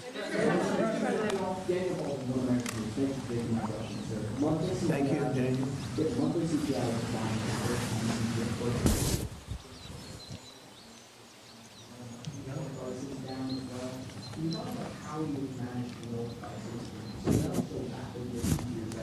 Well, thank you, Daniel. The question is about prices. The prices are going down, not going up. One of the big things is energy is going down. Yeah. When I say it, it's the truth. Is it $1.98? Even if you don't feel it or see it or experience it, it's still the truth. You have to believe it. For years, maybe, and that's a big thing. And we opened up our wells. We opened up our drilling. We have more product now for sale. And we're also going to be selling outside of the country to a large extent. It's going to bring down our deficits, largely going to bring down our deficits. But if you remember my first week, I was standing here, Paul, and they were screaming about eggs. The cost of eggs have gone through the roof. They were up like 500%, crazy, like 4 or 5 times. And we won't have eggs for Easter, they were saying. There will be no eggs. You can't order eggs. They wanted us to order plastic in the shape of eggs. Well, yesterday we had 48,000 people at the Easter hunt. They call it the Easter roll at the White House. And we had all eggs. And as you know, the cost of eggs has come down like 94% since we took office. And they're pretty much normally priced now. Great job. Our Secretary of Agriculture, Brooke Rollins, did a very good job. But groceries have come down. It's all coming down. The only thing that hasn't come down, but it hasn't gone up much, are interest rates, and we think the Fed should lower the rate. We think that it's a perfect time to lower the rate, and would like to see our chairman be early or on time as opposed to late. Late's not good. Mr. President, I don't want to talk about that because I have no intention of firing. Mr. President, there are reports that you're considering doing something for moms across the country, giving them some type of bonus whenever they have a child. Are you considering that? Or are you Sounds like a good idea to me. Yeah, please. You have no intention of firing Jerome Powell because your economic advisor, Kevin Hasan, a few days ago said that you and people in the White House were studying this idea of possibly before his term ends. No. Do you have any plans on doing that? None whatsoever. Never did. The press runs away with things. No, I have no intention of firing him. I would like to see him be a little more active in terms of his idea to lower interest rates. This is a perfect time to lower interest rates. If he doesn't, is it the end? No, it's not. But it would be good timing. It could have taken place earlier. But no, I have no intention to fire him. I don't want to comment on that. That doesn't matter. Mr. President, when can we expect the Epstein documents to be released? The rest of them? Which documents? The Epstein files? I don't know. I'll speak to the Attorney General about that. I really don't know. I know that we've done the RFK. The Kennedy, Martin Luther King is out there very shortly, so we'll find out. But we've really announced we're doing them in full transparency. You know, when we did JFK, people were saying, "Oh, maybe it wasn't all; it was all," and people actually went up to the office and they looked at some things that were, you know, not really easily available, and they were amazed that we gave it all. And I don't know if it solved any problems for people. People still have questions one way or the other, but that I'm not. But 100% of all of these documents are being delivered. Yeah, please. Mr. President, you said you're ultimately going to make a deal with China, but where do things stand right now? Have you talked to I him? think my relationship, my relationship with President Xi is great. It was, it's been great for a long time. We've had a very good relationship, and I think we'll make a deal with China. If we don't make a deal, we'll set it. We'll just set the number, and I think they'll want to be a part of the United States. We're doing great. This is the golden age, as Paul said. We're talking about the golden age. It will never be a time like this, in my opinion. And China wants to be a part of that, too. It's a great period of instability, so there won't be. He's right about that. I have. I'll keep that to myself. It's very personal. Are you concerned about the impact of tariffs on West Coast ports with just a sharp drawdown in Chinese imports coming in? No, I think that everyone's going to do well in this country because of tariffs. We have $7 trillion of investment already. You can go back many years, and for a whole year, they haven't had anywhere near that. Mostly, they'd be well under $1 trillion of investment. And we've got $7 trillion. We really started 5 weeks ago. And in just a few weeks, literally, we have $7 trillion, which is a record for a year. There's never been a year with that much. And that's coming in, I think, for two reasons. It's coming because of an election that people liked, and it's coming in because of tariffs. And if you look at Apple, Apple's going to start building here.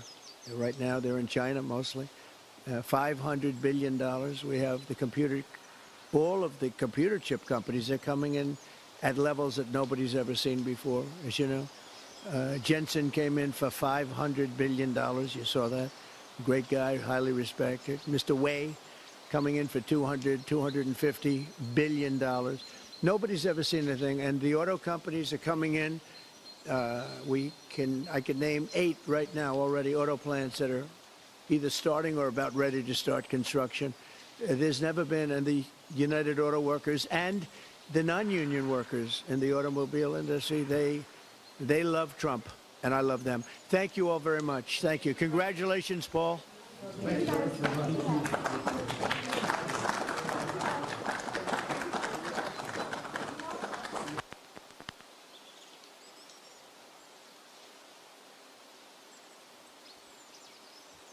Yeah, everything is free. Everything's computer. Everything's computer. Everything is Tesla. I love Tesla. No more tariff. Tariffs are bad now. Tariffs are gay now. You are gay for liking tariffs. Okay? That's right. And also, I'm very strong against China. Very strongly, I said, give me a call. Give me a call, Xi. Why won't you call me, Xi? Why won't you call me, Xi? Why won't you call? It turns out Xi won't call, but I'm going to show them. I'm going to show how strong I am. Can we laugh at Tesla profits crashing? Oh, yeah, we will. Terrible quarter for the Cybertruck, says Joe Weisenthal of Bloomberg's very own Odd Lots podcast. While deliveries of the Model 3 and Model Y were down 12%, other models, the bucket that includes the Cybertruck, were down a whopping 24%. That far outpaces the decline in production of 16% for Model 3 and Model Y for 18% for other models. Tesla auto revenue has reported a 20% drop as the first quarter results miss Wall Street estimates.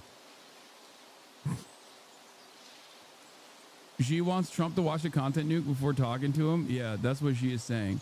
Tesla's profits are down 71% year over year. Tesla posts a $400 million profit, down 71% year over year. Revenue is down nearly $2 billion compared to the same time last year. Wow. Without the $595 million in automotive regulatory credits, which other manufacturers buy off Tesla to comply with emissions requirements, Tesla would have posted a loss this quarter.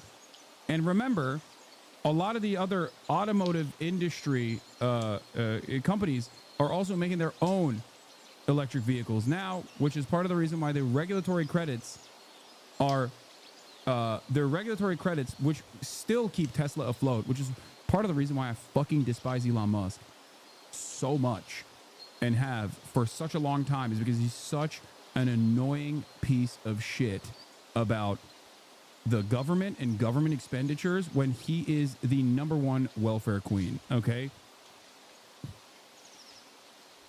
The green credit swap scheme, if it did not exist, Tesla literally would not exist.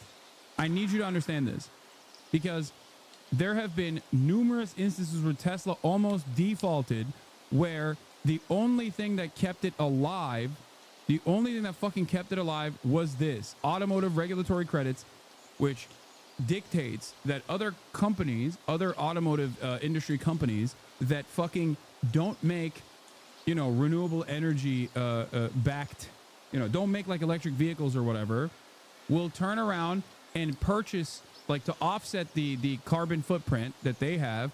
They'll go around, they go and give money to Tesla to make it seem like, oh, Tesla is creating our EV fleet.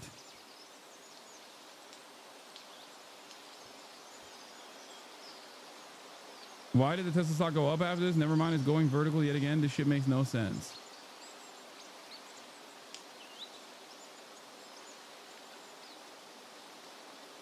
He's fucking doubling down on the earnings call right now. Is so funny. It might go up because he's gonna lie again. I assume he'll unveil a new product that they're never gonna fucking make. He'll be like, yeah, I'm actually, if you drive a Tesla now, it's not only fully self-driving, but also it can fly you to the fucking moon. And then people will be like, oh, Elon, he's so brilliant, he's gonna do it. Watch the earnings call. I don't even know where to watch the earnings call.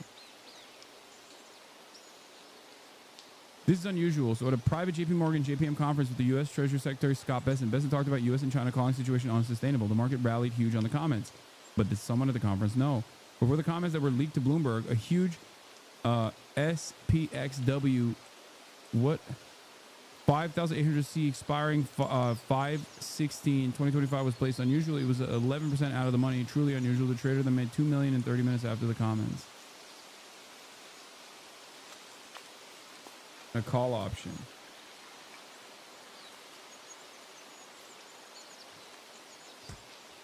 A lot of tech stocks shot up in the past 30 minutes because I think Trump was talking about how they might lower tariffs to China. Nvidia is up too. At least, maybe a dozen times. It's been so many times. This is not one of those times. We're not on the ragged edge of death. Not even close.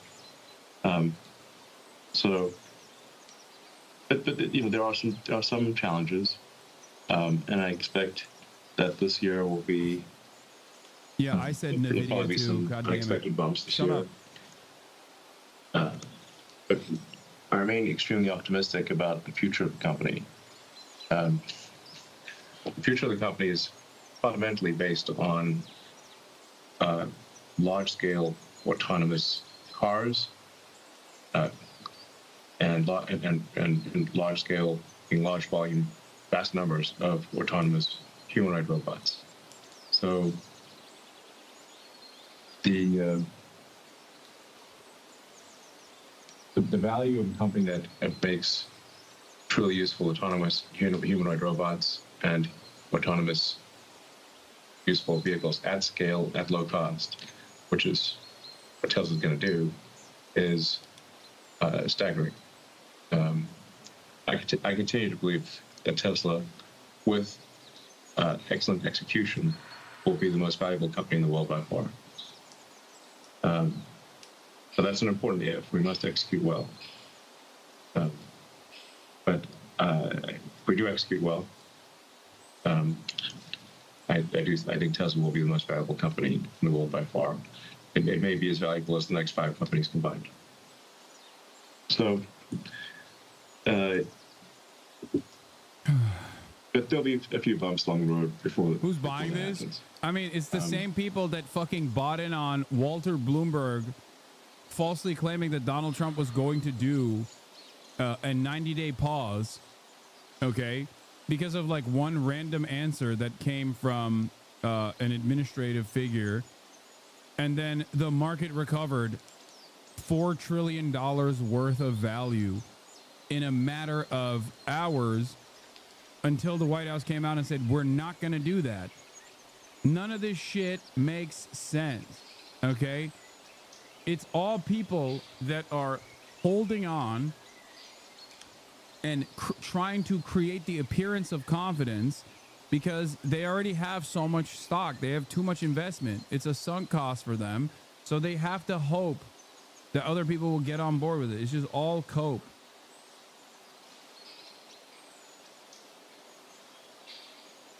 It will really go exponential from there. So that's, I'd encourage people to look beyond like the, you know, some bumps and potholes of the road immediately ahead of us, but lift your gaze to the bright, shining, you know, citadel on a hill. I don't know, some Reagan-esque imagery, and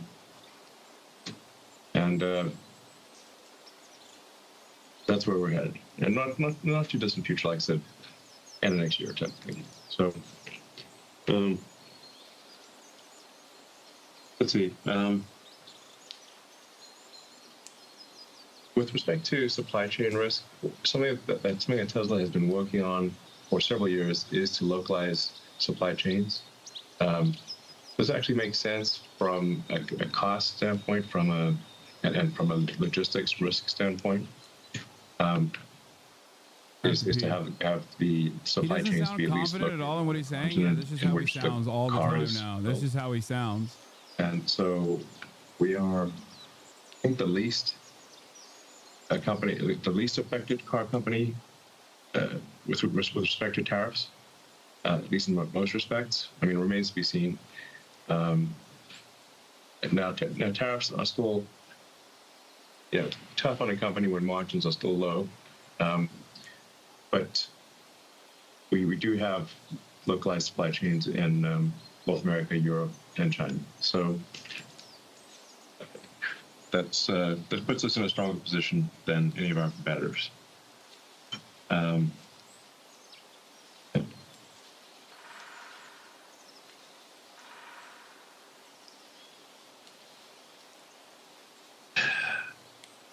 undoubtedly, I'm going to get a lot of questions about tariffs, and I just want to emphasize that the tariff decision is entirely up to the President of the United States. I will weigh in with my advice with the President, which he will listen to my advice, but then it's up to him, of course, to make his decision. I've been on the record many times as saying that I believe lower tariffs are generally a good idea for prosperity. But this decision is fundamentally up to the elected representative of the people, being the President of the United States. So, I'll continue to advocate for lower tariffs rather than higher tariffs, but that's all I can do. He's the most protected, despite having fucking now let me walk you through why I'm so excited about the future. Despite having a bunch of fucking components that come directly from China, despite China being the monopoly of battery manufacturing. How could you claim to be the most protected? You're fucked. People are so stupid for buying into this. They're so stupid. In Austin. And then actually we should parse out the terms for robotic taxi or robotaxi and just generally like what's the Cybercab, because we've got a product called the Cybercab, and then any Tesla, which could be an S3, X, or Y that is autonomous, is a robotic taxi or robotaxi. It's very confusing. So the vast majority of the Tesla fleet that we've made is capable of being a robotaxi or robotic taxi. As we're going from, once we can make the system work where you can have paid rides fully autonomously with no one in the car in one city, that is a very scalable thing for us to go broadly within whatever jurisdiction allows us to operate. So because what we're solving for is a general solution to autonomy, not a city-specific solution for autonomy, once we make it work in a few cities, we can basically make it work in all cities in that in that legal jurisdiction. So if it's once we can make it basically work in a few cities in America. Tesla is blaming partial production shutdowns on the quarterly decline in deliveries, but then also blaming supply, stock, and sales incentives for lower revenues. Make it make sense. The real answer is that their demand went down because duh. Limited only by This is Megaphonics' Super Bowl, by the way. I'm reacting to a fucking Tesla earnings call. It is crazy. Using artificial intelligence and an AI chip that Tesla designed specifically for this purpose, as opposed to very expensive sensors and high precision maps of a particular neighborhood where that neighborhood may change or often changes, and then the cost stops working. So we have a general solution instead of a specific solution.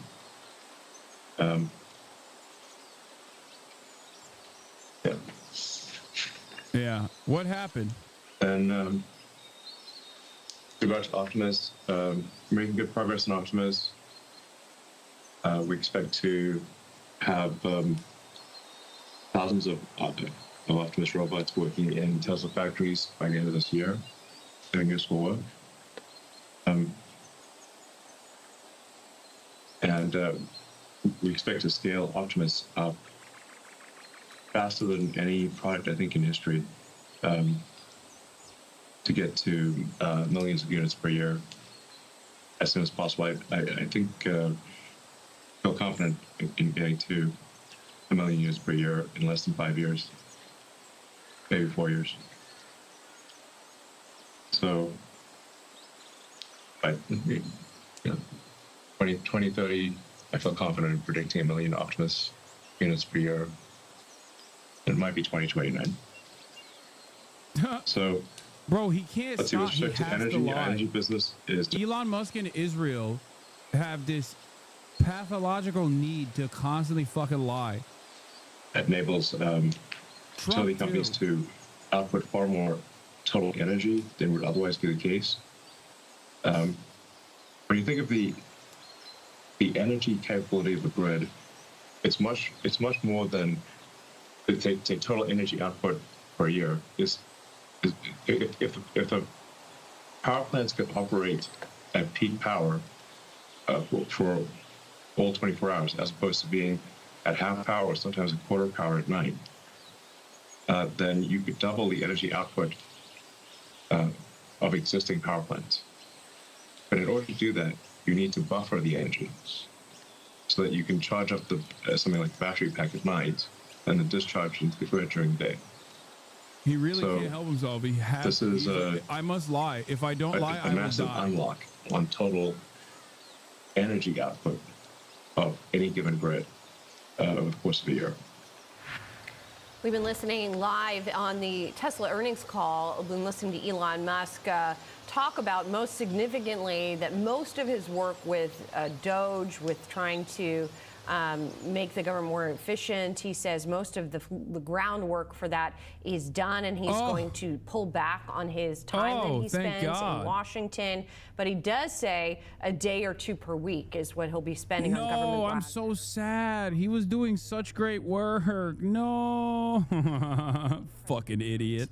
Term here, and it seems like that is really what analysts and investors have been looking for.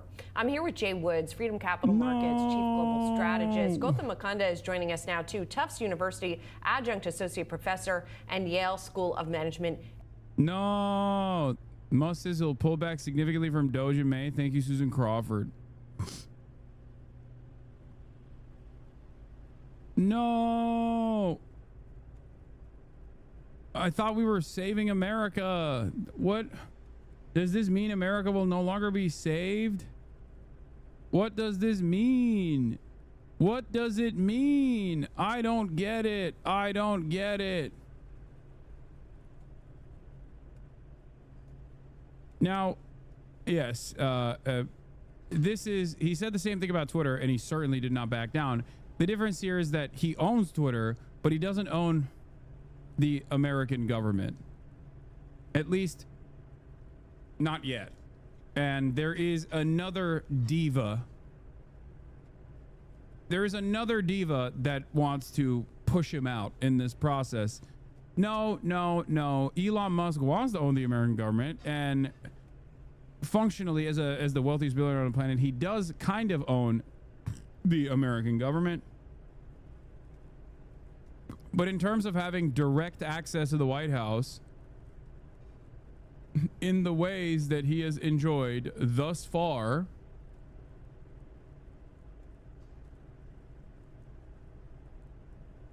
he, I think, is meeting a more powerful force here. It's an unstoppable force meeting an immovable object. And the immovable object is Donald Trump. Israeli deputy minister had a meltdown over Russia Today reporter's question. Yeah, I saw it. I saw this while I was pissing. We'll look at that in a second. Anyway, we're moving on from freaking. Let's take a look. Pete Hegseth. Let's take a look at President Trump being on a planet all by himself. Harry Anton on market fears. Let's run the numbers. Stock market and recession changes. Market panic. Everything's computer. Let's take a look. At stock futures, they are pointed up at the moment. Higher as investors are looking to rebound after a brutal day yesterday, a day where President Trump showed that he is refusing to give up on his attacks against the Federal Reserve Chairman Jerome Powell. Uncertainty around the president's trade war, what he's saying about Powell, and the ripple effects from all of it continue. Part of me feels a little sad that he's just like, the money molestation must be put an end to, you know? Money molestation must stop.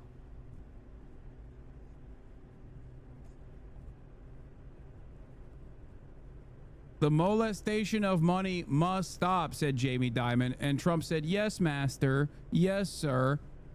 I'm sorry. I mean, it's not all stopped yet. But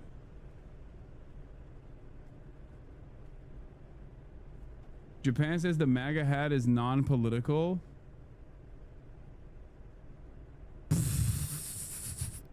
Japanese minister says no political message behind the MAGA cap photo. Oh my God. My goat. Hasanabi head? Hasanabi head? That's my goat, dude. Hey, confirmed. That's right. That's right. He's a hat that represents centrism. That's, thank God. Yeah, based. I know Asmongold is not streaming apparently for the week, so if you guys were, you know, looking for some nuanced apolitical takes, don't worry. I got it for you. Are you ready? Yeah, based. Yeah, of course. Of course Trump is going to do that. Everybody likes him. Everybody thinks he's the best. Yeah. Yeah. Well. Little mini F. Look at that. Twitch. USAID coming after apolitical, nuanced streamers. Once again, coming after nuanced, apolitical, centrist streamers. I'm just doing common sense. Not so common. Yeah. Yeah. Fuck around and find out. Right, chat? Fuck around and find out. Yeah. USAID and DEI. It's over. They took a lot from us. Titties in video games. They took that from us. Yeah. And now we're bringing titties back.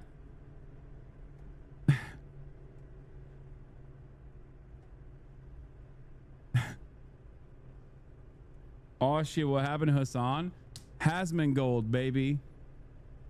Based apolitical guy. Used to weigh on America. Yeah, people think I'm joking when I do the I think that video game takes that are so fucking insane where you're like, no, he possibly hadn't done that here. Pretty much every single circumstance, it's always a bad idea to make characters that are not conventionally attractive. Because this is, again, this is a shooter game, And shooter games are going to be primarily played by men. So if you're making a shooter game that's primarily made for men, then you should make sure that all of the female characters in the game are fuckable. And I know this might sound crazy to say, but I'm just going to say it. Yeah. Say it. He's so brave. Yeah. Based. That's what you should do. Yeah, that's why I want Shepard, Commander Shepard, to look like the kind of guy whose penis I'd suck. Yeah. That's right. I want him to be hot. Don't give me an unfuckable male character. All right? I want to suck and fuck all the characters. I'm a gooner. That's right. Yeah. Based. That's what you should do, because that's what people want to do. That's what girls will cosplay. Girls don't want to cosplay ugly, weird-looking, androgynous, creepy characters. And all of that, like, think about how much advertising Marvel Rivals gets. Yeah, men play the game because they're playing the game to shoot. Women, they want to cosplay. Yeah, in between making sandwiches. Based. It's because of how many girls try to cosplay the characters. I think that yeah. That's right. Tell girls some more about what they want. Yeah, I'm the guy. Look at me. I know what women want. All right? Yeah.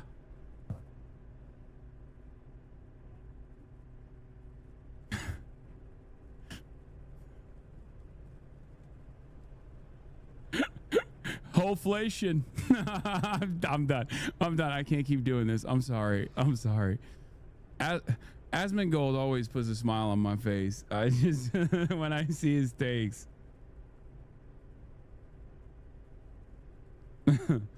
It's just fun. It's a fun little fun little journey that we went on here. Okay, take a shot every time he says, "Yeah, I'm based." Yeah, it's just common sense. Yeah, not so common.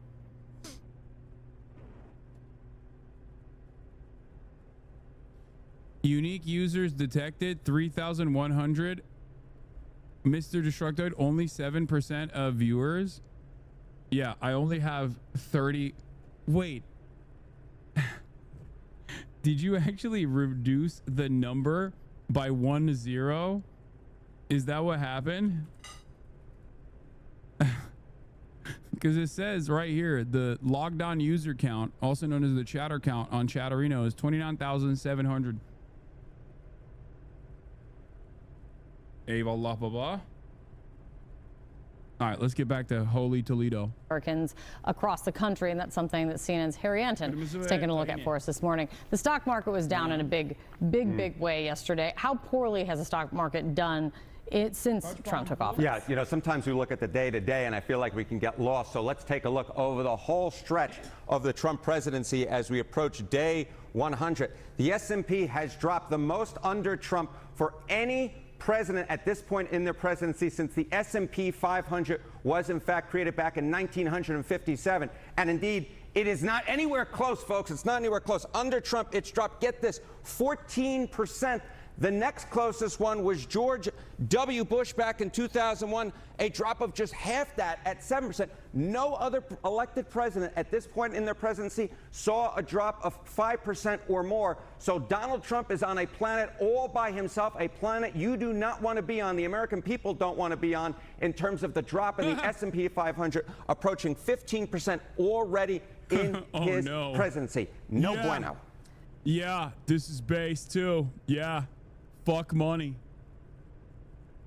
Trump won on making video game titties big. He ran on Oblivion Remaster. Guess what? Shadow dropped Oblivion Remaster. Based. Who cares about anything else? Let it burn. It builds character. I'll grind way harder. Take all of it away. I'll grind harder, chat. Well.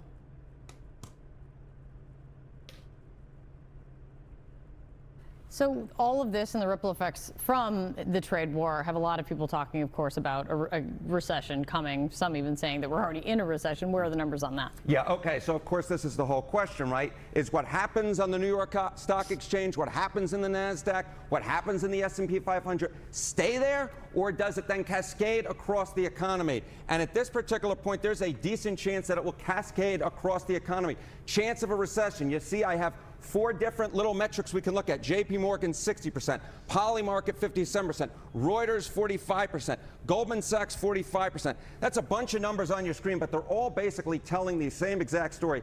That is, on either side of 50%, there's basically a 50-50 chance of a recession at this point. And that is way up from where we were at the beginning of the Trump presidency, when the numbers simply put weren't anywhere near this. The stock market is a reflection of the economic state we're in. The chance of a recession is Why the fuck is there a Polymarket ticker on this, dude? What is going on at this point?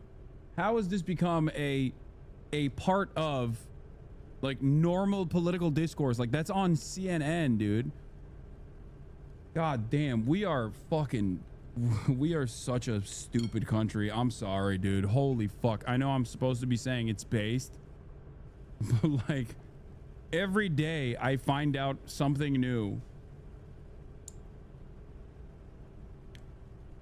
Another reflection of the state of the economy that we are in. The bottom line is that Trump's tariff wars have taken what was a pretty gosh darn good economy and turned into a very uncertain economy, one in which the stock market has fallen and one in which the chance of a recession has gone up considerably, Kate Baldwin. If there is a recession, how much blame is Donald Trump likely to face? Okay, so this is the whole thing. Is it, am I going to blame the last guy and I'm trying to fix the economy? Or is it we're going to blame this guy, Donald Trump, and the buck actually stops there? This is what the American folks say. If Donald Trump believes that he can somehow escape blame if there is, in fact, a recession, I'm here for a reality check. He will simply put not be able to do so. Blame Trump if there's a recession in the next 12 months. Look at this. A lot or quite a bit. That's the majority winner right there at 52%. A little or not at all, perhaps a little bit high, some might say, at 32%. But still here, the clear majority of Americans say that if, in fact, there is a recession in the next 12 months,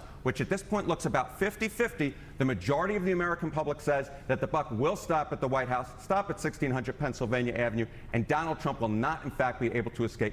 Yeah, because it's entirely triggered by Donald Trump's ridiculous, like, tariffs regime that he is implementing. It's not like this was, you know, I don't know, the previous administration's actions, unless the argument is that like Joe Biden did mind control or something. Joe Biden did mind control to Donald Trump to make him do the tariff stuff.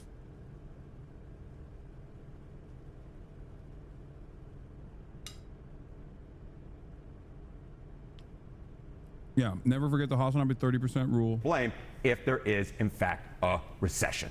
Harry Anton, thank you very much. Thank you. John Berman. All right, with us now is Canadian businessman, CNBC contributor Kevin O'Leary. He's also the chairman of O'Leary Ventures. Kevin, great to see you this morning. You just saw that stat right there, that more than half of Americans would blame Trump if there is a recession. I know you're sitting in Canada this morning.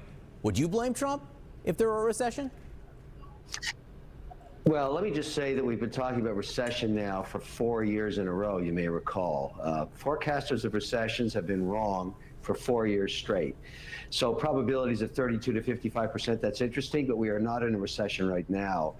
It really depends on how long these tariff wars go on for. I mean, it's widely assumed right now that the Euro... Wait, last week this fucking bald piece of shit was talking about how we need to do 10,000% tariffs on China. He said, and I quote, "We must crush the Chinese workers' heads against the wall." He said we need to squeeze Chinese workers' heads against the wall. That's what he said.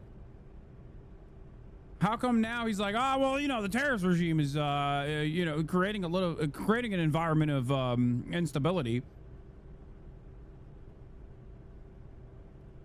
I'm not even joking. That fucking douchebag literally said that. So what happened?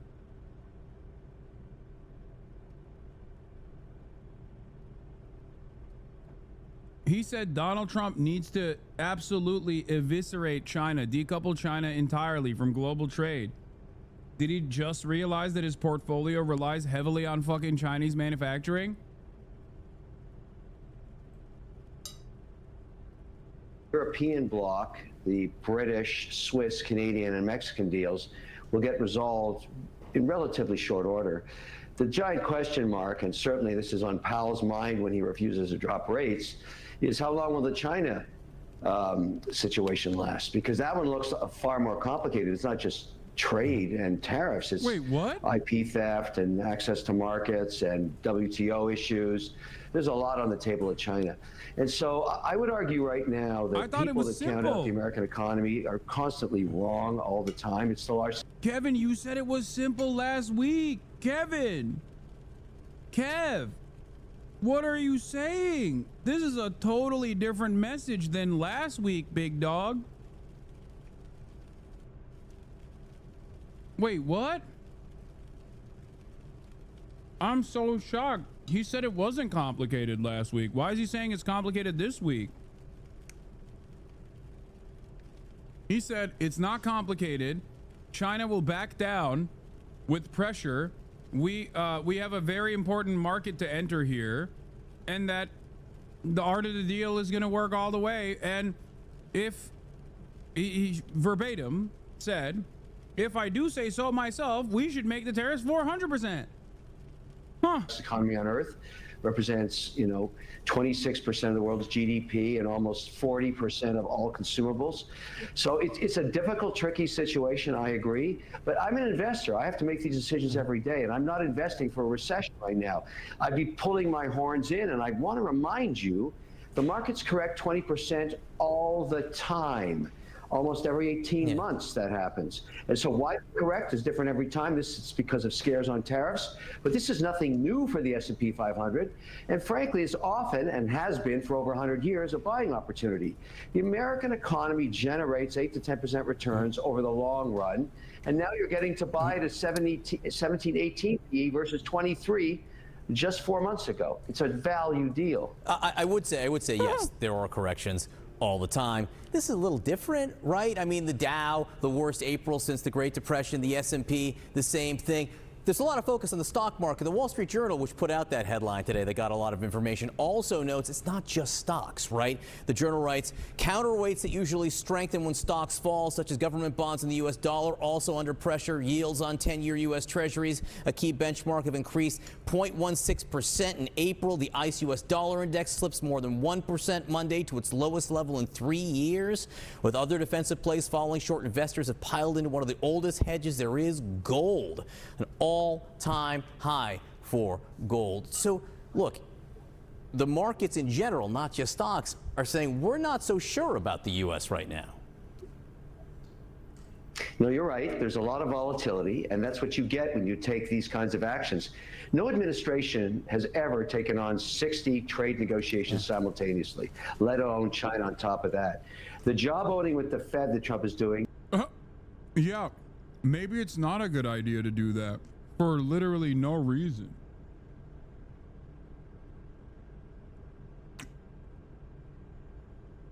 Don't you think? Yeah, no one has been dumb enough to just break global trade with no discernible mechanism to rebuild manufacturing, mind you, which makes it even funnier. Like, it's awesome. It's so funny. I'm sorry. It's just like these things are completely outside of our control. So what do you do but laugh? I hope the fear of God was put in this asshole's heart, okay? Over the past couple of weeks. He's been running around talking about how brave, bold, and beautiful Trump is for these decisions, and now seemingly his attitude has shifted. Every administration does. There's always the Fed is at loggerhead with the executive. The executive always wants interest rates down. The Fed has to worry about inflation. And really what Powell is saying, I don't know how long China's going on for, and that could be inflationary if it lasts months and months, so I'm not going to drop rates. We go into a so all of full-scale this trade war. look, it's really ugly. This president won the election based on Squeeze Chinese heads into the wall now. The world's GDP. America is the #1 economy on earth with all the cards. We will not have that forever. It's time to squeeze Chinese heads into the wall now. Well, I'm hold not on talking a about second, tariffs Kevin. on Well, 60 I hear you, but hold on.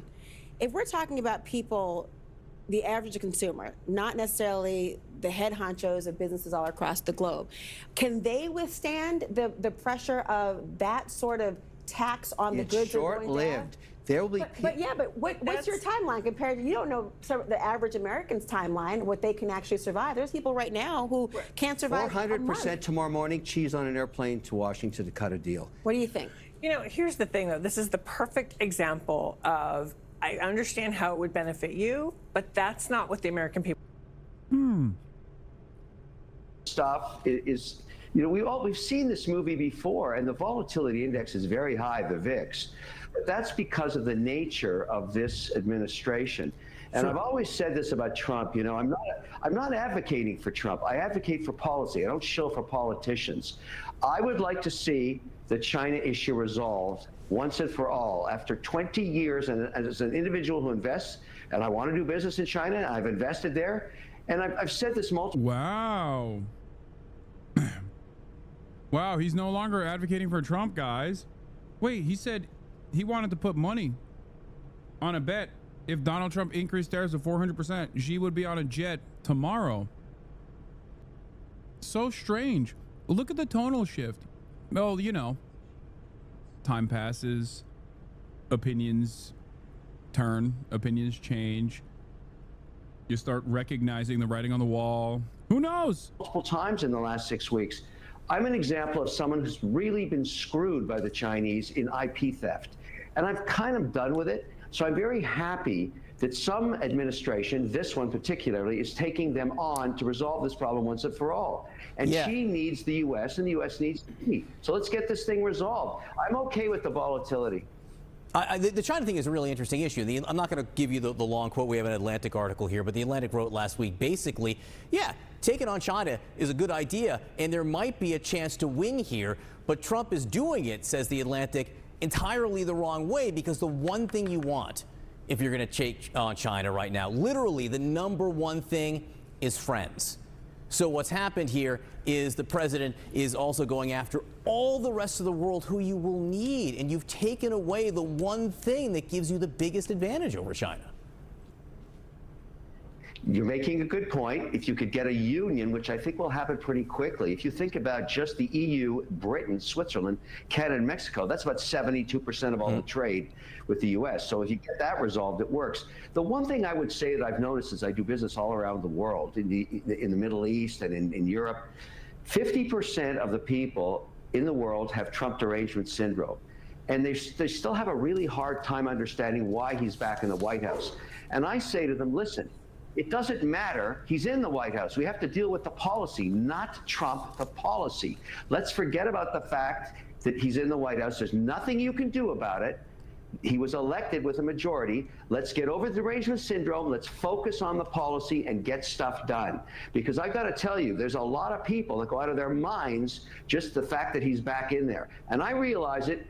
It is what it is, but I've got to deal with it too. I mean, I just have to deal with policy. And I think you're right. If he gets this policy right and circles the wagons with it.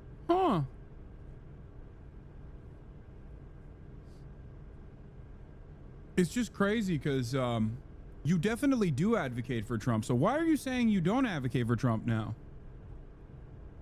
Oh, why are the markets behaving the way that they're behaving? Why is there so much volatility? Why is the VIX the hottest ticker on the New York Stock Exchange? What's the question there? Why is all this happening? Oh, it's just Trump derangement syndrome. No, asshole. It's because they look at how deranged Trump is and go, well, this doesn't instill a lot of confidence in me. Can you explain IP theft in China? Yeah, IP theft is cope that capital owners fucking claim is a horribly uncompetitive business practice implemented by China that they absolutely agreed to. That's it. Initially, they did not think that China would be able to become a competitive manufacturing hub that could have any sort of like that. It would have any sort of foothold or even become a leader in key sectors. So I don't even know what IP he's talking about, because I don't know what kind of companies he has like done manufacturing in China for. I find it really funny. Maybe it's like some Shark Tank shit. Can you imagine? China, they stole the ShamWow. They stole this small business that I bought on Shark Tank that is a different version of Poppers. Yeah, Scrub Daddy.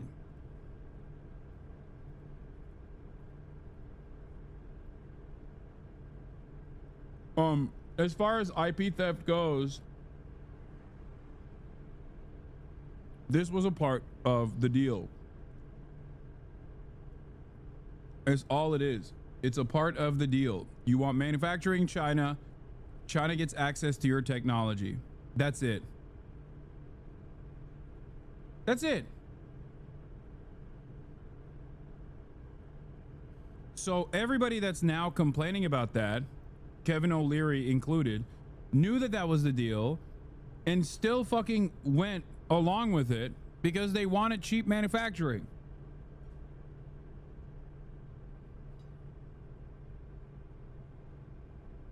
The Europeans, the Mexicans and the Canadians, that's a more powerful charge against China. I totally agree with you there. Yeah, we will see. We will see what happens there and if deals that are struck are convincing. Kevin O'Leary, great to talk to you this morning. We'll speak to you again soon. Today, the Dow is seeing a pretty big surge. It's up roughly 2.5 percentage points. The Dow jump happening after Bloomberg reported that. This is a great example. Look, where is it? My friend came home from China with a phone that operated like they just cut and paste iOS into the phone and made a few changes, so there's some truth to the IP theft. Okay. Do you know Tim Cook's opinion on manufacturing in China? Tim Cook, who famously said, even if American manufacturing was competitive rate-wise to Chinese manufacturing, as in Chinese wages improved to such a degree that they were literally the same, I would still manufacture my equipment in China because of the precision manufacturing necessary and the technical skills necessary to be able to make a fucking iPhone would require multiple decades for the American labor force to even come to become a competitive labor force when it comes to precise manufacturing. China has a far superior manufacturing infrastructure. China has a far more educated labor force. So do you think Tim Pool is complaining about the fucking IP theft? Do you think Tim Pool doesn't know that China engages in IP theft when he says stuff like that? Do you think you know something about IP theft in China that fucking Tim Cook doesn't know? Did I say Tim Pool? I'm sorry. Do you think the man with a vested interest in protecting his IP, the man who has a fiduciary responsibility to constantly fucking improve profit margins, is oblivious to the IP theft that China is engaging in, and therefore that's the reason why he continues manufacturing shit in China? But you, random chatter, who has no fucking purchasing power and are simply a consumer, are running around defending, Apple's, defending a position that the fucking CEO of Apple does not take.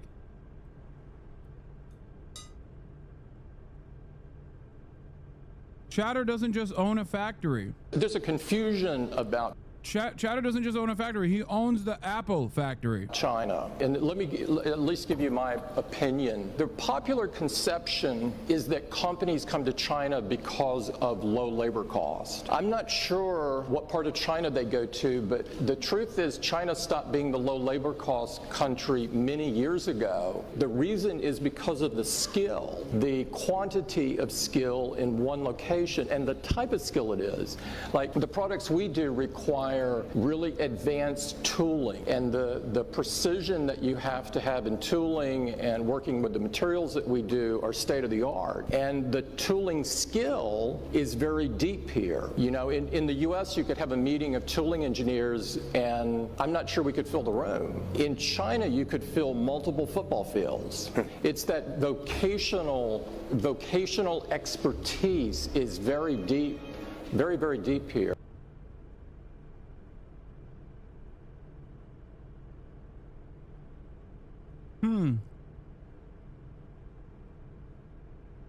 Interesting.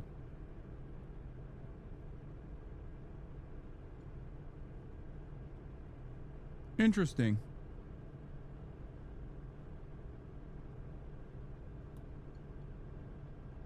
It's just strange. Strange. He didn't mention the IP theft. That you as a consumer are worried about, by the way.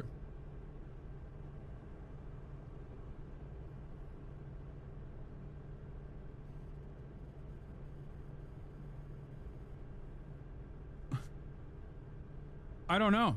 I don't understand it. What does that chatter know? Because you as a consumer are trying to outflank.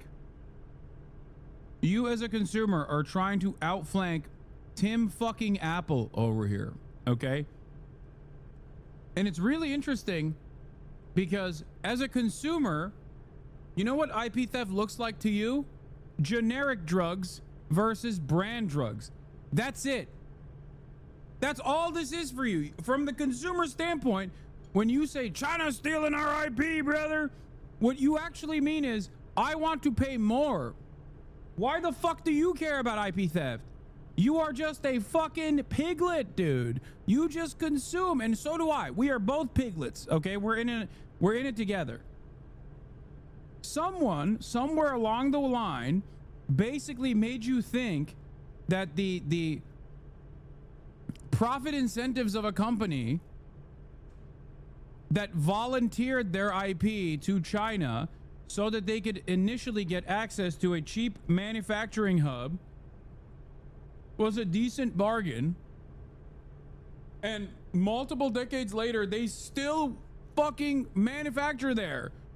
Do you think Tim Apple doesn't know that China does IP theft? No, he knows. He doesn't give a shit.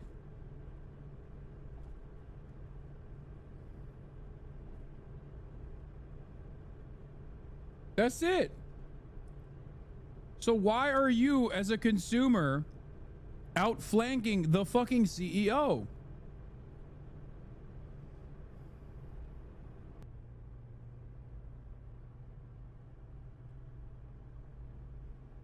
That Treasury Secretary Scott Bessent told investors behind closed doors that he expects the United States trade war with China to de-escalate. Joining us now is Nick Timmeros. He's a national economics correspondent at the Wall Street Journal.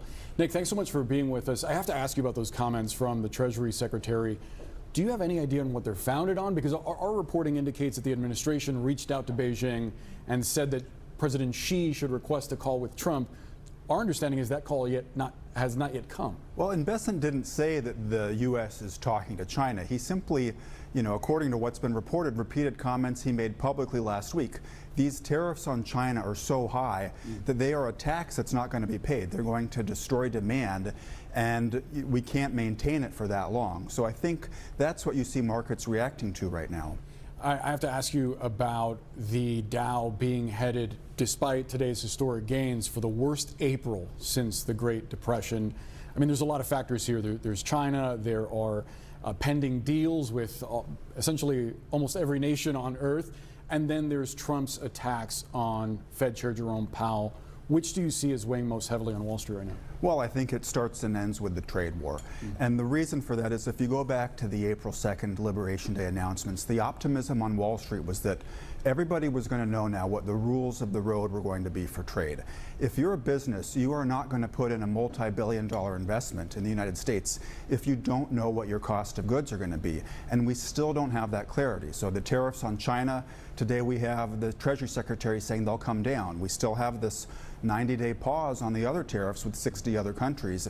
People don't know what the future is going to look like, and so that freezes up activity. Some of that uncertainty leads to gold being at an all-time high and the dollar weakening as well. Do you think the Treasury Secretary, the Commerce Secretary are seeing those as red flags and advising the president that some kind of off-ramp is needed? They have to be concerned here. If you go back and look at what Secretary Bessent said a couple of months ago, he said the administration was not going to talk about the Fed. They were going to focus on the 10-year Treasury yield. And that's important because your mortgage rate, your auto loan rate, it depends on those longer-term interest rates. But if you look at the 10-year Treasury rate, it is up over the past few weeks. So that measure of success is going in the wrong way for the administration, and I think it has to concern senior economic policymakers. You wrote in the Journal that Trump is essentially laying the ground to blame Fed Chair Jerome Powell for any kind of economic weakening. What happens if Powell gets fired? And what happens if he says, all right, let's lower interest rates? Would that solve some of this problem? Lowering interest rates here isn't going to deal with not knowing what your cost of goods are going to be, having to pay a large tariff on a freight container that's getting off the boat in Long Beach, California. So it's not clear what lower interest rates do here. If the president were to try to sack the Fed chair, I think you'd see a huge legal fight, and the market would have a verdict probably before the Supreme Court could get together. And you've been seeing that in the markets in the last couple of days, Boris. We've seen major announcements from a number of U.S. companies talking about either temporarily or possibly permanently installing layoffs and laying people off. I wonder how you think the tariffs are impacting the jobs market. Well, you don't see a lot of layoff announcements yet. Today you had the CEO of Verizon saying we are going to pass these costs on to consumers. And so I think that's the big question right now is which do you see first? Do you see prices go up, or do you see companies say, you know what, we're going to have to let people go because this is eating into our margins, this is going to hit our bottom line? Nick Timmerose of the Wall Street Journal, thank you so much for sharing your perspective with us. Appreciate it. Today there is a rebound on Wall Street. The markets are up nearly 1,000 points, recovering somewhat after another brutal sell-off to start the week. But it is not all good news for the economy. This morning, another flash.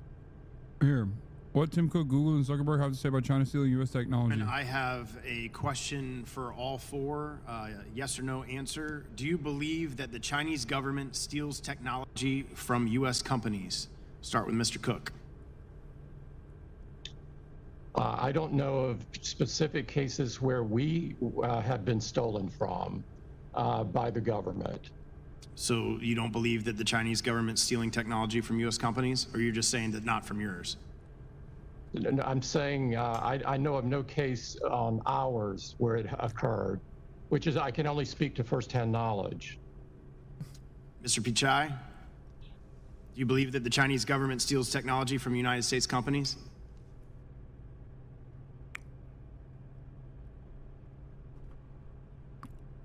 Apple actually relies on precise manufacturing in China. Facebook is not allowed to compete in China. Facebook is not allowed to enter the Chinese marketplace, and neither is Google.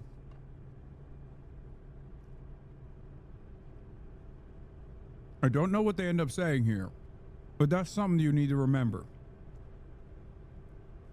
Congressman, I have no first-hand knowledge of any information stolen from Google in this regard. Mr. Zuckerberg? Congressman, I think it's well documented that the Chinese government steals technology from American companies. Yeah, thank you. Depending on your level of involvement or level of interest in ever being able to enter the Chinese marketplace, your answer will differ. You. Mr. Bezos?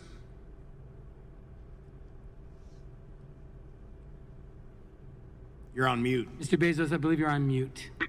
I'm sorry. I have heard many reports of that, and I haven't seen it personally, but I've heard many reports of it. So of all the different products that Amazon carries, you haven't seen that in any of the companies that sell products on Amazon or your company yourself? Oh, well, certainly there are knockoff products. If that Jeff Bezos talking about knockoff products is so funny because his entire business model relies on stealing other people's IP. And then utilizing the horizontally and vertically integrated supply chain model that he has to drive costs down so much and make the infinitely cheaper alternative. Like, Jeff Bezos literally does the thing that the American government says China is doing. The difference, of course, is that a small business has no way of competing against Jeff Bezos's prices, whereas America has a way to compete against Chinese subsidies. We could just also fucking have a command economy. But we will never do that because that would be anti-capitalist, and therefore we can't do that.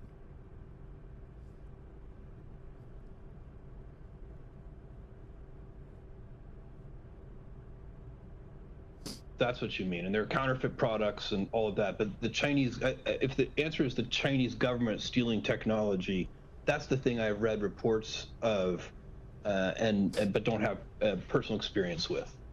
Before I call on the next witness, I want to recognize Mr. Pichai, who I think wants to make a correction for the hearing.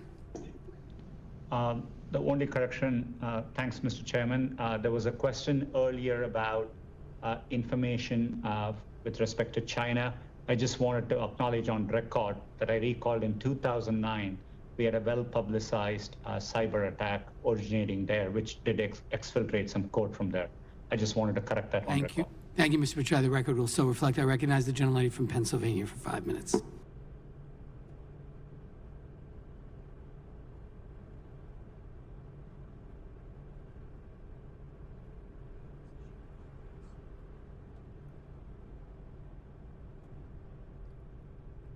I'll watch when he goes live. I know he's meeting with Khalil.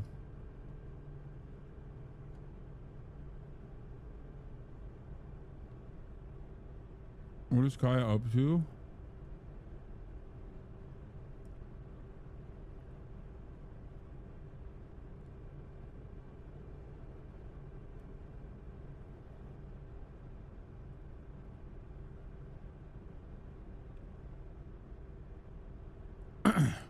Mackie.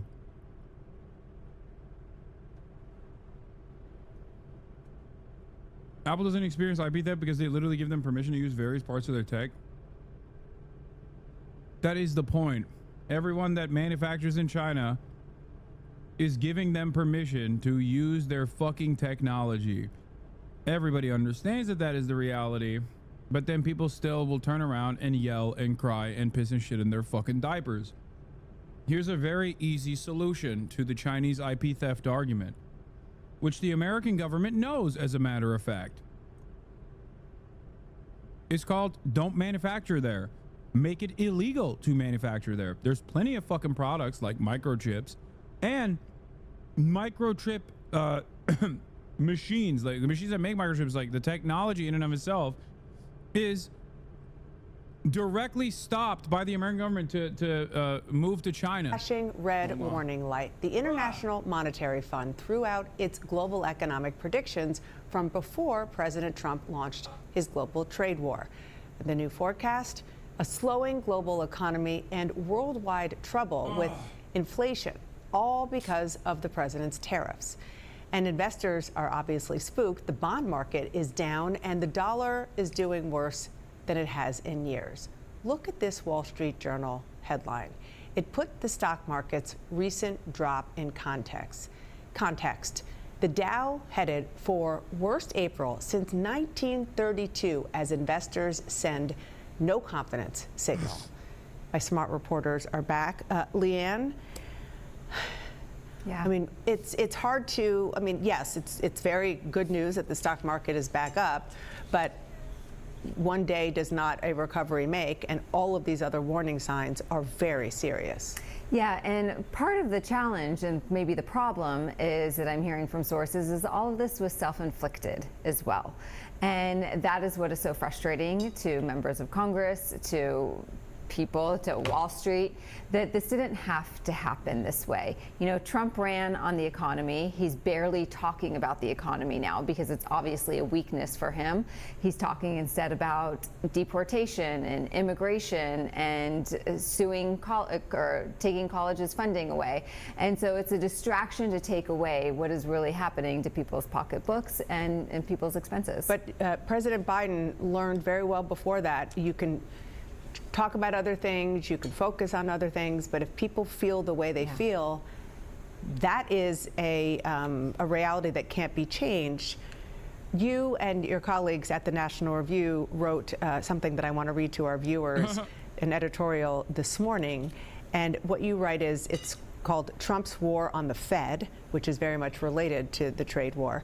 Maybe you think Trump's trade policy has merit, or the Federal Reserve needs to be brought more firmly under the president's control. That's a separate question from how real investors with real money in the real world are really reacting to Trump's decisions. Their verdict is clear.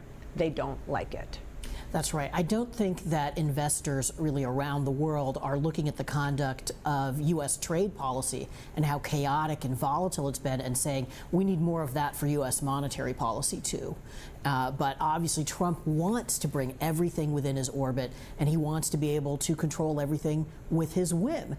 Markets don't like that. Markets want predictability, they want certainty, and that's the one thing that he is least eager to provide. Yeah, and of course, what you reference here with the Federal Reserve is the idea that a big part of why there was such a big market sell-off yesterday is because the president woke up and sent off a social media post that was really, really scathing against the Federal Reserve chair, who is supposed to be independent. Part of me wanted to see how much harder he could molest the money. Like, I really thought that he had it in him.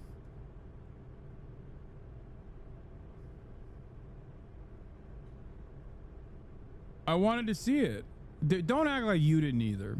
Like, part of you, you're like, this isn't to like belittle the economic downsides, obviously.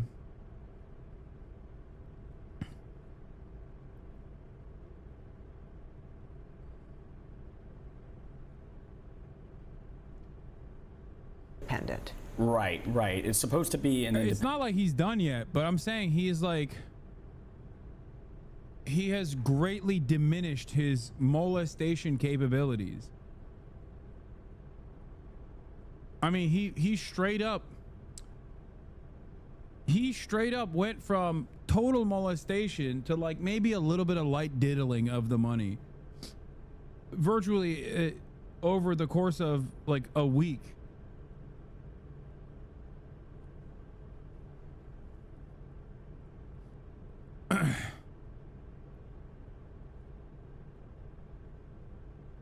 Not to say that he's not like going to continue. He will. I just wanted to see how far he could take it.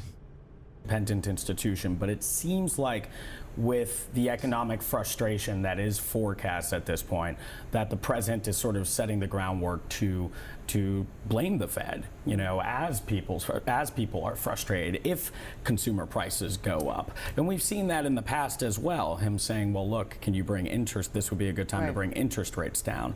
Well, we also know that that's a factor in rising inflation as well. So that interest rates are a tool to keep inflation down as well. So this is part of the playbook of the president when facing criticism on a specific issue, including something as crucial to his electoral win, as you noted, like the economy, finding someone to blame. Yeah. It seems like we know who that person is going to be. Right, here.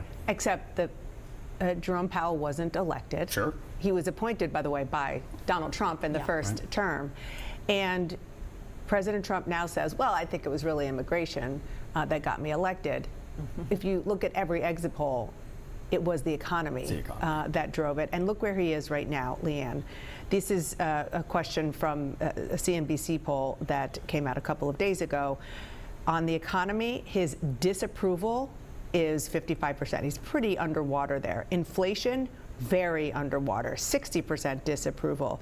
And then federal government spending is a little bit more even, but he still has a majority of people not happy. I will say that he's above water on the issue of immigration, which is probably why he continues to talk about that, which is exactly the point you were making. Yeah, absolutely. And that is, I mean, the fact that he's so... The irony is that if the Democrats keep hitting him on immigration, his immigration numbers are getting lower and lower too.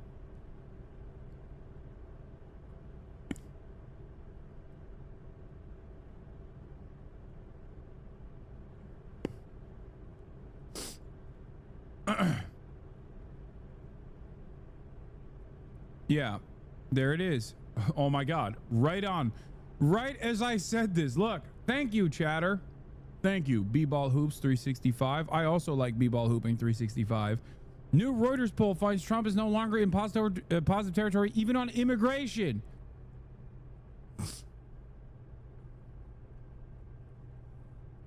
Wow! Dude, I'm gonna be honest. I'm not a particularly smart guy, okay? I'm not. I don't have, you don't have to be. You don't have to be a fucking brilliant guy to be able to predict the future. I'm saying super basic shit. I'm saying super basic fucking shit, dude. If Democrats make a big fuss over the depravity of the Trump administration's cruel and unusual white nativist immigration agenda, then the media will cover it more. And when the media will cover it more, people will be more fucking aware of what's going on. And they'll go, oh my God. Yeah, I thought he was like deporting rapists. Why is he deporting random fucking gay hairstylist whose name is Andre because he had a mom and dad tattoo? People are stupid. They're fucking malleable. They are easy to persuade. They are easy to dupe. And it turns out when the Democrats actually launch even the beginning phases of a counter-messaging campaign on the issue of immigration, oh my God, lo and behold, the fucking polls change. How could this have happened? Burgles, thank you for the 100 gifted subs. See, I can't pre-watch. I didn't know that Burgles was going to gift 100 gifted subs. I didn't know anyone was going to gift any subs, as a matter of fact. I can't see the future.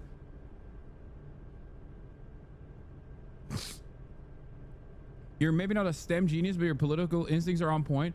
It's not even political instincts. I'm telling you right now, it is like, it is super fucking basic shit. It's super basic shit. It's just having a decent understanding of history and having a decent understanding of what, like, you know, the common American voter looks like and thinks like. Thank you, Dino Respesh, for the 5 gifted subs. I don't even think it's my poli-sci degree that's working here. There are plenty of people who have not only gotten an undergrad like myself, but beyond that have gotten masters. As a matter of fact, they've maybe studied a little too much. And that's precisely why I don't fucking understand it.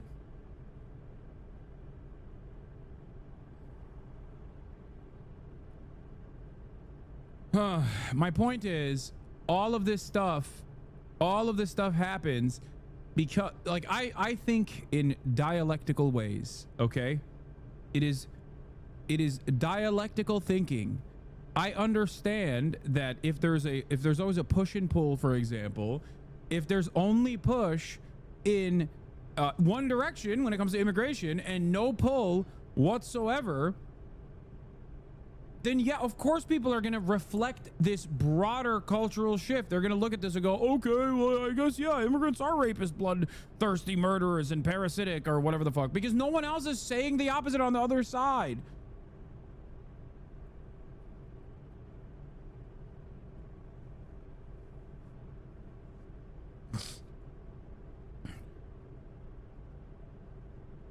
You would be a great actuary. It's like basically predicting the future, but with math. I would not, because I haven't done any math in years, and I hated it, even though I was decent at it in comparison to the average American. Anyway, my point is, you can be a common sense thinker and be able to comprehend what has happened thus far and potentially talk about what will happen in the future. Okay, they failed in this live stream, it seems. This is why people like Senator Markey need me on their side. If I knew that Ed Markey was going to the detention facility, I would have gone with him and I would have live streamed the whole thing.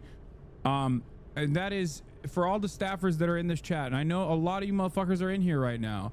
Let your senators know I will go with them. If anyone wants to go to Louisiana, I will fly out on my own, obviously. I will fucking stream your senator. I will talk to your senator.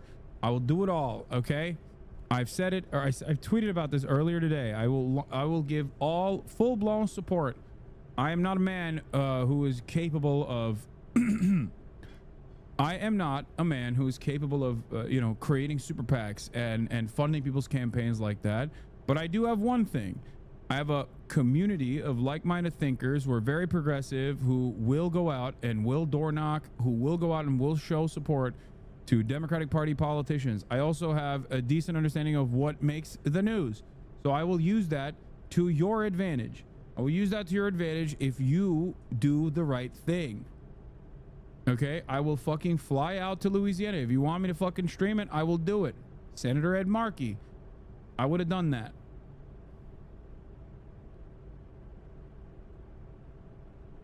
Okay?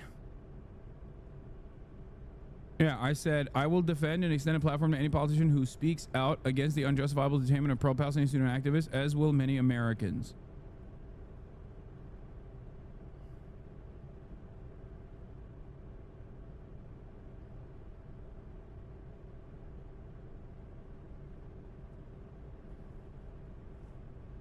My point was, if someone can go to fucking El Salvador and make waves like this, then they can absolutely go to Louisiana. That's it. I'm down to do it. Officials with U.S. Immigration and Customs Enforcement have rejected the request of a former Columbia University graduate student for a temporary release from detention. Mahmoud Khalil missed the birth of his first child yesterday in New York. NPR's Adrian Florido reports President Trump is seeking to deport Khalil over his pro-Palestinian activism. Since ICE agents arrested him in New York last month, they've held Khalil at a remote detention center in Louisiana. His lawyers have been trying to free him while his federal lawsuit challenging his arrest as unconstitutional moves forward. On Sunday, his wife went into labor. Khalil's lawyers asked the director of ICE's Louisiana office to temporarily release him so he could attend the birth. The request was quickly denied. Mark Vanderhoot is one of Khalil's lawyers. He had certainly hoped and expected that the government would show some humanity, but they did not. His baby was born the next day. Khalil listened on the phone. Anti-Semitic. Okay, this is awesome. Okay, very excited. I want to hear what Dana Fash and Jonathan Greenblatt have to say about anti-Semitic incidents at its highest level and where that anti-Semitism is coming from. And I'm sure that the Apartheid Defense League is going to have a very reasonable position on all of this, right? Now, a couple of things that I want to mention here. Is anti-Semitism, like real anti-Semitism, not like fucking anti-Israel shit, on the rise in the United States of America? Abso-fucking-lutely. If you say that that is not the case, you are delusional, okay? You have out and about David Duke style neo-Nazis running their fucking mouths on a daily basis. You got 14-year-olds who are hearing from Dan Bilzerian about the Talmud and how it you know, showcases the real nature of the Jew, the international Jewry, and its mechanisms of control. Like, all of that shit is now becoming more and more normalized. That's terrifying. That's absolutely fucking anti-Semitic. Okay? Part of the reason why that's blowing up is because of the likes of Dana Fash, as a matter of fact, because of the likes of CNN, because the reality of the matter is all of these institutions have constantly made the false conflation that Israel is for the Jews and Jews are for Israel. And if you ever criticize Israel, then you're anti-Semitic, and all of that violence is in direct display for an audience that gets most of their news from TikTok. So they see the fucking violence and they don't see the contextualizations that these fucking dipshits try to offer, but they do hear the constant deflections and the constant ways in defending Israel by conflating it with Judaism. Okay? So they go, I don't like what this is. This is baby murder. Don't have the social conditioning that a 55-year-old man has in terms of Israel being the most moral nation on the planet. All those lies that people have told in perpetuity about Israel, you didn't hear if you were younger, if you're under the age of 35, and you saw babies being murdered, live streamed Holocaust, you're gonna go, I don't like the people doing that Holocaust. And if the media doesn't recognize that that is an untenable situation and consistently says, shut the fuck up, if you say you don't like the live stream Holocaust, then you're anti-Semitic, then people are gonna go, yeah, I'm anti-Semitic then. That is where we're at.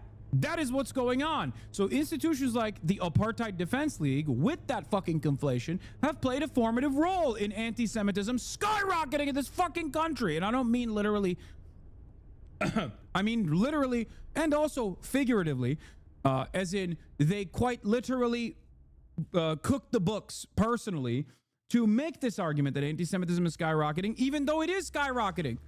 Real anti-Semitism is skyrocketing. But the ADL numbers are fucked. Why are the ADL numbers fucked? When are you going to talk to E instead of reacting to every time he talks about it? You keep saying you want to talk to him, but never reach out. That's so fucking stupid. Shut your stupid fucking mouth. I have reached out. He is the one who is too pussy to fucking have me on the show or talk to me. God damn it. I'm talking about some real ass shit here, and you're over here talking about me. My favorite content creator is on an extended crash out. Why won't you talk to him? I can't talk to him. He's too fucking scared. He's a pussy. That's why, okay? Yeah, anti-Semitism skyrocketed because I didn't watch the fucking context puke. That's why. Anti-Semitism skyrocketed. Why? Because of me. Me. I did it. Anyway.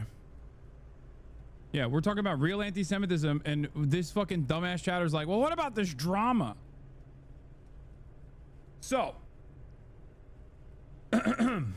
as I was saying, these are people that are also responsible for why anti-Semitism is skyrocketing in this country.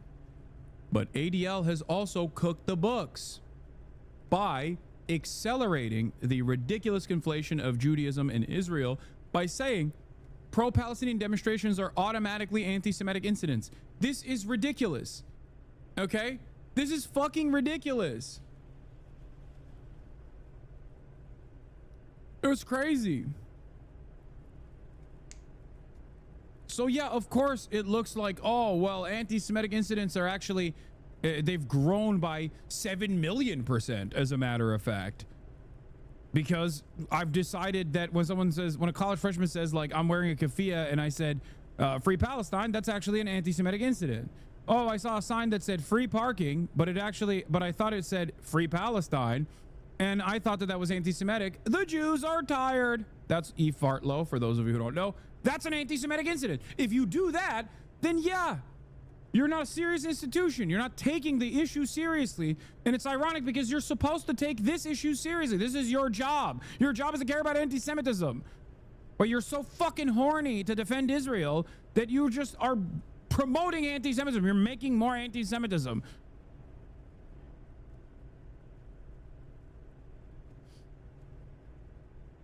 When someone says fuck Israel and free Palestine, and you got like famous people coming out and being like, their visa should be revoked, they should be in prison, like our boys over at fucking Kneecap, why would anyone take any claim you ever say seriously on this issue ever again?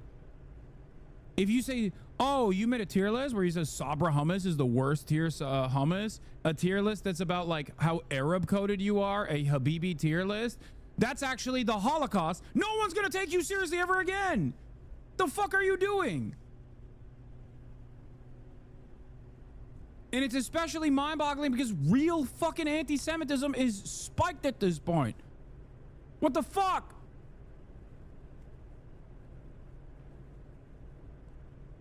Incidents in the United States are at the highest level since at least 1979. That is the chilling finding from the Anti-Defamation League's annual audit of anti-Semitic incidents published this morning.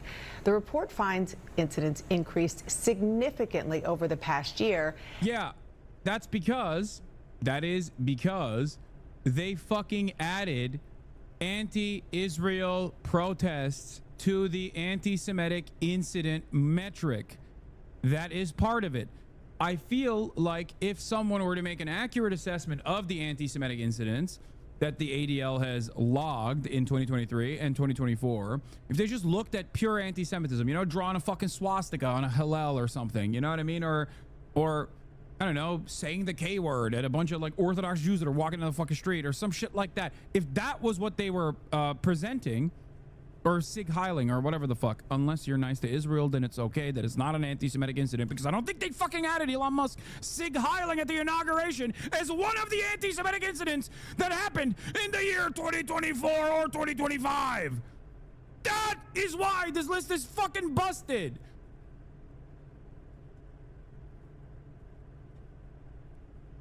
Anyway, my point is, if you looked at the actual numbers, they would probably still show a major spike, because a lot of people associate Israel with Judaism. And when they see fucking baby murder, they go, oh, well, what the fuck? Jews are loving baby murder, it seems. And they go and do anti-Semitic shit. Part of the problem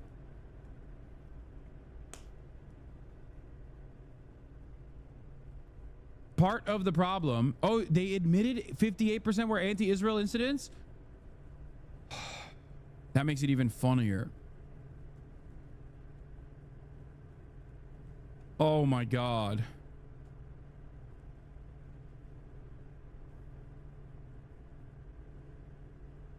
So 58% of anti-Semitic incidents are fake.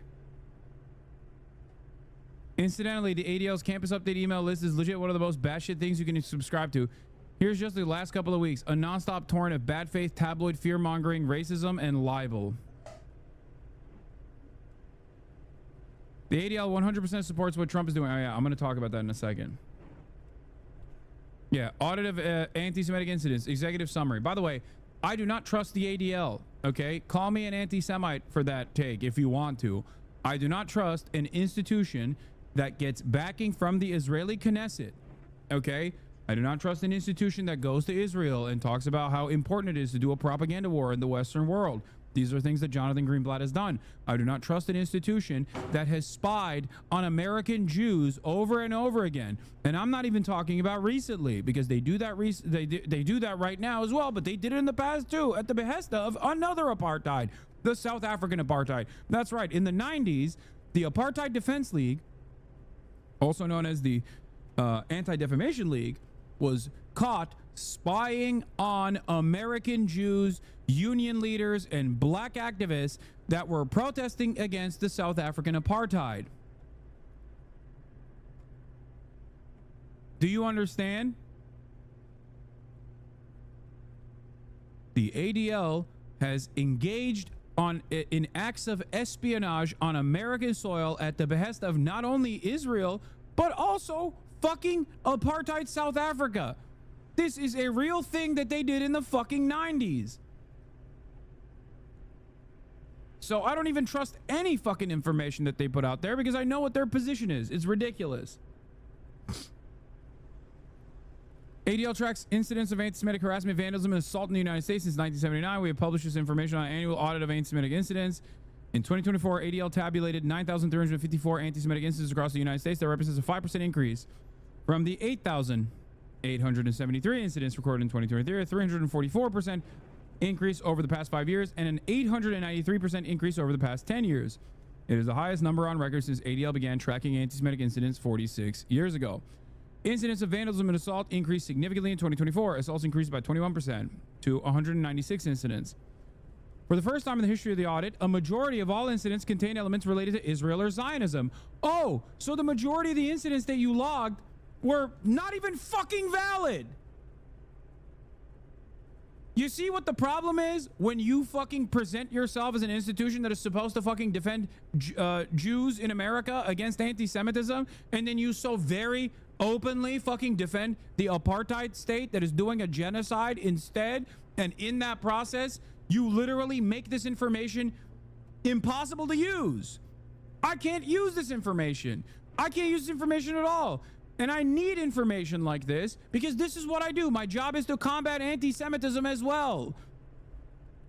So ironically enough, when an institution that is supposed to be tasked with combating anti-Semitism is so openly, so nakedly, at a time when they are needed the most, as a matter of fact, so nakedly increasing anti-Semitism, literally and figuratively, by fucking massaging the numbers and adding anti-Israel statements onto their anti-Semitic incident report, they fucking fail spectacularly.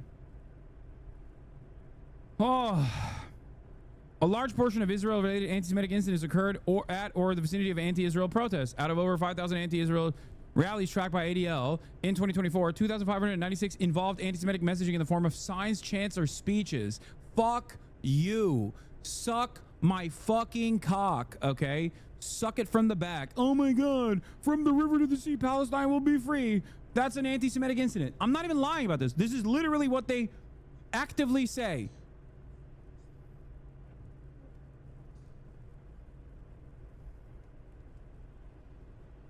Oh.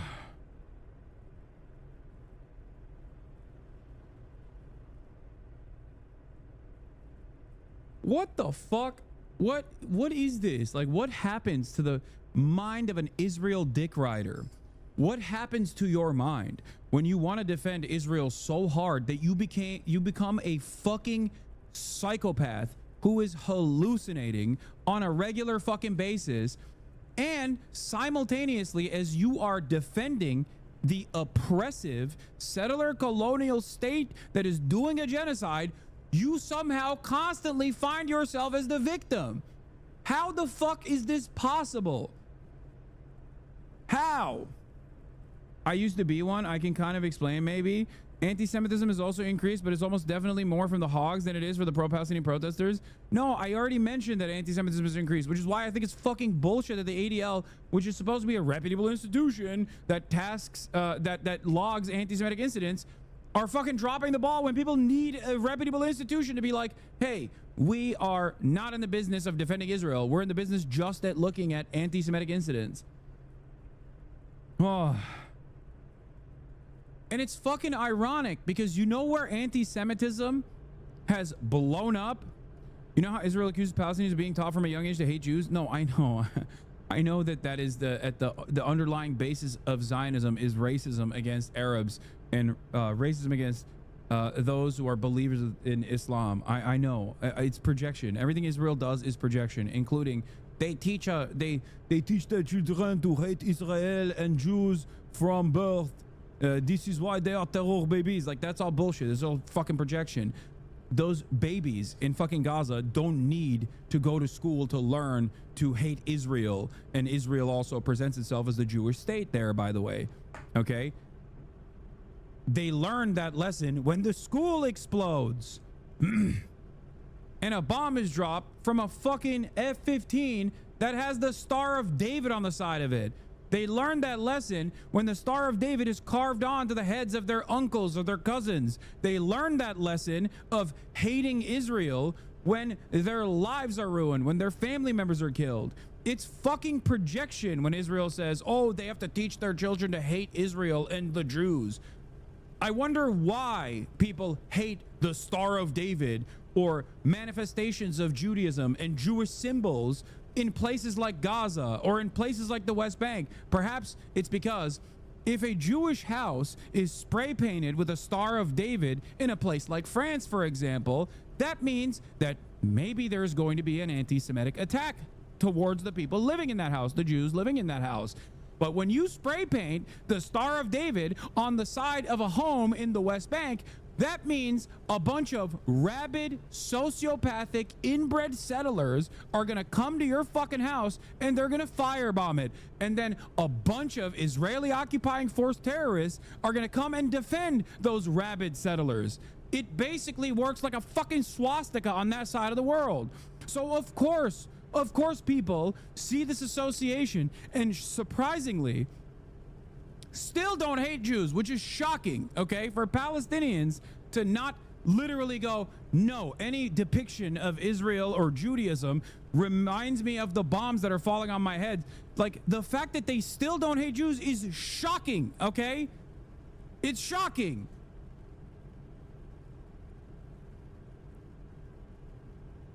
It's essentially the same as Republican strategy of saying everyone is out to get you. They say everyone in the Middle East hates Israel because they hate Jews and Israel has to keep us safe. Exactly. Huh.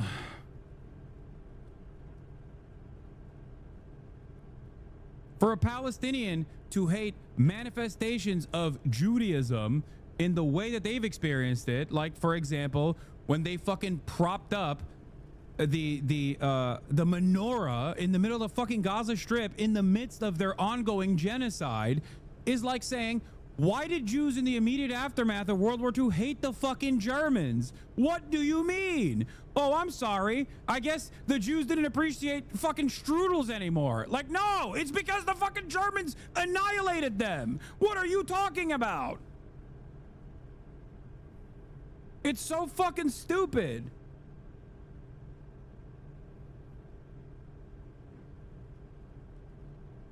Many American Jews and Israel supporters remain blissfully unaware of the role of Jewish supremacy / fascism in Israel. My mom hadn't even heard of Kahanism until I told her like a week ago. Ironic, because Kahan is an American invention too. That's another thing. Just like Jewish supremacy paired up with American exceptionalism created this fucking insane ideology that literally was designated as a terrorist ideology by the fucking state of Israel until not that long ago. Israel was like, we are a violent, fascist ideology-backed Jewish supremacist ethno-state, but this is a bridge too far for us. That's what they used to say.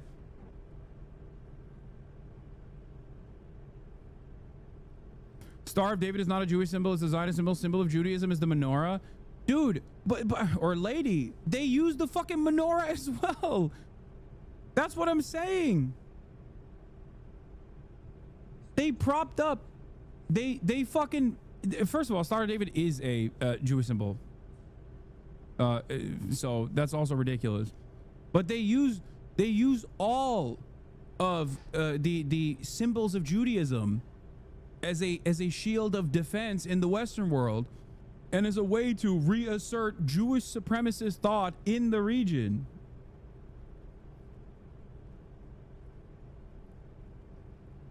Anyway.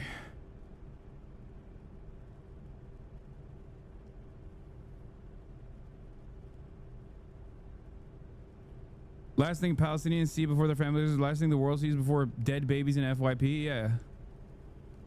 Anyway.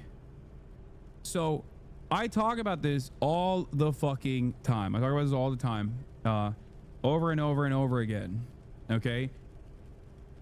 Israel and the way that Israel supporters conflate Judaism with the state, with the apartheid state that is currently conducting a fucking ethnic cleansing campaign, is akin to Muslims living in the Western world and Muslims all around the world saying ISIS is the true version of Islam.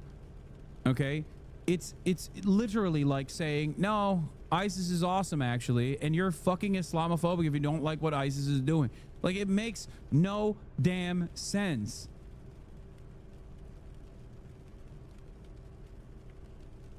And to make matters even more annoying and unsustainable, okay, the defenders of Israel, especially in the Western world, take the most arrogant and the most entitled fucking stance you have ever seen, where the expectation is, of course you're gonna fucking give me another $12 billion of weapons that I will immediately deploy on mostly children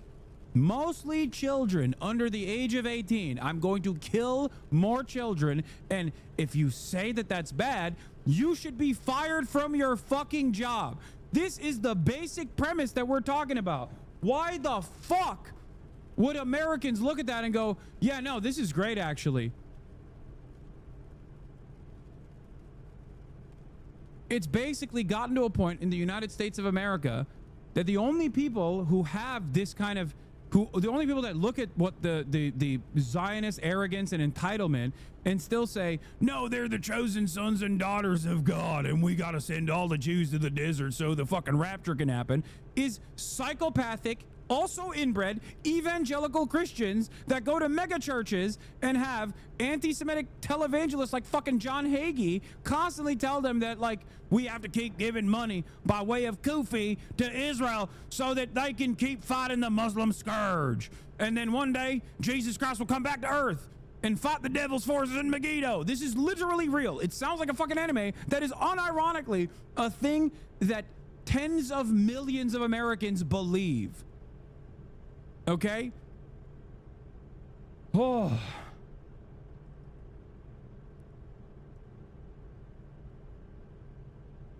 So yeah, when I explain all this shit to you, perhaps it makes it easier to understand why fucking anti-Semitism is exploding in this goddamn country.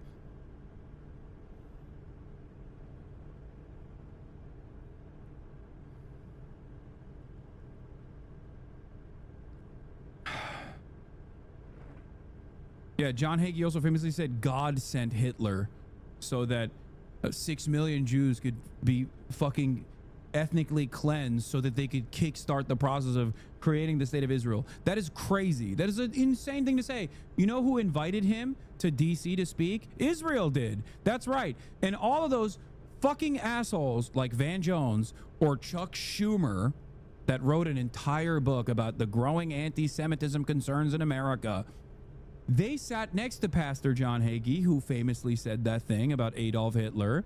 Okay. He also said Adolf Hitler was Jewish himself and also half Jewish, half Jew, half Antichrist. That's what he said. Okay. They sat next to him. They stood up on a fucking podium that he spoke at the pro-Israel, we need to kill more babies rally in Washington, D.C., and they spoke right after him. So when those guys tell me about anti-Semitism skyrocketing, I laugh. Bitch, what do you mean? You're there with the fucking arch anti-Semite. What are you talking about?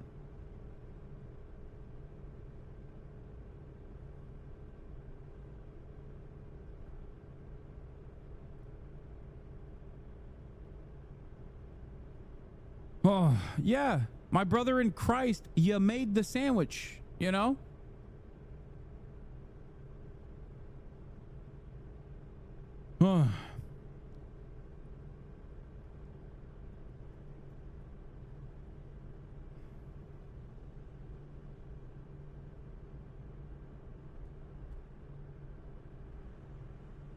Anyway, the report contradicts itself. Farther down from where you are reading, they say ADL does not consider criticism of Israel or general anti-Israel activism to be anti-Semitic and does not count such incidents in the audit. Yeah, that's a lie, okay? Because the ADL considers the Jewish Voice for Peace organization to be an anti-Semitic organization. They consider Students for Justice in Palestine an anti-Semitic organization. They consider From the River to the Sea, Palestine will be free to be an anti-Semitic chant.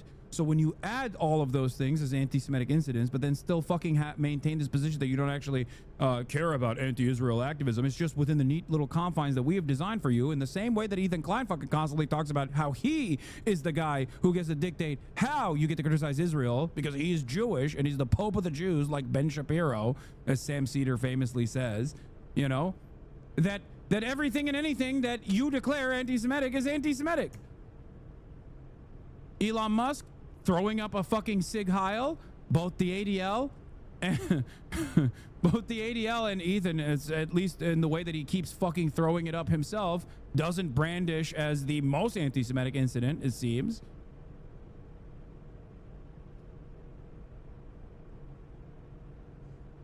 Sabra Hummus, anti-Semitic incident.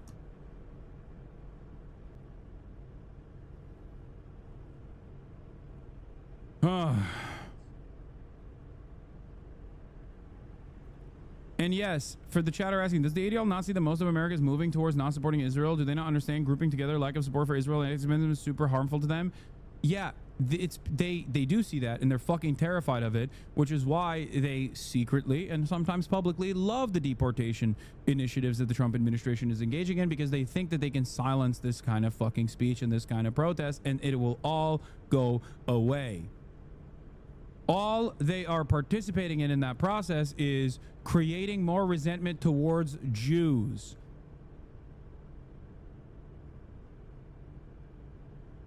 Yeah. And lo and behold, what is really fucking insane, and Megaphonics is absolutely correct for this, Twitter happily accepted money without a second glance in exchange for promoting this anti-Semitic screed, by the way. Twitter is the primary place where anti-Semitism has exploded. Twitter is owned by Elon Musk, and after Elon Musk took over Twitter, he actively allowed neo-Nazis to be on the platform. He opened up the algorithmic faucet for neo-Nazi takes to run wild on this platform. I saw a dude writing a long-ass rant about how the Klan was actually a self-protection measure against the unruly blacks the other day. Do you know how many likes that thread had? 20,000 when I looked at it. 20,000 likes. Every other day there's another fucking post of like Adolf Hitler, and people are just like, oh, this was the most misunderstood figure in history. 100,000 likes. Where is the anti-Semitism coming from? According to the ADL, certainly not Elon Musk, certainly not Twitter, certainly not the Trump administration. It's coming from English majors who are Jewish themselves, who say, don't do this genocide in our name. Those are the anti-Semites, not Twitter, not Elon Musk. At a certain point, you have to recognize that they don't give a shit about anti-Semitism. I'm sorry. Jonathan Greenblatt does not give a fuck about anti-Semitism.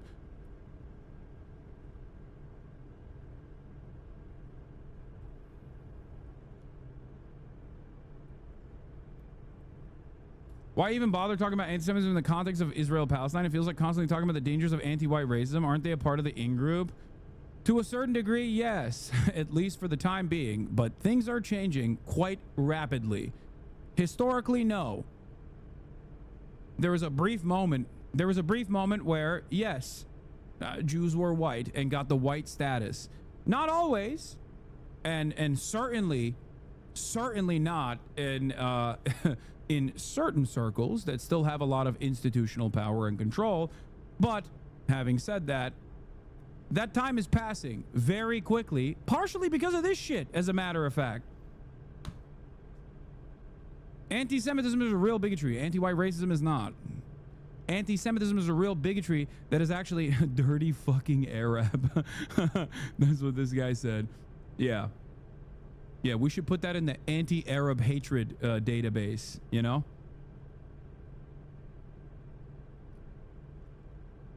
No, let's hear what other kind of awesome takes this dumb fuck has to have. Yeah, Adam Friedland's what are they gonna do? Take white from us bit? Yeah. the difference is like he is worried about that.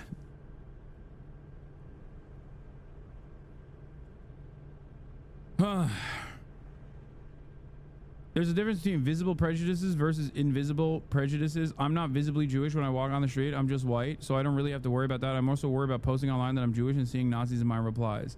Yeah.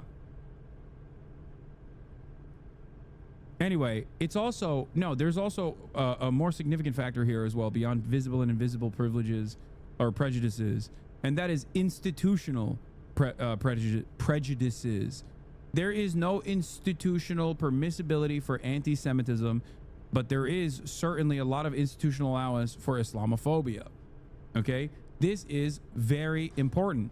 But ironically enough, the Trump administration recognizes that reality, which is why they're using Israel as an entry point to erode First Amendment freedoms, because Israel has eroded First Amendment freedoms in this country. Israel is the only country, and its lobbying group is the only lobbying group that has been able to successfully, with the exception of the agribusiness industry, Israel and the agriculture business is the only two lobbying groups that have been able to successfully undermine First Amendment protections in this country, and they did it quietly for decades. You have the ag-gag on the one side, where you know, it's illegal to fucking film processing facilities and shit like that, and you have Israel on the other side.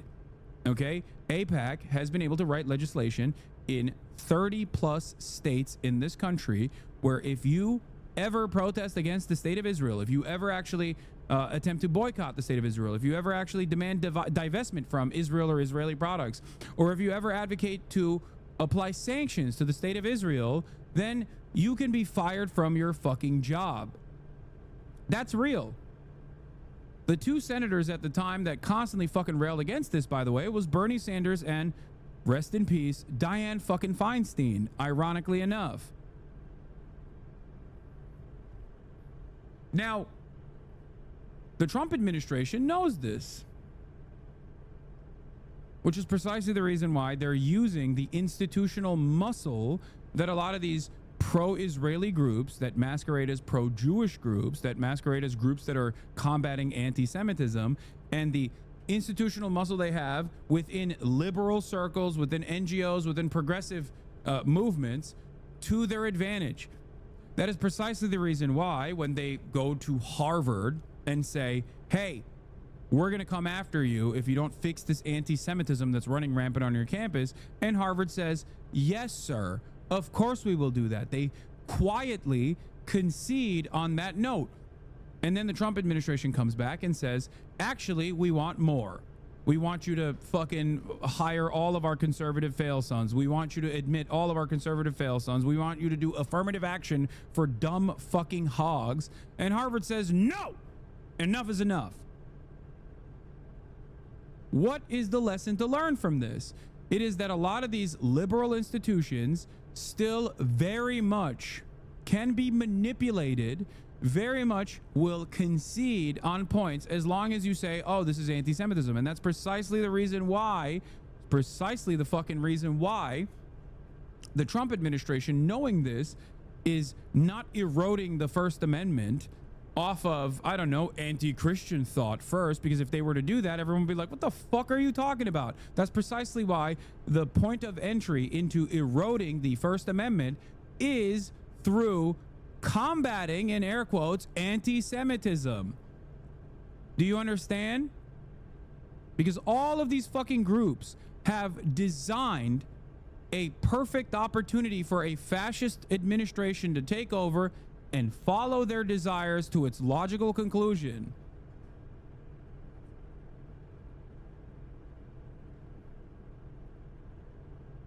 That's it. I know they're not going to do the anti-Christian bias yet, though. Don't worry. That's coming too. Of course it's coming. It's never going to stop. Fascism is a suicide death cult for this reason.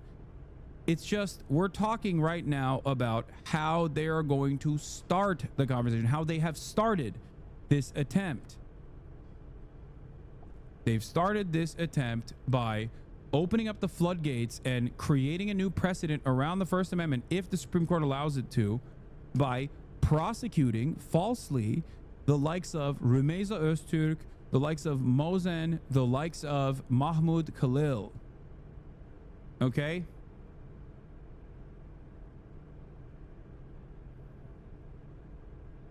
And they will move on from the prosecution of anti-Israel sentiment to anti-Christian bias and numerous other biases, and they're simultaneously trying to revoke citizenship. Eventually, they'll denaturalize. They will try to tackle birthright. These are all things that they're trying to do right now.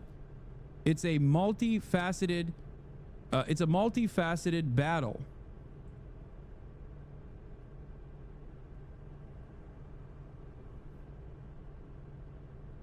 Okay?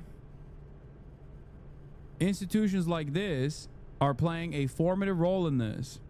And that those happening on college campuses rose more steeply than in any other location. Joining me now to talk more about these findings is CEO and National Director of the ADL, Jonathan Greenblatt, who this week in the Time 100 issue is named one of the 100 most influential people in the world. I'll just throw that out there, Jonathan. Yeah, Adolf Hitler was too, so. But let's focus on this finding, because we have talked for the past several years as you've released this report, and it's been an increase. Last year it was a huge spike. They continue to trend higher. The explosion, I mean, you can see on the screen, we're putting up a graphic that really illustrates the data that you are putting out here over the past 2 years is stunning. Yeah, I mean, look, Deanna, I feel like I say this every year, but we've never seen a moment like this. But the reality is, over the last decade, anti-Semitic incidents in America are up nearly 900%. And to think that after breaking the record last year, we did it yet again. But this is the 5th time in 6 years that we've shattered another ceiling.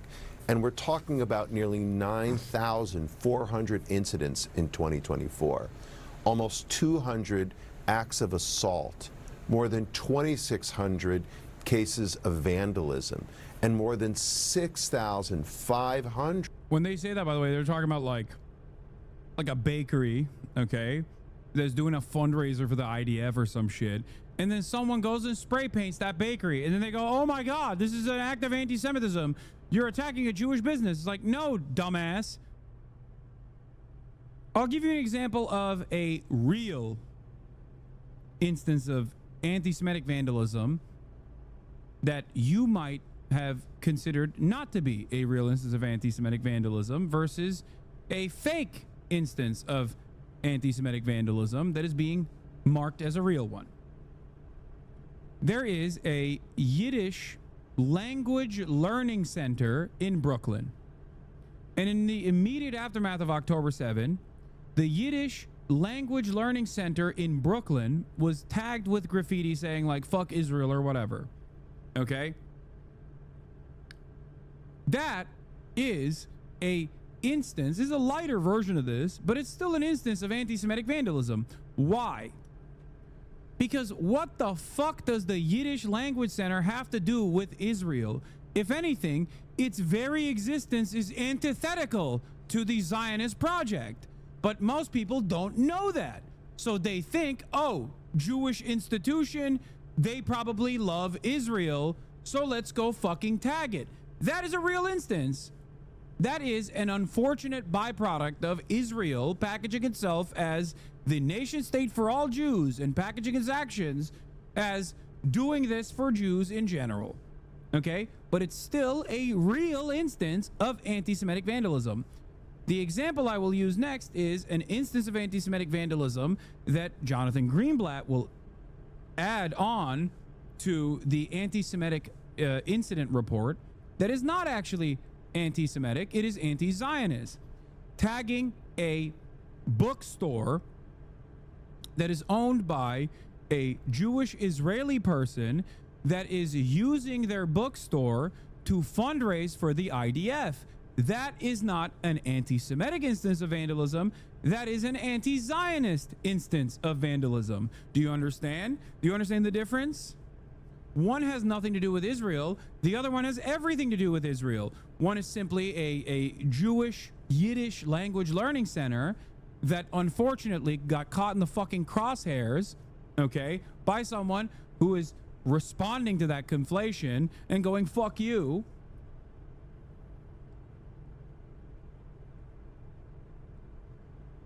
The other is people engaging in an act of protest against an institution that is using a storefront to literally fund and facilitate more terror.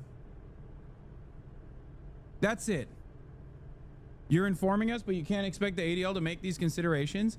No, the reason why the ADL doesn't make these considerations is because their entire purpose is not to actually log anti-Semitic incidents.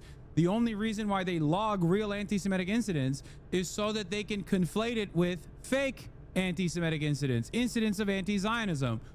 And if they didn't do that, if they only cared, if this institution came out and was like, we are the Apartheid Defense League, we only care about the apartheid, whether it's South Africa doing it, whether it's Israel doing it, we don't care. We are lovers of apartheid, okay? And we only care about anti-Zionism. Everyone would go, what the fuck are you talking about? What the fuck are you talking about? Everyone will be like, okay, well, you're an unserious institution. Fuck you. That's the reason why they make this conflation. The only reason why they actually log anti-Semitic hate, real anti-Semitic hate, is so they can make that conflation.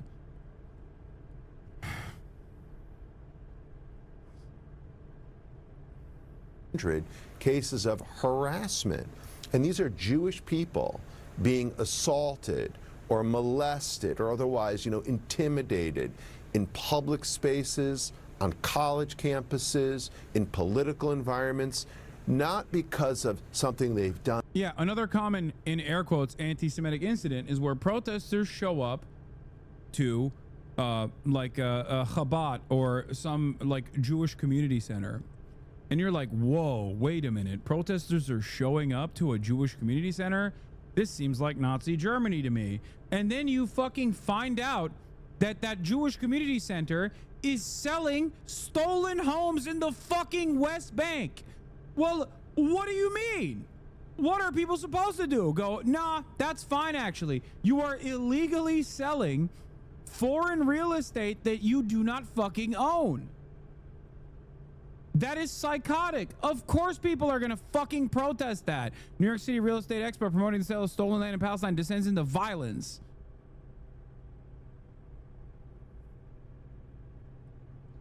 And a lot of people at first believe that shit.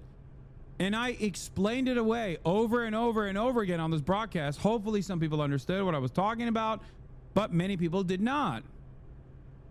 Yeah, here it is. Look. What were they protesting? There's 100+ synagogues in LA. Why were the protests at this one? Biden condemns protests outside a Los Angeles synagogue as anti-Semitic. President Joe Biden appalled by violence during the pro-Palestinian protests at the Los Angeles synagogue. President Joe Biden appalled by violence during the pro-Palestinian protests at Los Angeles synagogue. Why were the pro-Palestinian protesters outside of this Los Angeles synagogue? Why were they there? Is it because they fucking hate Jews? Is that why? Were they like, I hate Jews and Jewish expression? I hate when Jews go to the synagogue? Is that what it was? Is that what was going on here? Why, oh, why did they do that? Oh, that's right. It's because the event at the synagogue was organized by My Israel Home, a firm that markets real estate in Israel and West Bank settlements, and was advertising on social media.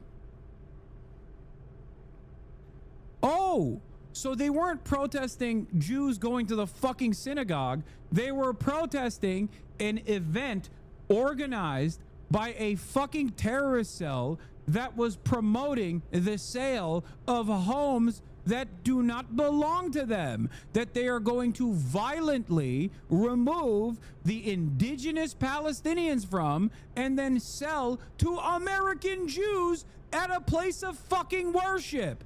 That is depraved.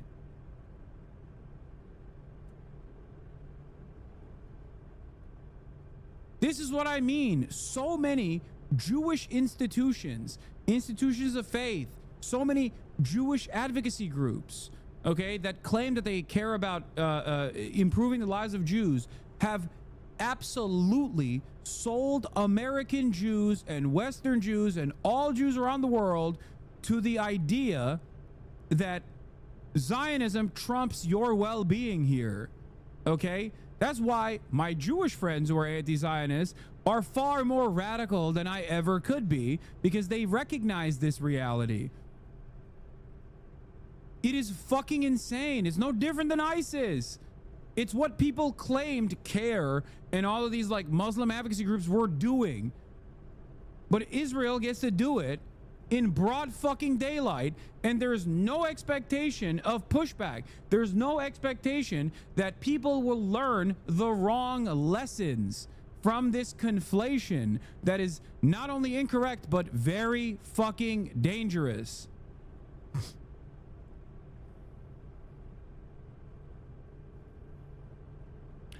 Says the Muslims who complain about anyone come and need their mosques where they store weapons and plot against the Jews. Stay away from synagogues. Hypocrites. Yes, dude.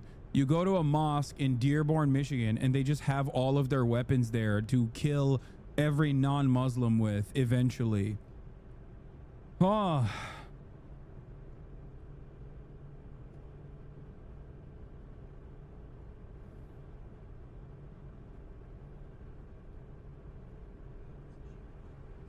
says the Muslim. Yeah, they keep the nukes in the Dearborn tunnels.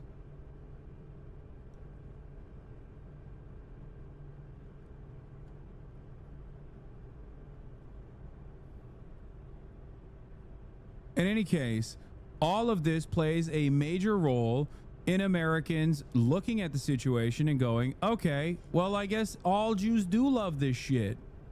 What the fuck are they supposed to learn?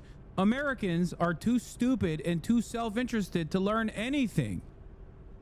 So if you keep hammering this lesson to their brains, their malleable, prepubescent minds over and over again, yeah, they're going to respond with, okay, well, I guess I am an anti-Semite. You know what I mean? So it's extra ironic if you are Jewish, a liberal Zionist who also is Jewish, and you fucking put the crosshairs on people like myself, or people like Morgan, or people like DEMS, or people like Michael from PA. These people who abhor anti-Semitism, who combat anti-Semitism, but are also anti-Israel. Okay? If that's where your battles are going to be fought, people like Sean the Black, if your battles are going to be fought when anti-Semitism is exploding and has gotten more popularity than ever before since, like, I guess maybe the American Bund movement, okay? And you're hyper-focusing on a handful of leftist content creators, progressive content creators who abhor anti-Semitism, who combat anti-Semitism, and are anti-Zionist, you're a fucking moron.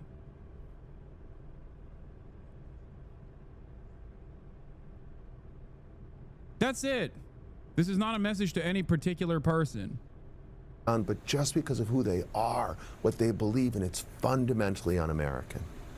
And you talk in this about something that we just see with our own eyes, which is that the anti-Semitic incidents on college and university campuses, that is what has spiked more than any other location. Mm-hmm. I want to talk about that, and especially as it relates to what we're hearing from the Trump administration, Jonathan, because they are cracking down on top universities. Yeah, let's hear what fucking Jonathan has to say. Jonathan, who is so busy combating anti-Semitism that, you know what he did? Alongside Ethan fucking Klein, by the way, demanded that Twitch ban some of those content creators that I just mentioned, myself included. Twitch banned some of those content creators, and also made Zionist a protected category. The ideology of Zionism is a fascist ideology. It is an exterminationist ideology built around ethno-religious supremacy. Okay? And now it is a protected category. Think about that. That's what he's busy with. This dumb fuck. He thinks people like myself, people like Morgan, are actually saying Jew when they mean Zionist. That is the argument here. If I hated Jews, I would just fucking say it. Okay? Look at fucking Candace Owens. Look at Dan Bilzerian. Look at all of the people who are getting so much clout all over Twitter. But of course, Jonathan Greenblatt can't combat Twitter, can't combat anti-Semitism on Twitter, because Elon Musk is Donald Trump's butt buddy. Elon Musk and Donald Trump are very pro-Israel. So they can say and do whatever the fuck they want. They can even throw up Sig Heils, and Jonathan Greenblatt will defend them. Because he only cares about Israel. He does not care about anti-Semitism.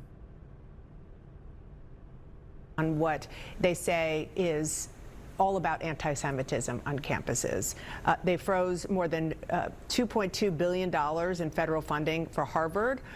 And that prompted you to say, quote, resolving the very real crisis facing Jews on campus should not jeopardize the American system of higher education.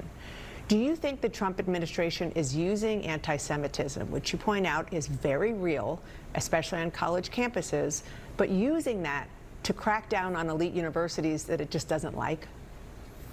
Okay, so there are a few things to kind of unpack here, Deanna. So number one, let's just underscore, anti-Semitism is a crisis, it's a catastrophe that has not gotten nearly enough attention from the very institutions where it's happening.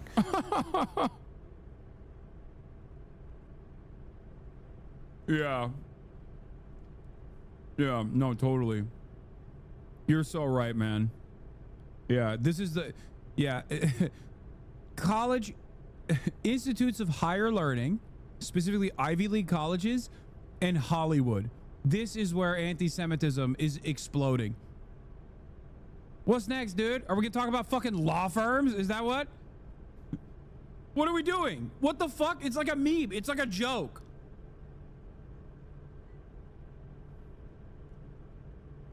The capital of anti-Semitism is not the fucking Klan meet, okay? It's not the David Dukes of the world. It's actually Coachella, where Kneecap said, fuck Israel. The capital of anti-Semitism isn't actual anti-Semitic neo-Nazis that are firmly inside of the Trump administration, the Trump White House. It's actually Harvard.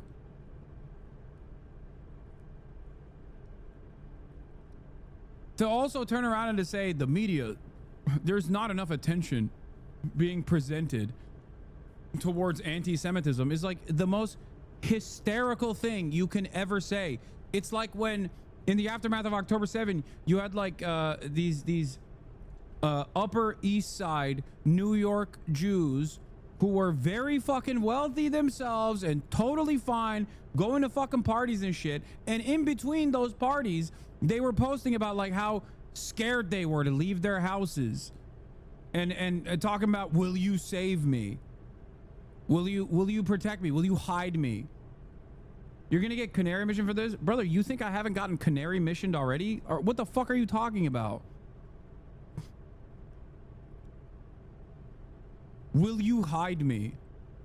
Yeah, you know who we have to hide? People who have fucking spoken out against Israel. That's what we have to actually fucking hide. Because the federal government is coming after them and deporting them and blackbagging them, which is the question that Dana is actually presenting to Jonathan Greenblatt here.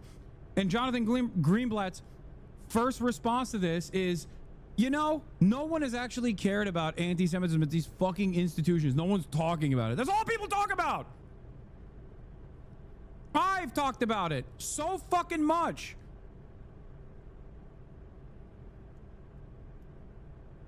Oh.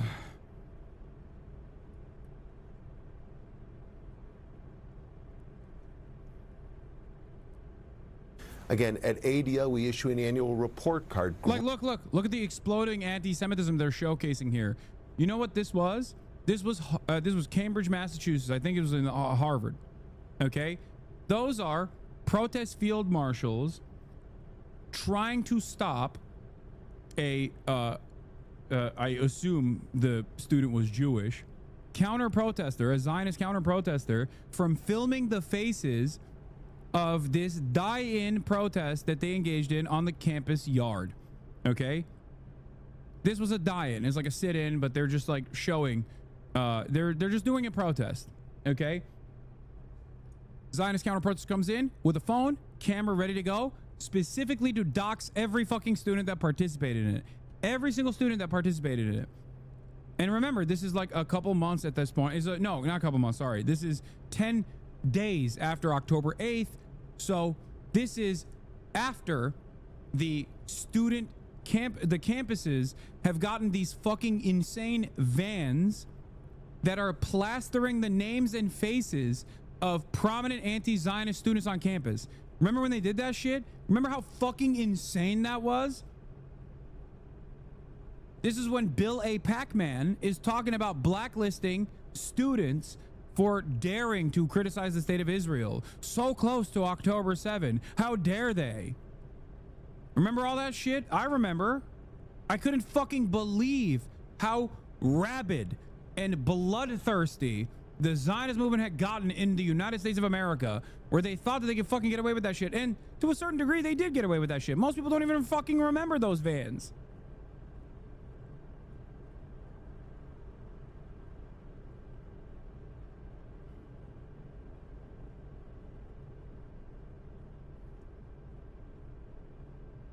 Think about that. Here, for those of you who didn't see it, I want to show you. Does anyone have a link to the fucking vans that were all around college campuses? This happened because the Canary Mission has a robust docs list.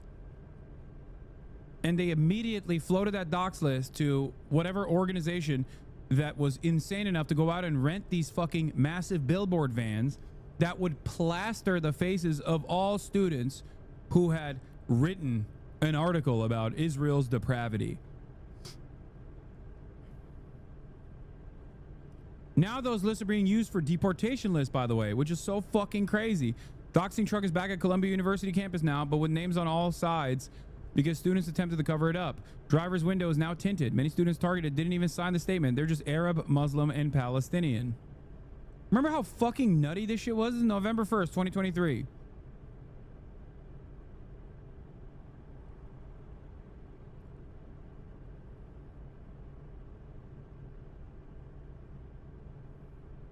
Think about that. Think about how fucking unacceptable this shit was. Think about how insane this shit was. Bro, I'm telling you right now, it would be valid if you did this towards like unmasking people who are fucking white supremacists, right? And even then, there would be significantly more backlash towards this. Okay? Let alone the fact that you are saying these people are anti-Semitic because they're anti-Israel. If you did this for white supremacists, you would get destroyed by Fox News. Fox News would be like, you're ruining the lives of these brave, bold students for the crime of what? Speaking their minds? If you did this for those who work within the Canary Mission, if you did this for students on campuses that are prominent in the counter-protest movement, Zionist students on campuses, can you imagine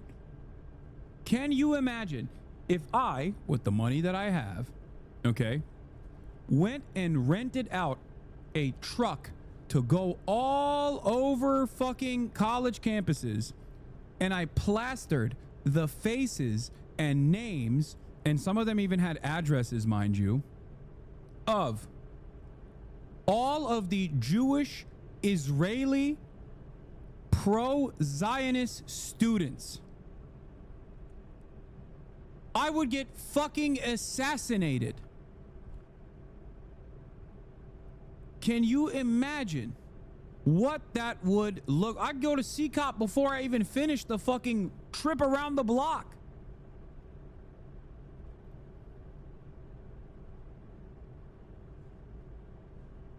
Think about that. But this shit is appropriate, right?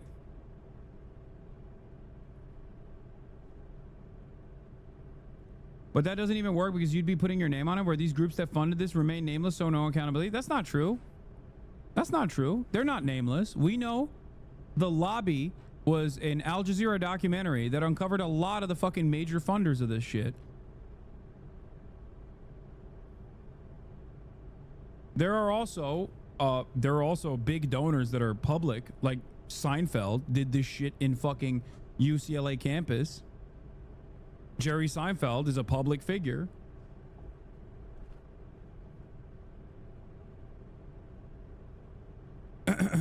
Accuracy and media digital billboard trucks return to campus displaying image of Shafiq.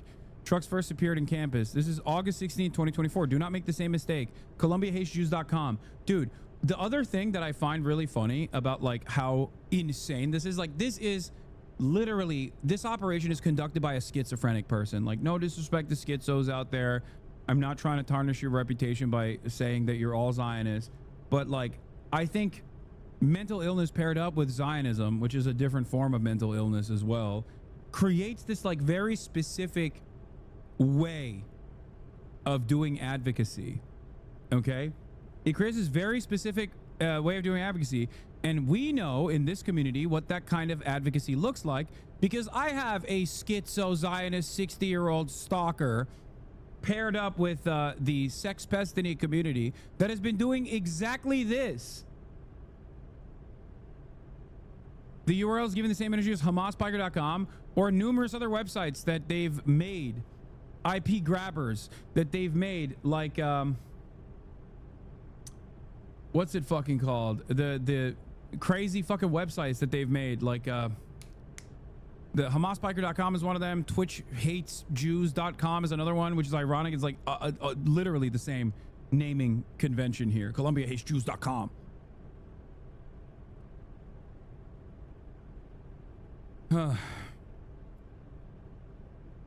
Or was it DanClancyHatesJews.com or something? Games at DanClancySucks.com. Twitcher Terrorist, the game that they made. Advertise on Twitch.com is another one. Yeah. It's really interesting where, like, you kind of manic post in the same exact way where you think like you're fighting a just cause and you just come across like a fucking unhinged sociopathic asshole. Braiding colleges and universities, and they for too long failed to deal with this issue in a strategic, systematic way. So let's acknowledge that, number one. Number two, let's also acknowledge that the federal government, which is pumping billions of dollars into higher education, has the right to expect some degree of accountability from them. We've seen, you know, the U.S. government demand it with law enforcement agencies, with other institutions. They're pressing here, and that is long overdue. Now, at the same so you like it time, let's also admit that I think there are ways you can tackle anti-Semitism. You can go at this cancer without killing the victim, if you will. So, for example, our system of higher ed, it's the envy of the world. It fuels innovation. It enables economic prowess. It is so important to our scientific leadership on the planet. I don't want to obliterate the whole thing. So I think there's a way with... Why? Why do you get to obliterate anything? Who the fuck are you? You're just some fucking asshole that works with the Israeli government. Like, why the fuck should I have to listen to you? Okay? Do I have to listen to you as an American citizen? You're just another random American citizen. Who gives a fuck? The fuck do you mean? Like, oh, I don't want to obliterate the entirety of the institutes of higher learning here. Like, what the fuck do you mean? Who are you? Who the fuck are you? Specific strategic measures that you can get to the root causes of anti-Semitism, and the federal government has a role to play, but I worry about the overreach that, again, could kill the golden goose, if you will. Yeah. He's just worried about what it looks like for Jews in America to a degree where it's like, okay, well, you know, maybe don't say shalom, Mahmoud, when you're doing the deportation. Israel has him thinking he has the right to obliterate things. That's what I mean. Zionism is such a specific type of brain rot where you literally think that everything is Israel, and everyone that you want to tackle, you can tackle in the same way that Israel tackles Hamas. The mind of a Zionist is fascinating. Every Zionist treats everything that's going on like they are the fucking great state of Israel, and all their enemies are Palestinian children to be obliterated. Well, I don't want to obliterate all the Palestinian kids, just some of them, you know? The ones that are holding up copies of Adolf Hitler's Mein Kampf. This guy spoke at the pro-Israel rally right next to UCLA encampment that led directly to the attack. He couldn't care less about student safety or the sanctity of higher education. Yeah, no, of course. He's a fucking fascist mouthpiece, and so is Dana. Okay? You defend the live-streamed Holocaust, you are a fucking Nazi. Okay? If we lived in a just world where justice was served, you would be tried at Nuremberg in a similar structure for all of the work you put in so that the Holocaust could continue. That's it. Go ahead, cry about how fucking anti-Semitic I am. How dare you compare a person that is combating anti-Semitism to a Nazi, to the worst atrocities perpetrated against the Jewish people. Okay? That's what you're doing. Never again doesn't mean never again just the Jews. Okay? There is a reason why there is an entire field of study dedicated to the fucking Holocaust. There is a reason for it. Ridiculous. Never again means never again for anyone. And the Trump administration is also arresting international students, revoking some of their visas. You have been really clear that due process is essential. You have said that it's not even remotely clear that this has been the standard. What is the ADL doing to pressure the White House to give students who are being arrested due process? Well, look, at the ADL, it's our job to protect the Jewish people. We're not sort of public defenders for some of the Hamasniks on these college campuses, and I don't want to be. And I think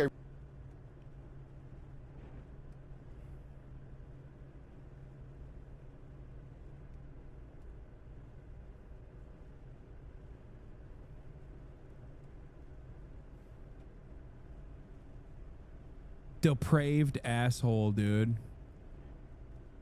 This is a civil rights organization, okay?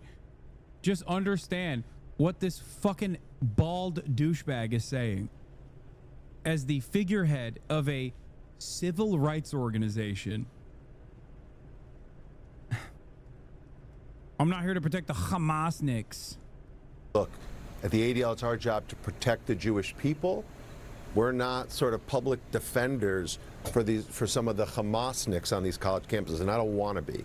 And I think I really need to say that. If you take Mahmoud Khalil, who's one of the ringleaders at Columbia, based on his conduct, we thought he was a very problematic individual. I don't know if he lied on his visa application or anything like that, but on his conduct, not his speech. The challenge becomes when the administration doesn't substantiate or clarify this. Yeah. The real problem is that oh God, his fucking IDF dog tag is shining in my eyes too. Ugh. That is a swastika, by the way. That is no different than the fucking totem cough, okay? Straight up. Straight the fuck up. That is you wearing an Israeli occupying force dog tag as you're on CNN.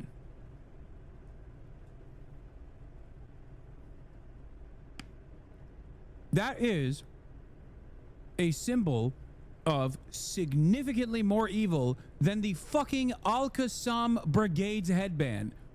Okay? Straight up. You can't argue with facts. If you do not recognize the Israeli occupying force as a far greater evil than the Al-Qassam Brigades that committed October 7, okay, not just Al-Qassam Brigades, the entire Palestinian resistance played a role in October 7. The entirety of the Palestinian militancy, led by the Al-Qassam Brigades, certainly. And what Israel has done since then, as a belligerent occupier, is far, far greater. It is not even remotely comparable. Okay? It is not even remotely comparable.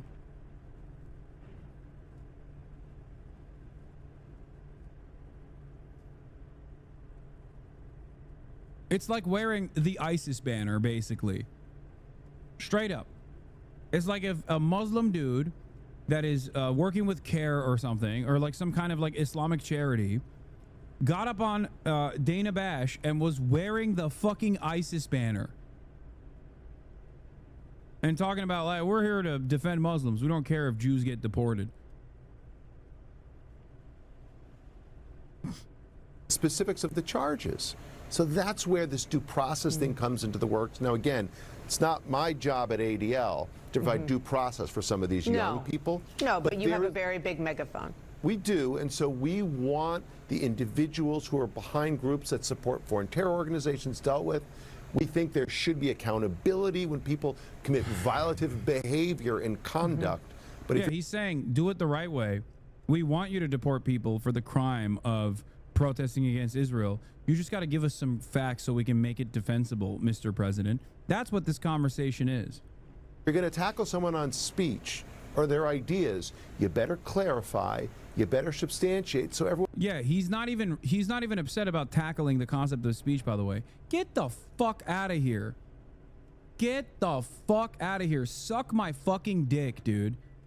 If you don't like it, leave. Okay? You don't like it, leave. You go to Israel all the time. Stay there. You go and speak in front of the Knesset talking about the importance of doing a full-scale information war in the Western world. Stay there. They don't have free speech there. If that's what you want, stay there. Ridiculous. Fucking ridiculous. Oh, I don't want to implode our golden goose of higher institutions, but you know, it is fine to deport pro-Palestinian student activists as long as you show what kind of speech is not permissible. The fuck are you saying, dude?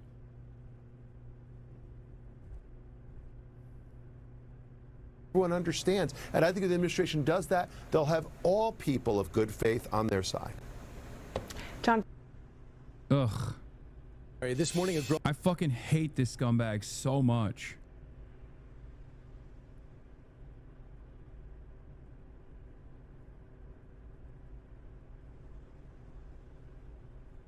Yeah, the ADL is trying and failing to tiptoe the line between fueling Trump's crackdown on free speech / criticism of Israel, while also half-heartedly attempting to distance itself from the blowback that's causing more and more Americans to associate Israel with authoritarianism. Don't fall for Jonathan Greenblatt's bullshit. The ostensibly liberal ADL is one of the main drivers of Trump's crackdown on our constitutional rights. They are the ones to blame. No matter how much they try to deflect, they are celebrating it all behind the scenes. Oh. Fucking Dana Fash, dude. Classic.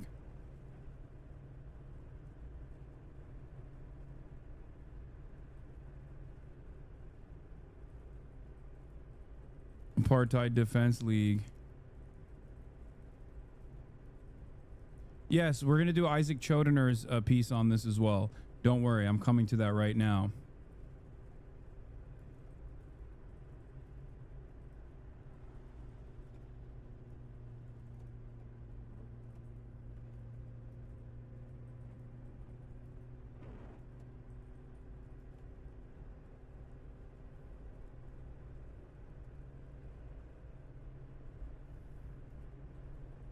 No wonder.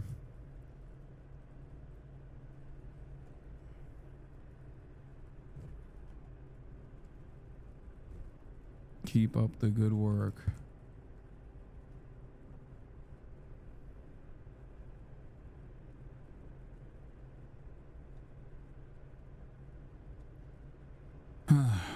The reason why we're going to talk about Isaac Chodener's coverage on this. Also here, I said, Apartheid Defense League talking about how there's a good way to deport students for anti-Israel speech. Insane. No wonder everyone hates Israel. Keep up the good work. Hamasniks on college campuses.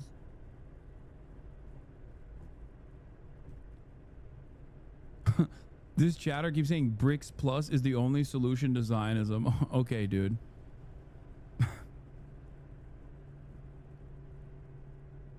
Anyway. Where was I? Funny. Oh, here. This is fun. This is Kai Pritzker, as you guys know from Breakthrough News. Israel's oldest newspaper tried to run a hit piece against us. Luckily, we recorded the whole thing. Here, this Haaretz journalist asked gotcha questions to Kai Pritzker to try to frame the encampments film as anti-Semitic. Breakthrough, as you guys know, made the encampments movie. It's great. The Israeli newspaper Haaretz tried to run a hit piece against us, decided they didn't like my answers mid-interview, and hung up on me. Luckily, I recorded the whole thing. Chuck Yoked, a New Jersey-based writer for Haaretz, emailed me last week asking if he could interview me about our film, The Encampments, which is about the student movement in solidarity with Gaza. I agreed, and we set up a Zoom call. But as soon as the interview started, his first question was, why didn't you include anything about the Jewish students at Columbia who were spit on and assaulted? And I said pretty plainly back, who are these students? Never heard it mentioned enough. Not defending Israel, just FYI, Gaza was a place where gay people got death penalty. That's not even fucking true, dumbass. No. Like, first of all, Gaza is a place that is destroyed in its entirety. So number one. And the entity responsible for the maximum amount of gay Palestinians that have been killed is Israel, number two. And last but not least, The only instances that you might be referencing are most likely when Israel uses Grindr and other like gay lifestyle applications to identify Palestinian victims and take sexually compromising footage of said gay Palestinian victims in an effort to force them to become collaborators for the Israeli state. When the militancy finds out about these sorts of things, they sometimes will execute these people. It is completely fucked up. I agree. It's completely fucked up. Having said that, what do you think America does to spies, especially during wartime? What are we talking about? There is a death penalty. There's capital punishment already in the United States of America, and there's certainly capital punishment for fucking treason, especially during wartime.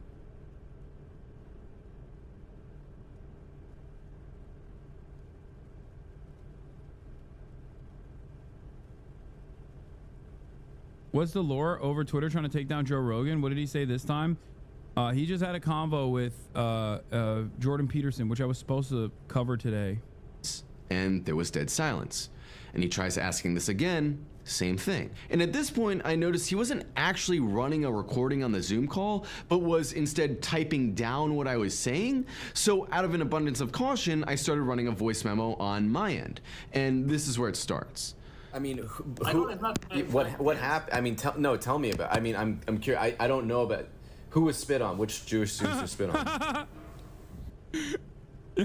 What happened? Did one of the pro-Palestinian students think it was think it was occupied Jerusalem all of a sudden? Did they think that they were a Jewish settler in occupied Jerusalem, standing against a Christian that is visiting the Holy Land?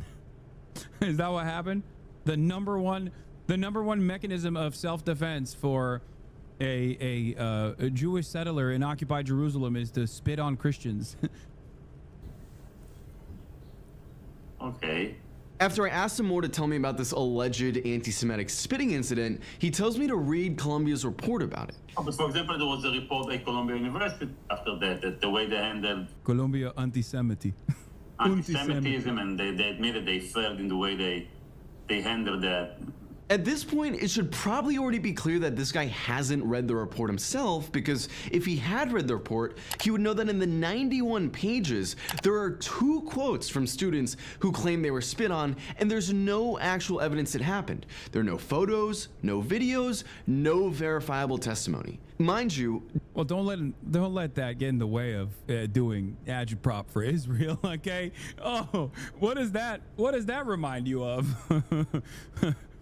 Yeah, you can have some of the most live streamed harrowing events of all time, and even then it's just like, even if it's not on camera, even if it didn't happen, Israel will still find a way to be like, no, it definitely happened. And if you actually question that, you're a fucking anti-Semite. During those 2 weeks, Columbia's campus was probably the most photographed and videographed square mile on the planet. The politicians and the media have been trying to portray the Columbia campus as this den of violence and anti-Semitism. But if this was the case, how is there not a single video of Jewish students being attacked? Furthermore, according to the citations in the report, these 2 quotes were taken from listening sessions facilitated by Hillel, a pro-Israel Jewish organization on campus. In our film, we interview a university whistleblower who suggests a lot of these incidents were concocted or inflated by pro-Israel students on campus. That's corroborated by the large number of Jewish students in our footage who participated in the encampment.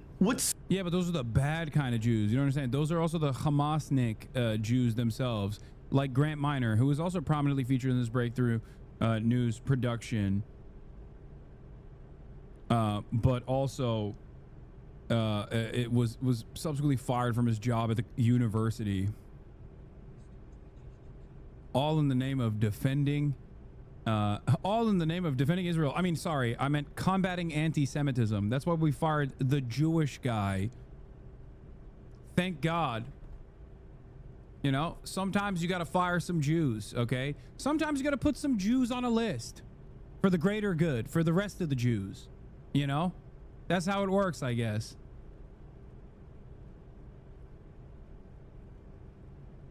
so ironic about his obsession with the mythical spitting incident is that there are loads of videos of people who support Israel attacking the pro-Palestine students, telling them they should be raped,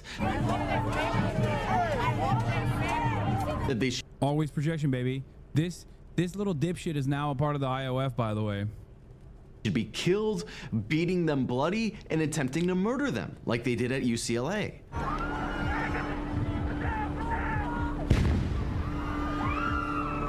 As they say, every accusation is a confession. You know what you're doing. I mean, you obviously, you know what tactic you're using. You're trying to equate anti-Zionism with anti-Semitism, but I haven't. What actual anti-Semitism took place? Can you tell me? Okay. So stories that you can find online. And Name one then. Name one story. Tell me. Give me one story. Okay. Okay. Then he goes further into his own speculation, saying, you'd be naive to think that the students there believe that Israel has a right to exist alongside a Palestinian state. And I think... Oh, buddy. Oh, boy. Works-cited racism. Works-cited crack cocaine. It's just like, sorry, you're being anti-Semitic. Why? Oh, because you think that a Palestinian state has a right to exist? Oh, but if it did, that would mean genociding all the Jews there. Why do you say that? I don't know. I just fantasized about Arabs being barbaric, rapist, bloodthirsty monsters. So now you're gonna have to deal with that, actually, because that's the norm. That's how I feel. That's how a lot of Americans feel. So you have to fucking deal with that every day of the week. You're being naive if you pretend that if you ask most of the protesters there, you think Israel should exist alongside Palestinian state, most of them would say no, Israel has no right to exist. To pretend otherwise is to, Okay. Let's say a lot of the student protesters there want a single state. What's the problem? So there's one thing to say, end the war and have two-state solution, rather from the river to the sea. This rhetoric about Israel's right to exist is a cover for saying that an apartheid system has a right to exist, to keep excluding the occupied Palestinian people from returning to their native land. This is why we all understand that apartheid South Africa or monarchical France didn't have the right to exist because their forms of government were rejected as oppressive. The most ironic... I will have you know, Vichy France has a right to exist. Otherwise, you are terrorist. Nazi Germany has a right to exist. Otherwise, you are terrorist. Why do you hate Germany? Part of this argument is that people who support Israel always say that Palestinians want to wipe Israel off the face of the earth, when it's Israel that's actually wiping Gaza off the face of the earth. It's the Palestinian state that's been denied, and it's the Palestinians who are fighting for their right to exist. Again, every accusation is a confession. Next, he asked me about the claim that Colombia is invested in weapons manufacturers and asked me if I believe this to be the case, as if it's a matter of opinion. The claim that the university is invested in weapon manufactured, right? Is that something that you personally believe is the case? Is something that you investigate, or this you just bring it from the He's like, how did you find out? So you believe there was merit to that? No, I mean, it's not an opinion. Colombia is invested in companies directly and indirectly through their holdings in index funds. So they have stocks in companies that are complicit in war crimes. That's a fact. This isn't an opinion, and it's something the students have documented quite thoroughly over the course of several years they've been fighting this campaign to get Colombia to divest from companies complicit in genocide. He tries to trip me up on the details of how these companies are complicit, but he clearly doesn't know that I helped write the divestment resolution at my school when I was in college. I believe they're also... I fucking love this dude, by the way. My mom does too. Invested in Caterpillar, which builds... Some chatters asked, his last name is Pritzker, is he Jewish? Which is ironic because my mom also asked. I don't know, but he's dope. I suspect he is. He's a fucking Chad. It's the D9 bulldozers in Caterpillar. And General Electric. How are they involved? What connection to the war? General Electric? General Electric makes the engine for the AH-64 Apache helicopter, which is the attack helicopter that Israel used. AH-64 Apache helicopter, yes. The interview goes on pretty normally for the next few minutes until he asked me why I think Colombia decided to arrest their students on April 18th, which sparked the global encampment movement. I told him Colombia arrested their students because they're beholden to their donors who support Israel. His follow-up question is crazy. I mean, that's Colombia's agenda, is to... They are beholden to their donors. Oh my God. This is the article that he wrote.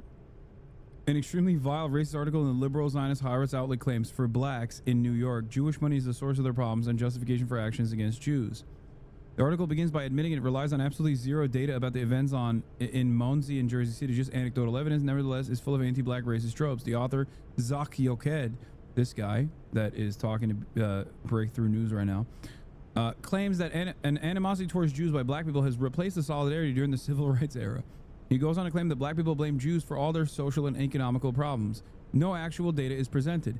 He continues claiming that an entire community of young black people from Jersey City to Brooklyn to Harlem to Queens are sitting on a poisonous explosive, i.e. are all anti-Semites, and there is no need for any data from current data from the ADL to understand its dangers. The author then goes on to provide several anecdotes from a measly 1.5 stroll he took on Harlem's 125th Street, after which he felt justified in making a sweeping generalization about the so-called rampant anti-Semitism in the black community and demeaning local inhabitants. Yeah, maybe they were staring at your fucking bald head, big guy. I could go on. The author's ignorant racism does not acknowledge the fact that Harlem is an extremely diverse part of New York, including people from tens of countries of all colors, languages, and religions.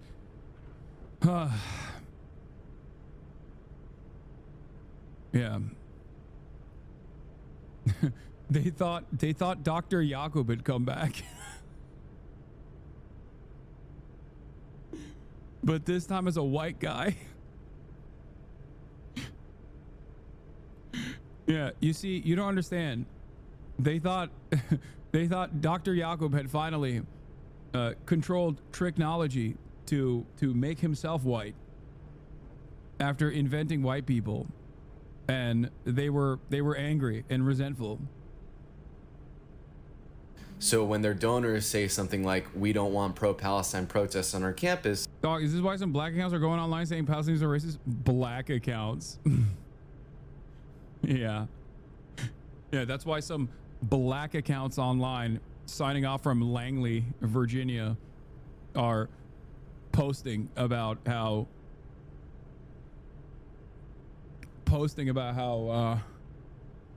you know, Palestinians are so racist.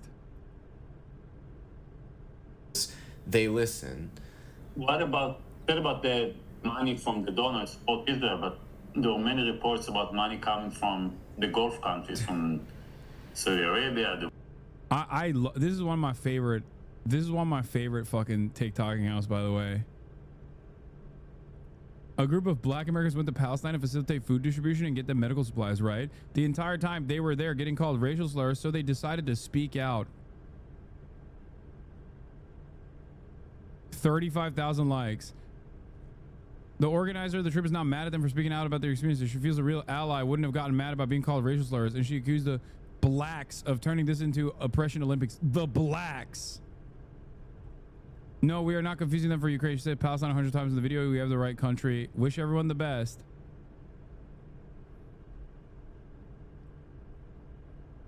Yeah, I'm not even touching that with a fucking 10-foot pole, okay? Suck me. Wealth Turtle is back. This time with a new post. Dubai, Abu Dhabi, all this, you know, Qatar. How does that play a role in the way the university is reacting. The thing about this comment that's so revealing is that the Gulf countries, specifically the two countries he mentions, the UAE and the Kingdom of Saudi Arabia, have normalized relations with Israel. They've basically abandoned the Palestinian people in their time of greatest need. If anything, Gulf money going into Middle East studies departments and Islamic centers at American universities is undermining the Palestinian cause and defanging these departments. So he's actually making my point about pro-Israel money, but I don't even think he realized that. Is it coming from private individuals? Is it coming from the state? Is it coming to Columbia University? Is it going to, are you saying it's going to the students? Because that's something that has been, you know, people are saying, oh, the students were funded by like outside groups, all this. Is that what you're saying? I'm not sure what you're saying. I'm saying about Google later about reports about Arab countries donating $8 billion to Ivy League universities. Okay. Check, you can check later if you want. Okay. You know, the Gulf countries also support Israel, so. Yeah. I mean, well, hold on. I mean, you're talking about the Gulf countries, Saudi Arabia, UAE. I mean, they're trying to normalize with Israel, so I'm not really sure that. How do you feel about the decision to deport Mahmoud Khalil? The last question he asked was how I feel about the abduction of Mahmoud. Here was my answer, which made him completely lose it. This is the logical extreme of the Israel lobby and Zionism in America. They know they've lost the argument. They know they've completely lost the younger generation, which is exactly what the encampment movement showed. So they're now trying to they're just trying to make it illegal to support Palestine. They're trying to ban free speech because they know they've lost the argument. There was a poll that came out, a week or two ago that said that now the majority of Americans, both Republican and Democrat, have negative views of Israel. I mean, Israel's... Listen, okay. Yes. I'll be honest with you. I don't think my editors will publish it. I can talk to them and maybe email you back if I see that they're... I don't think they're going to publish this manifest. I just don't want to waste your time and my time. I don't feel comfortable sharing an opinion of someone who says that no Jewish students was attacked, part of the students. You're putting words in my mouth. I asked you to tell me about the incidents you're referring to. I'm not aware of any. If you were there for months and months and you're not aware of any students who was attacked, then there's no point of this interview. Sorry. I never said no. None of them was attacked. Listen, talk to my editor. I don't want to waste my time. Tell me who it was. Check later. Check later the reports, and I'll talk to you later. You're the one. Right now, I feel like it's a waste of both of our times. I'll be honest with you. No.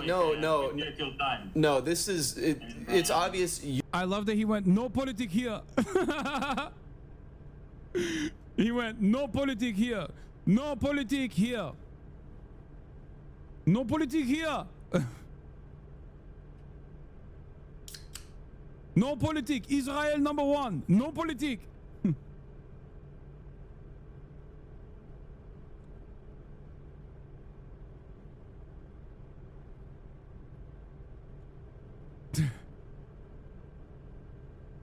That's amazing.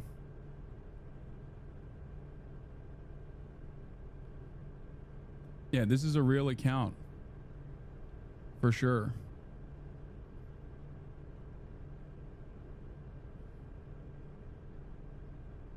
Do you stand for the Kurdish people the way you stand for the Palestinians? Yes. As a matter of fact, I do.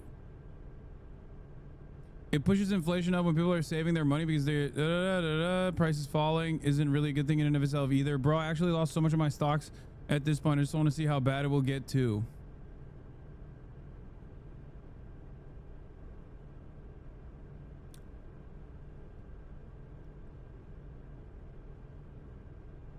Thank you, Hasan.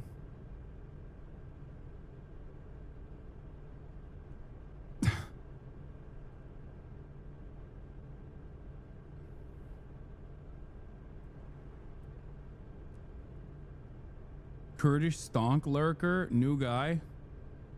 Who isn't a stock lurker at this point?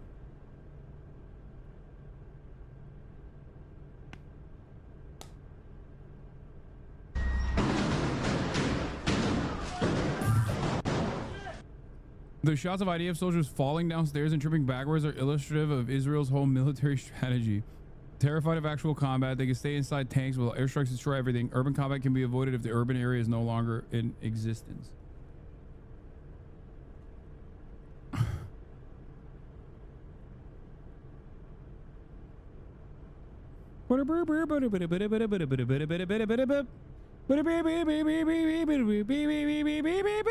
It's a waste of your These stairs are Hamas time because you're not getting the answers you want. That's pathetic. That's pathetic. I mean, if you want to spin a certain narrative, he just closed the interview. He closed the interview. That's amazing.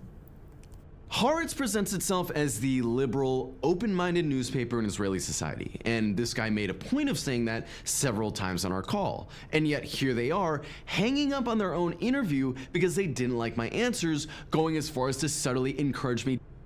Breakthrough is PSL, right? He has the same style and vibes of like a wiry straight up ML PSL guy. He reminds me of fucking what's his face, Abby Martin's husband, Mike Pritzker, or not Pritzker, Mike Prisner. To change my answers to get this interview published. But the whole Are you doing Marxist org phrenology? No, there is a lot of this. Is the PSL phenotype, dude. I'm telling you. This guy 100% thinks I'm nowhere near as radical as I should be. point of our work at Breakthrough and this film is to stop catering to what the mainstream media considers. The white guys in PSL do look like that. Oh, 100%.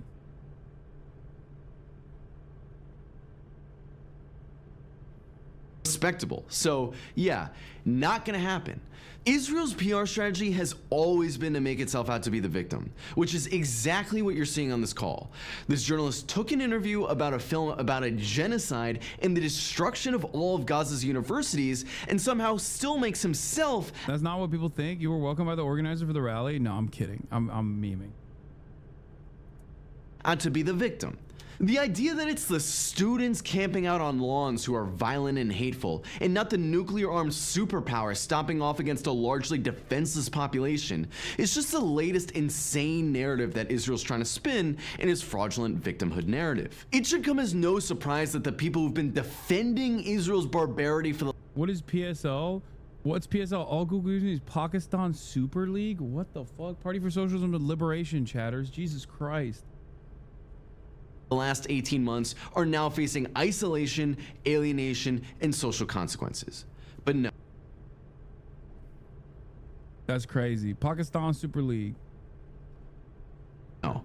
That's what it is. Anyway, this guy's I love this dude.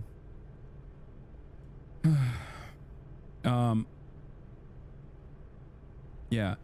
Haaretz does do shit like that all the time. I mean, they will have like very good liberal Zionist articles and articles that are even anti-Zionist, but then sometimes they, you know, as I've said before, for every good article that Haaretz writes, there's like 3 articles that they have to write like this, where it's like, here is why the encampment is Hamas.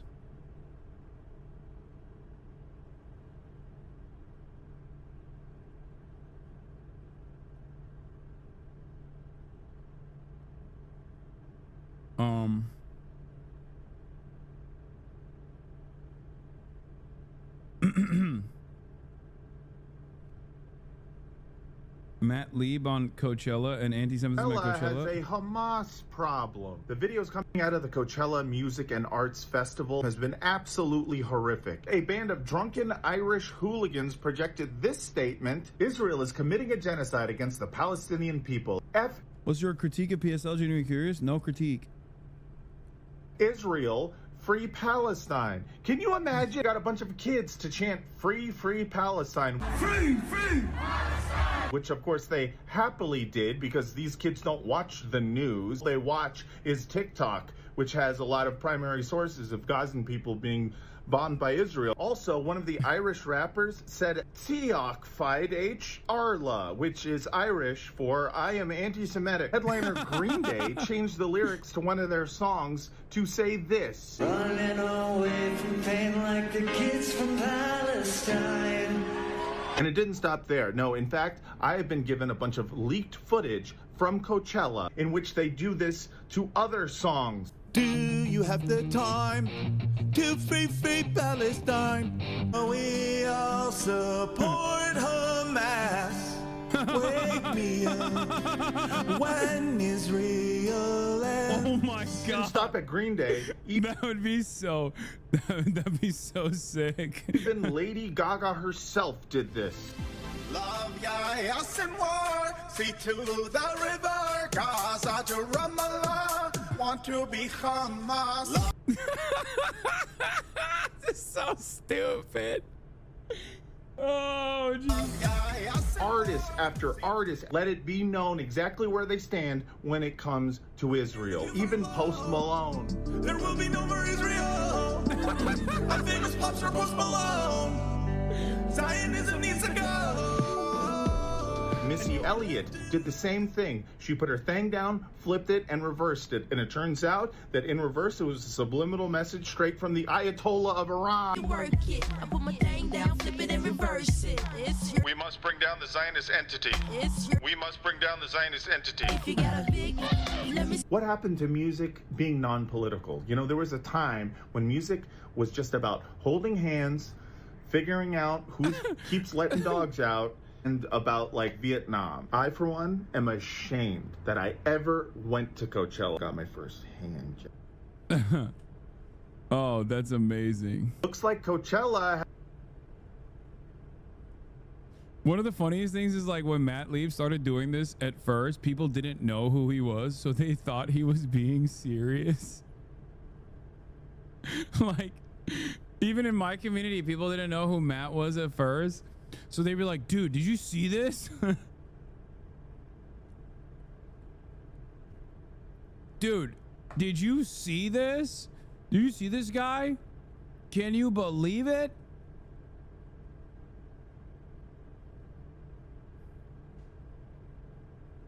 Oh my God. Wait, really? Even Daniel Monte thought he was serious before he met Matt? That's hilarious.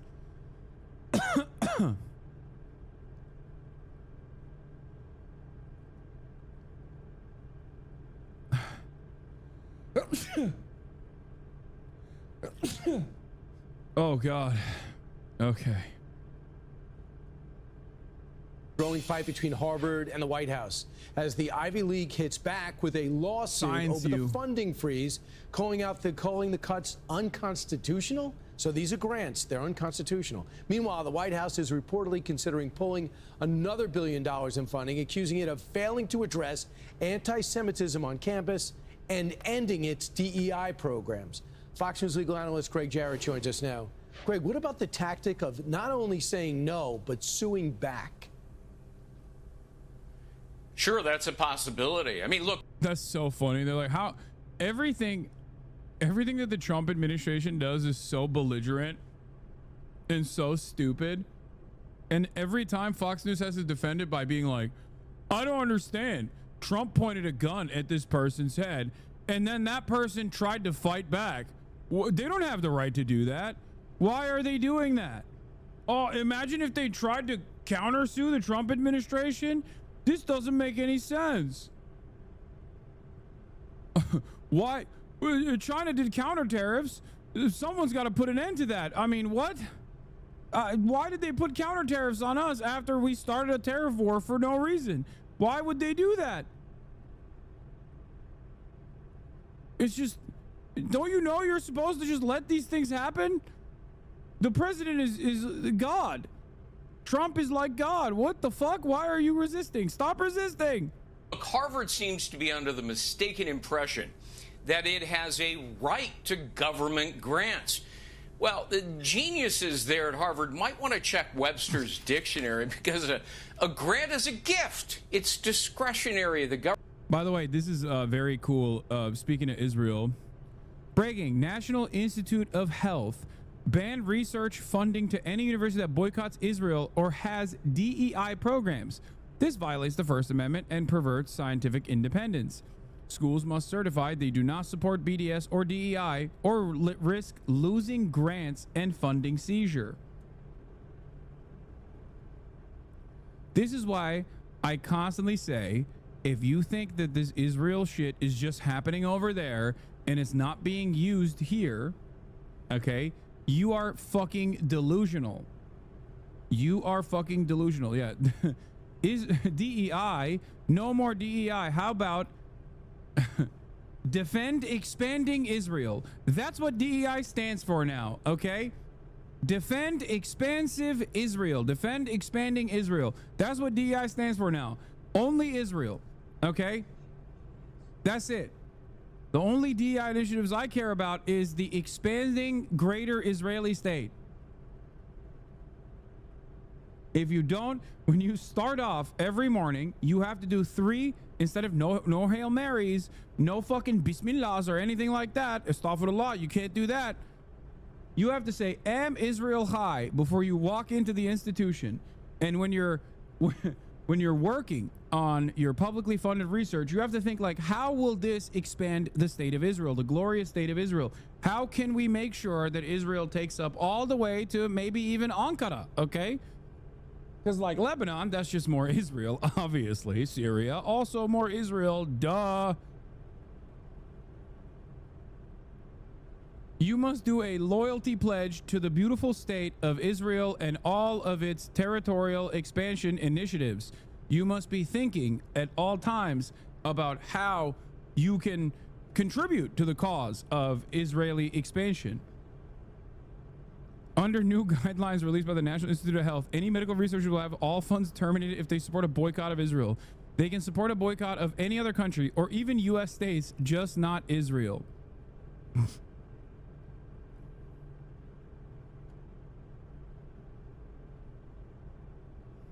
Yeah. You must do land acknowledgements. Acknowledgements that Gaza and the West Bank are in Israeli territory. You must do land acknowledgements like southern Lebanon, soon to be Israel. Wait, this interview with Elizabeth Warren is hysterical. I'm saying that President Biden had a mental acuity. He had a sharpness to him. You said that up until July of last year. I said what I believe to be true. And you think he was as sharp as you? I said I had not seen decline. She should have said, I'm just, I'm smarter than most men in pursuit of power or something. You didn't. And I hadn't at that point. You did not see any decline from 2024 Joe Biden to 2021 Joe Biden? Not when I said that. You know, the thing is, he was sharp. He was on his feet. I saw him. Live event. I had meetings with him a couple of times. Senator, on his feet is not praise. He can speak. Wait, why is she laughing? Yo, don't laugh. Are you crazy? Dude, no, that's fucking crazy. That is crazy. She's like, yeah, you got me. She's laughing. Oh my God. She's like, yeah, it was pretty crazy, huh? In sentences is not praise. All right. Fair enough. Fair enough. Look, the question is, what are we going to do now? Okay. That's crazy. She laughed. That's crazy. Why does it even matter? What's Biden going to do? He doesn't even know what date is. I know. That's the funniest part about this. Just be like, yeah, the fucking team hid it from us. You know what I mean? Just say something that at least like makes you look normal instead of whatever this was.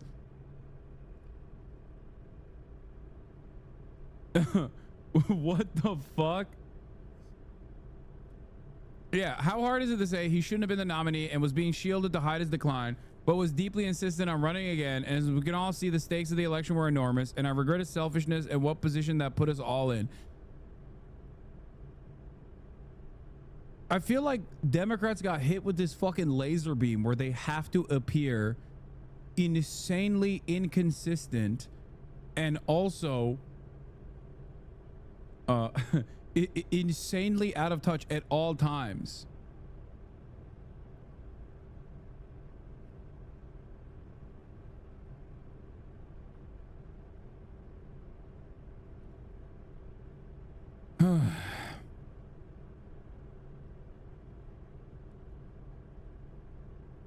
Left Reckoning, thank you for the raid. Hope you had a good stream.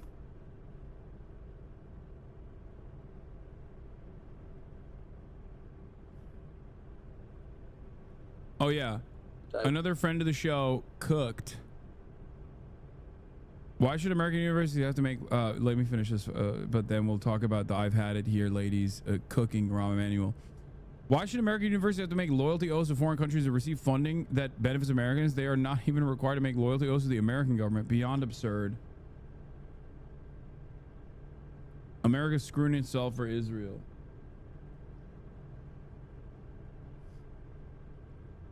Insane stuff. What is this banger?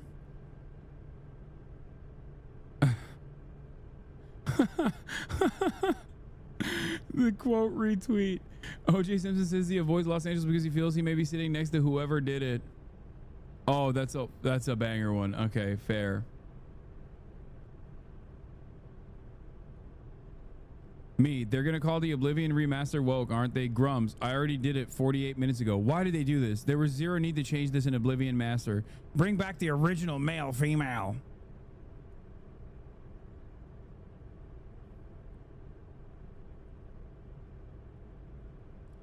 Yeah, why make the change though? It was clearly proven to be unprofitable, no? Yeah, look at this failed Elden woke.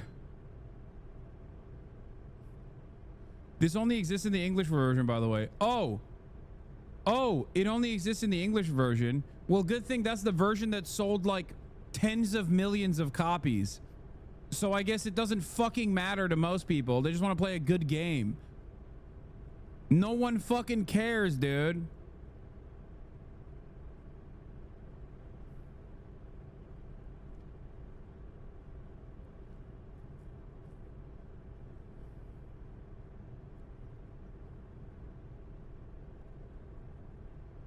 The remaster has 180,000 people playing on Steam right now. Yeah. Yeah, I'm so glad we have anti-woke games like Baldur's Gate 3 or Elden Woke.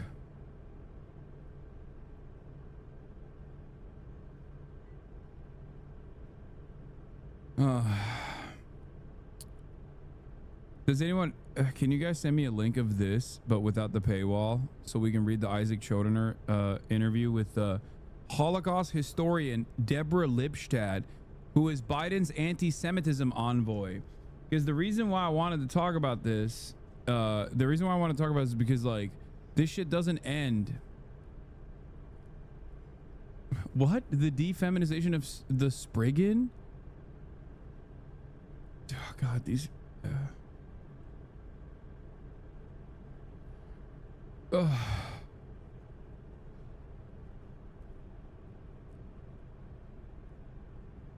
of the 180,000, Hassan will not be playing because he hates gaming frogs. No, because I don't know if it's actually fucking BDS or not. I don't fully understand if the anti-Microsoft boycott extends to other products such as this one, but I'm not willing to fucking entertain the headache, okay? The Biden official who doesn't oppose Trump's student deportations. Why the Holocaust historian Deborah Lipstadt blames universities for opening the door to the Trump administration's professed campaign to tackle anti-Semitism. BDS explicitly mentions Bethesda by name. Yeah, there you go. Cancel your Xbox Game Pass subscription. Boycott Candy Crush, Minecraft, and Call of Duty. Flagship video games franchise owned by Microsoft. Boycott all Microsoft gaming products, including Xbox branded consoles. It became a priority BDS target on the 4th or on the 7th of April.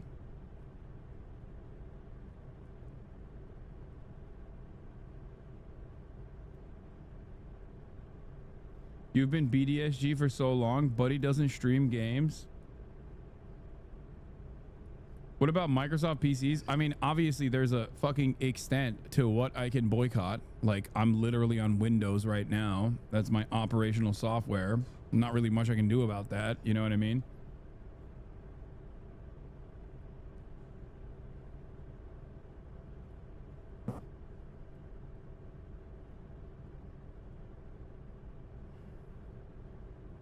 If it's BDS, then boys, I'm Israel Chai Sag.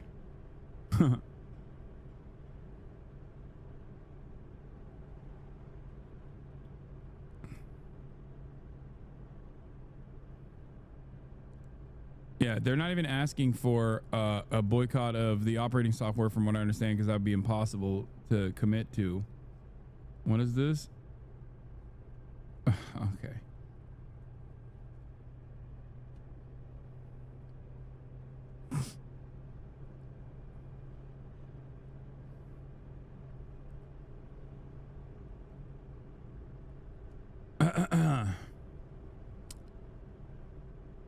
Anyway, let's continue with Isaac Chodener. So Deborah Lipstadt is a Jewish history professor at Emory University, was until recently the State Department's special envoy to monitor and combat anti-Semitism under former President Joe Biden.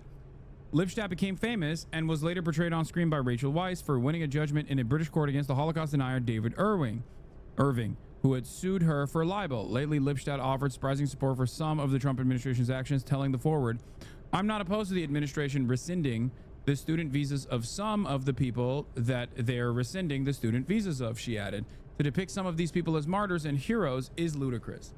This right here is Deborah Lipstadt, okay? She is a famous Holocaust scholar and was Biden's anti-Semitism envoy. Now, the reason why I think this is important to cover is because this also shows you that the Biden administration had very similar ambitions to the Trump administration. Okay? Isaac Chodener recently spoke by phone to Lipstadt. During our conversation, which has been edited for length and clarity, we discussed whether the Trump admin really cares about anti-Semitism, why she wanted to keep some of her comments off the record, and the problem with Trump derangement syndrome. Are you pleased that the Trump administration is talking so much about anti-Semitism? Right off the fucking jump. She says, "I'm pleased that they're addressing it because that's what I did for the past 3 years, which was to really push the Biden admin to seriously address it. So I'm very, very pleased that it's on their agenda." Psycho. Okay?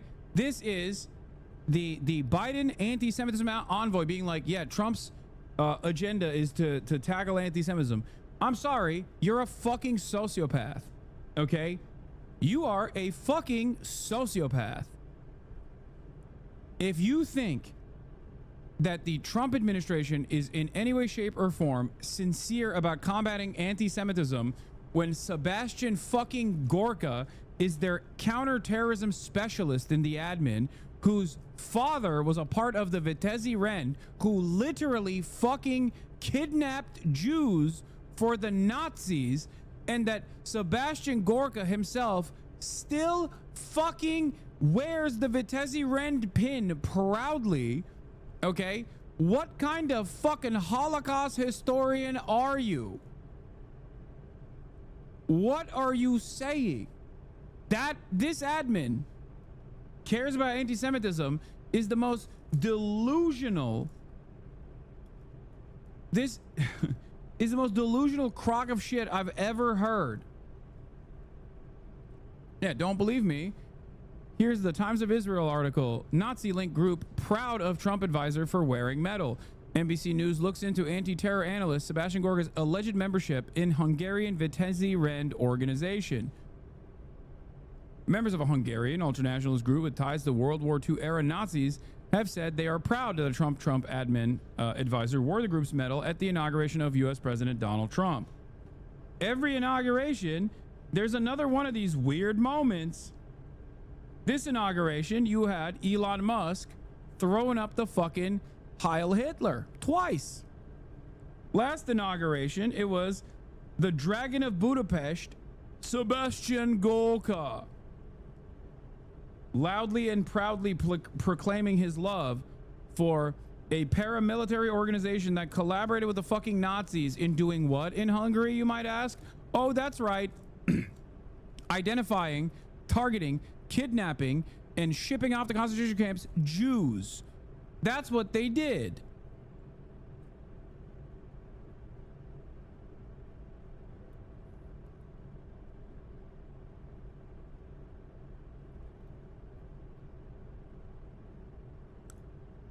Their organization name means Valiant Order.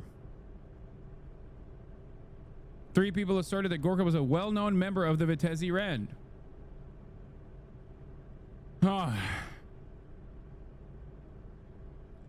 But, of course, I forgot. You can be as anti-Semitic as you want if you support Israel. If you support the glorious state of Israel, the most moral state of Israel. You can Sig Heil all day, every day on the most prominent stage in front of millions, if not billions of people. You can prominently showcase your pin of an organization that literally fucking kidnapped Jews and sent them to concentration camps. You know, as long as you say Am Israel High, you say 3 Am Israel Highs every morning and you're good. It cleanses you of the support that you have for anti-Semitic, historic and contemporary anti-Semitic institutions. Anyway. And what do you see the agenda as being? Well, I guess I've gone through a transition. Let me step back for a minute and say that from my first day in office, one of the things I called for was institutions such as governments, universities, media to take anti-Semitism seriously.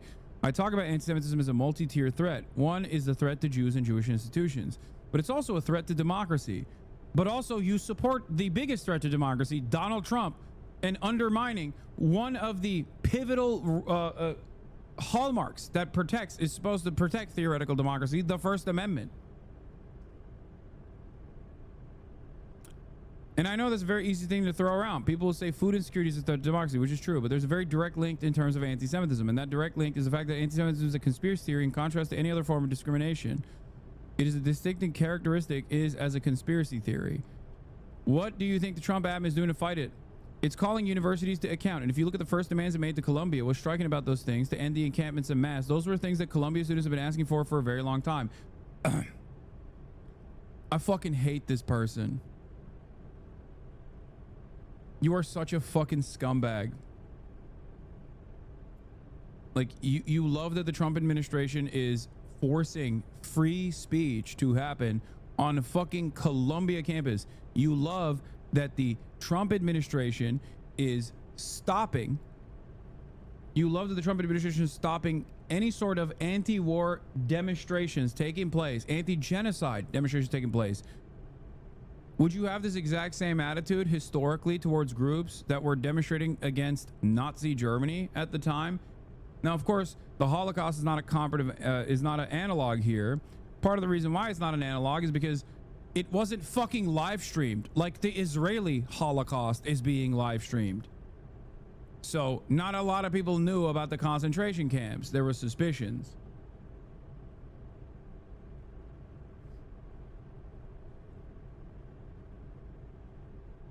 Ridiculous.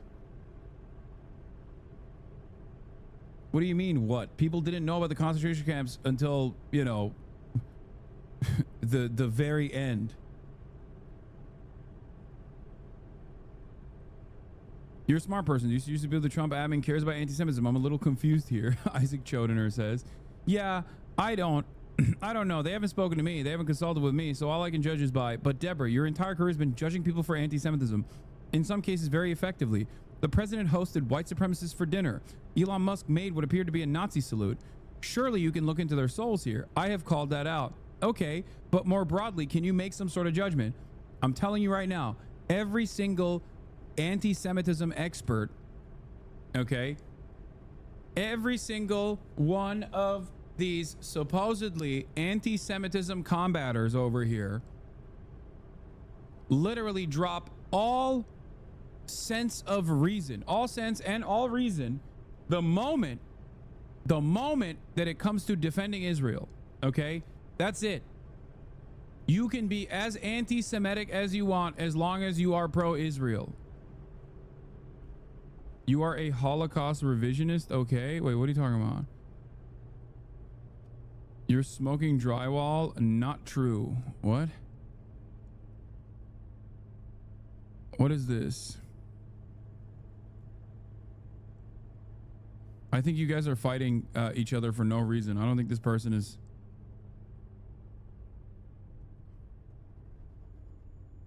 Anyway.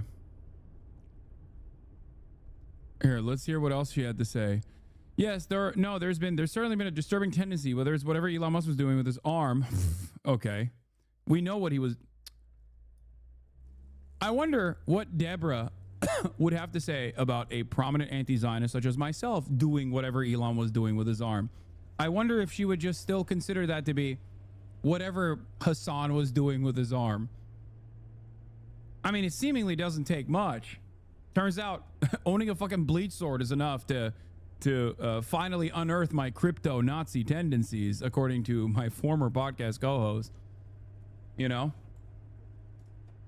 Yeah, what did he do with his arm? Would you be comfortable if someone was doing the arm thing? You know, in front of you?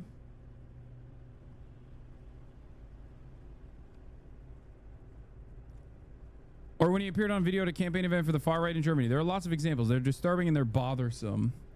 I agree with you about the connection between anti-Semitism and democracy, but it also seems to me like picking up students off the street who write op-eds or demonstrate in favor of ending the war in Gaza is problematic for democracy too. Absolutely, absolutely. There's no question about that. Look, we pride ourselves in being a country that abides by the rule of law, the democratic rule of law. When I say I take anti-Semitism seriously, I mean, we have a legal system that we can address. A judge made a ruling in August 2024 after the students filed suit because they'd been blocked access to certain pathways at UCLA because they were Zionist free zones. The judge, Mark Scarsi, found that it was abhorrent that certain parts of campus had been physically blocked off from students who refused to denounce Israel and Zionism and ordered UCLA to ensure equal access. The lawsuit is still ongoing. But the Jewish students on campus who have no way to bring their grievances, or when they bring a grievance, find that the university doesn't take it seriously, which has been the case at a number of our most elite universities, or give up on the university. One of the calculations when applying for college now is, will I feel safe for a Jew? Dude, I'm sorry. I cannot fucking stand that so much of this conversation is literally entertaining the psychotic hallucinations of hysterical people. Okay? If you think that Jewish students are not safe in Ivy League institutions, you are smoking crack cocaine. Okay? It's like saying, I don't think Jews are safe in Hollywood. Okay? What the fuck? Oh my God.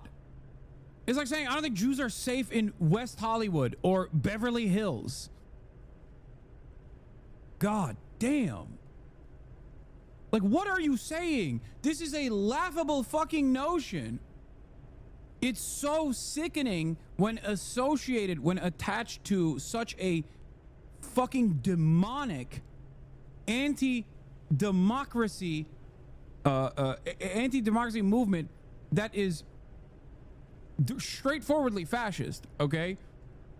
In a way to justify the Trump administration's undemocratic actions against free speech, to say, well, Jews are not safe in Brooklyn, you're on crack, dude. You're on fucking crack cocaine. It's like trying to reason with a paranoid schizophrenic.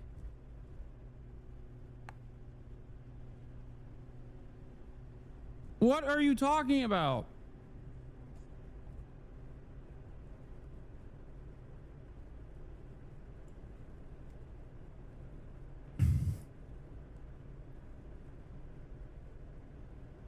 I don't understand it. Like, I genuinely, why would anyone remotely entertain this? There is no contemporary institutional anti-Semitism at any of these institutions, okay? None whatsoever. It is pure fucking delusion. It's so delusional that they fired a bunch of Zionist Harvard and Columbia University presidents for not being sufficiently pro-Israel.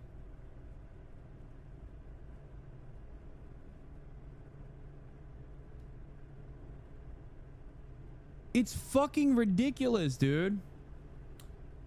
Oh my God.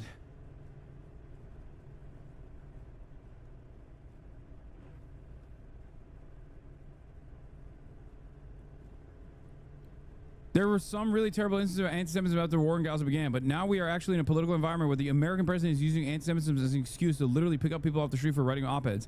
Free speech is free speech. I'm a stalwart supporter of freedom of speech. In other countries where they've outlawed Holocaust denial, I've spoken out against that. Freedom of speech is freedom of speech. Incitement is something else. I'm not a lawyer, and I'm not going to get into what that is. The reason I ask all this is because forward interview you said, I don't oppose many of the things that are being done. I just wish they would be done more deftly. Yeah, deftly was the wrong word. That sounds almost conspiratorial. They should be done according to law. That's what Trump says too. Trump says, oh, well, we're going to deport American citizens to El Salvador, but according to the law. That's what he says. Is that fine? Is that okay? Let's just change the laws then. Adolf Hitler changed the laws. Nuremberg raised laws. It was done by the book. Was it appropriate? No, of course not.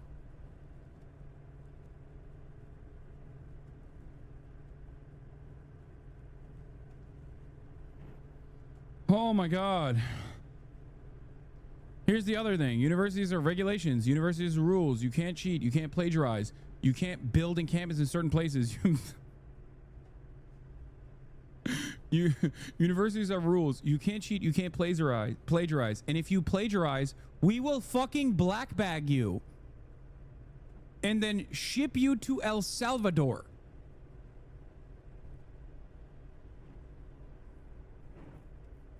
Yeah, no tents.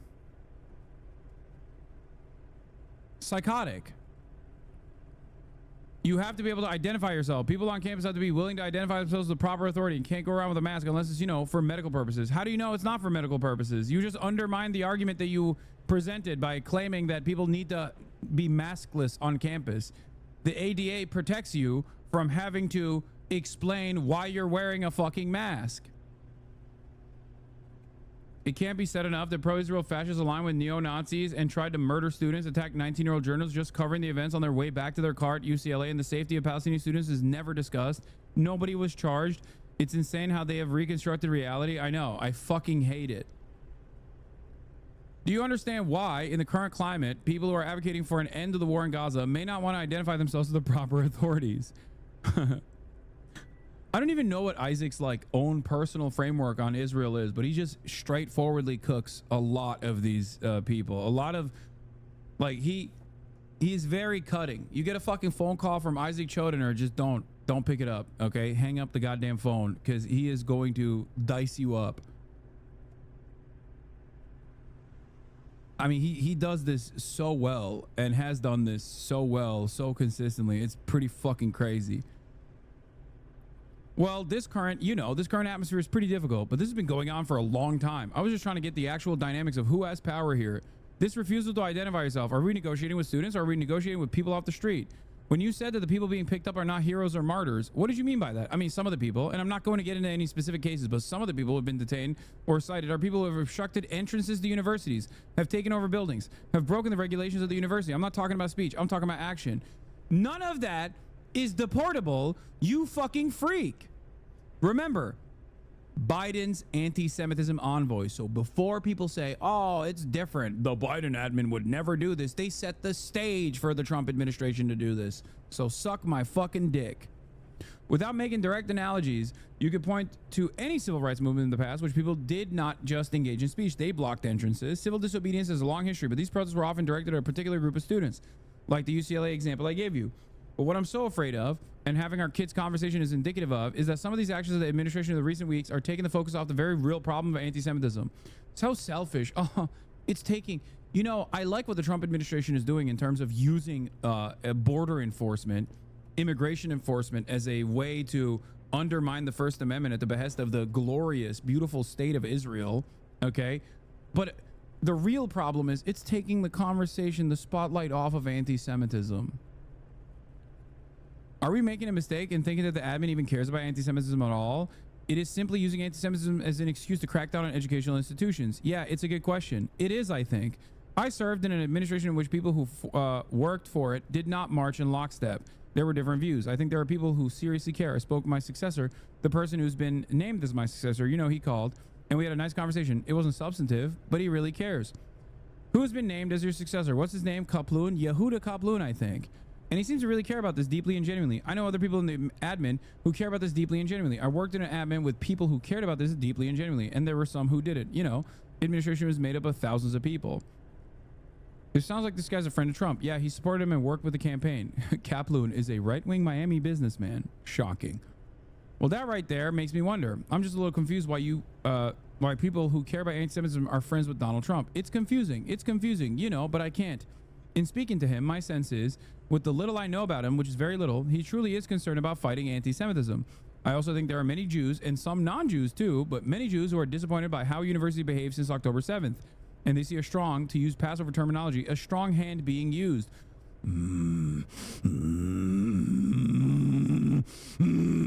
This kind of stuff infuriates me so much. Like a strong hand being used. You're not slapping the hand of your child for almost touching a hot stove, okay? You're talking about black bagging whole ass human beings with children, with lives, with dreams, green card recipients for the crime of saying the truth about Israel.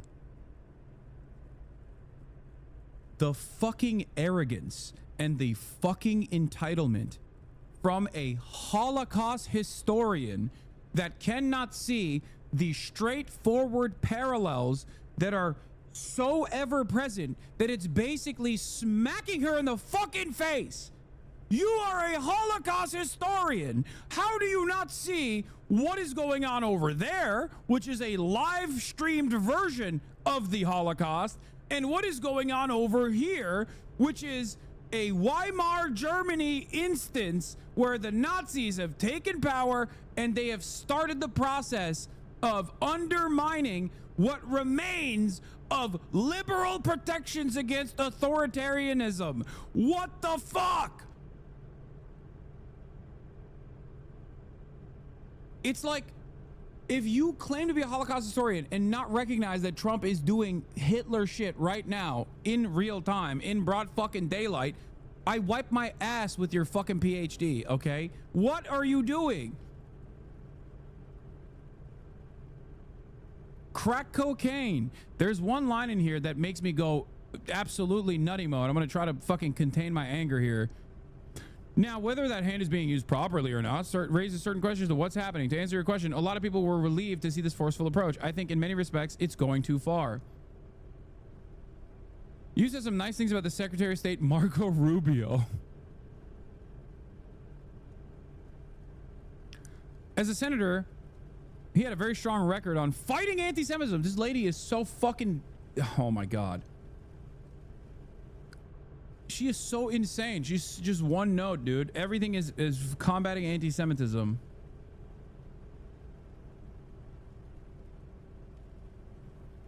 Brain dead. I know there are many people, including Democrats in Florida, who appreciated his stance. What's happening now is, I think, I can't judge, but let me put it this way. I would hope that he would continue to maintain the strong stance he took while he was a senator. You can judge him about, say, tweeting happily about people being sent to a horrific prison in El Salvador, right? Look, there's no reason. Look, when you take someone off the street who's not supposed to be taken off the street, dude, I'm sorry. I'm sorry. This is so, like, you're Jewish. You're Jewish. You're a Holocaust historian. You're a Jewish Holocaust historian. Oh my God. You are a Jewish Holocaust historian, and you are literally talking about the closest America has been to engaging in that, okay? Your life's work happening here, and you're celebrating it because the other country that you also happen to love is doing the live streamed accelerated version of the Holocaust. What the fuck? At a certain point, you have to recognize that, like, you literally did all of that to just be like, yeah, never again means just for Jews, okay? That doesn't mean for you. What do you mean? I learned about the Holocaust to stress the importance of the Holocaust so that we could, what, justify the fucking state of Israel only? That's it?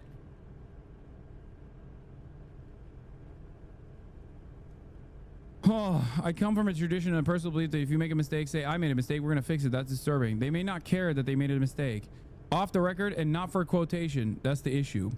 Is there a reason you don't want to say that on the record? Yeah, I don't, because I'm still, I don't want to give people the chance. There's some people I know, including good friends of mine, who suffer from what the Republicans would call, Trump derangement syndrome. Anything he does is bad. Look, he moved the embassy to Jerusalem, so I give him credit for that.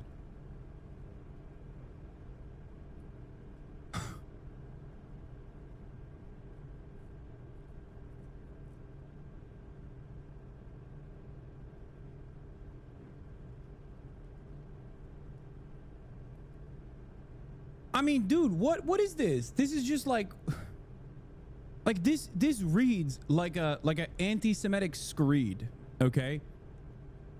This right here is a Jewish Holocaust historian, Biden's anti-Semitism envoy, literally saying, I don't give a fuck if Americans are getting black bagged. I don't give a fuck if immigrants are being rounded up in dragnets and being sent to a slave labor colony in El Salvador, because I care about Israel. I only care about Israel. That is the only thing I care about. I care about defending Israel's interests.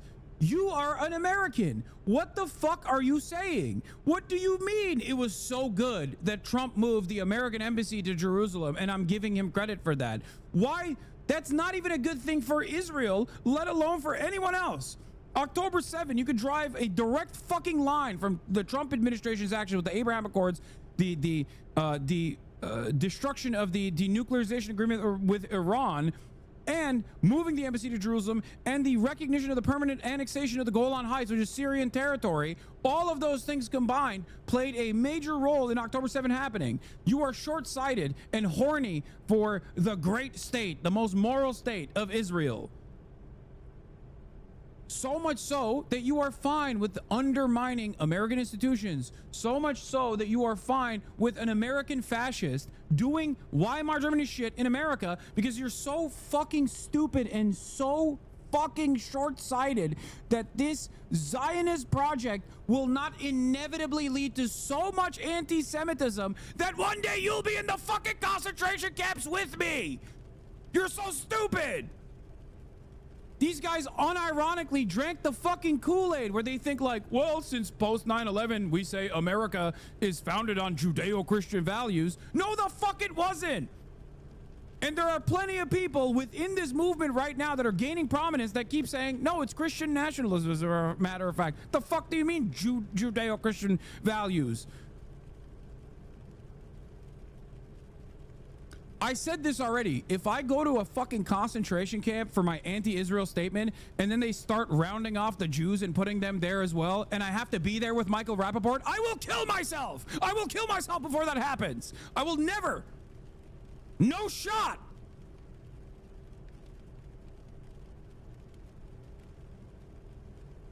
Imagine the fresh hell. Not only are you in a fucking El Salvadorian concentration camp, you have to fucking sew socks together, but then you have to sit there next to fucking Michael Rappaport.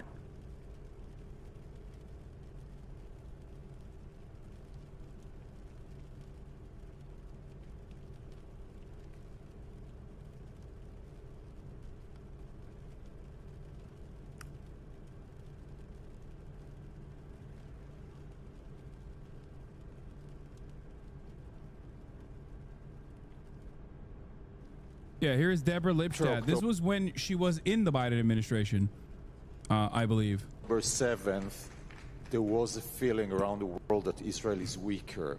And in the... You want a beeper?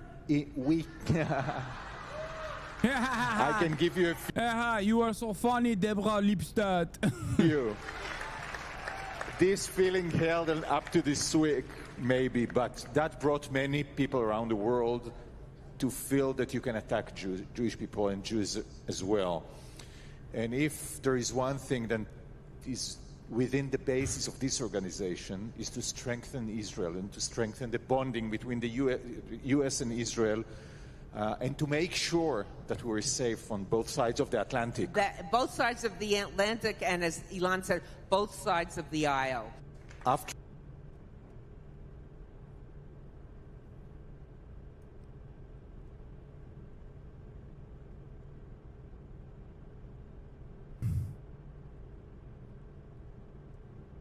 I wasn't asking you to just say that because it was the Trump administration that it was bad. I was just pointing out that they're sending people without any sort of due process to a horrible prison in El Salvador.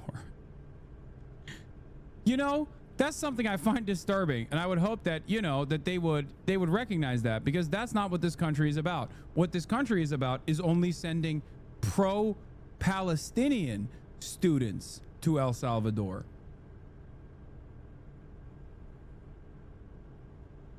You know?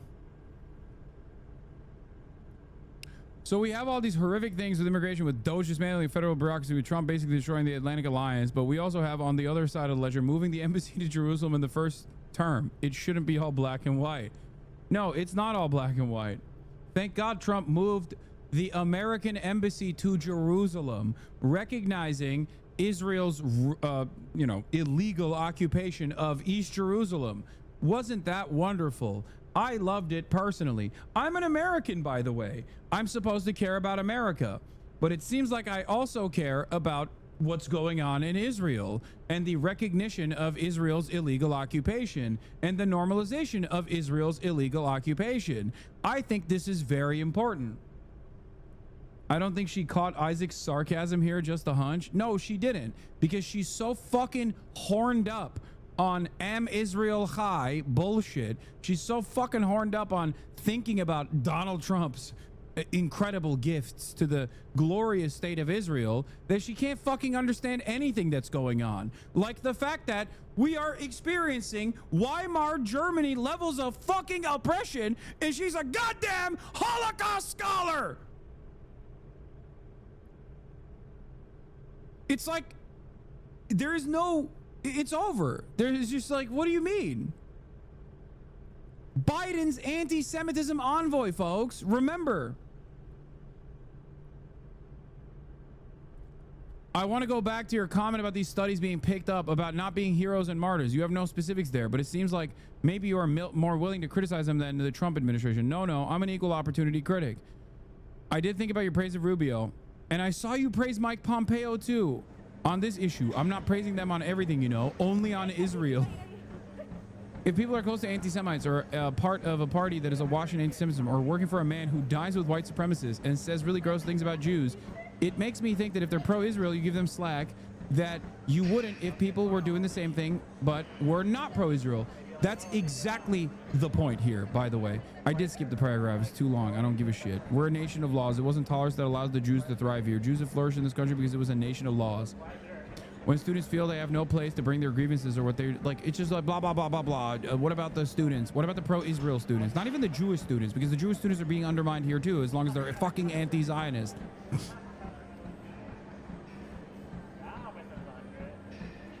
No. Look, the universities failed to address this seriously. And by failing to address it seriously, it's like, no, the question here is simple, okay? If someone who has said that Palestinians have a right to exist, that participated in a campus protest, right? Participated in a campus protest, but then that person was like caught next to a white supremacist, dining with a white supremacist, or was doing the just arm gesture that you simply claimed was a confusing arm gesture. Okay, if a person that was pro-Palestinian was doing that, what the fuck do you think Deborah Lipstadt would want that to happen to that person? I know we don't have to speculate, because there are people who didn't do any of those things and simply said Israel is a fucking apartheid state doing a genocide, and Deborah wants them to get fucking deported. So obviously it kind of feels like you only care about Israel and not even care about the United States of fucking America. And this is not me saying like dual loyalty tropes or whatever. This is just like, there is no other way to read her fucking output, okay? It's fucking insane.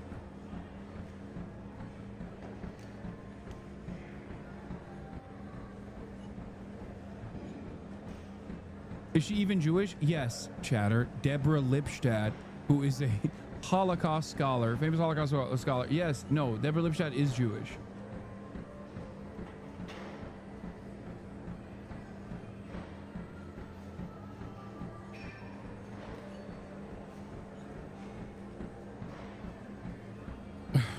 Jesus.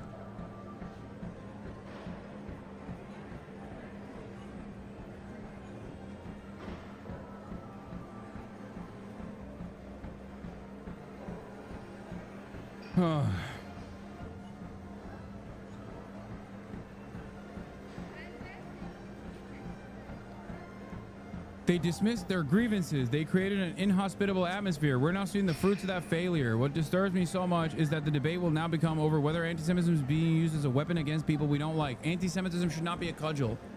But you seemingly like people fake bringing up anti-Semitism against people who are not anti-Semitic. And you seemingly defend that. So, because they're anti-Israel. If you aren't worried about that and you want to say very clearly that you think the Trump administration is doing that, and you even want to put on the record the very brief comments you gave to me, you're welcome to do that. I think there are certainly trends right now. For instance, some of the latest demands made to Harvard have been disturbing in part because if you're calling for an external audit of courses and things like that, then what happens when you don't get a progressive administration? When you get a progressive administration, do they then turn around and audit? The fight should be against anti-Semitism and not against the institutions. The institutions open the door. Most universities fail miserably to address this. And we're seeing the consequences of that now. Dude, this is like reminding me, I so foolishly thought Americans will not be like England. Okay? And boy, was I fucking wrong. Because in the UK, the anti-Corbyn, Corbyn is Hamas, Corbyn is Hezbollah, Corbyn is actually anti-Semitic narratives, were so captivating that I remember Graeber, rest in power, to the good man, David Graeber. I remember a Double Down News piece that he did back then talking about how the hysterics surrounding Jeremy Corbyn and the false smears were so prominently a part of the media cycle that Jews were talking about fucking leaving the UK if Corbyn was to win. Like, they literally, genuinely hallucinated an alternative reality where they thought that Corbyn was going to set up concentration camps for Jews in the UK. And I remember at the time I was like, well, you know, there's just no fucking shot. There's no shot that Americans would become this fucking hysterical and whip themselves up. American Jews specifically. I did not think, given my experience with all of the American Jews that I know, that I am surrounded by, I thought to myself, he was not anti-Semitic. No, of course Corbyn was not fucking anti-Semitic, dude. Of course he wasn't. I'm saying that this lie was so prominently recycled over and over again that you had a shit ton of British Jews that thought, oh my God, he literally is the Ayatollah. He is going to kill me. There were studies conducted at the time where British Jews were saying they would leave the country. Like, a big number of British Jews were saying they would leave the fucking country if Corbyn became president. Now, or prime minister. So I found that I found that to be a moment of mass hysteria born out of misinformation. But I thought that American Jews would be like, yeah, okay, dude, calm down, right? It turns out there are at least a decent number of people who have whipped themselves up in a similar fucking frenzy where they unironically think that there were pogroms happening on fucking American institutes of higher learning. Like, how do you delude yourself into believing, especially as like well-read people, especially as people who are like alumni of these campuses, of these institutions, how the fuck do you delude yourself into such a ridiculous position?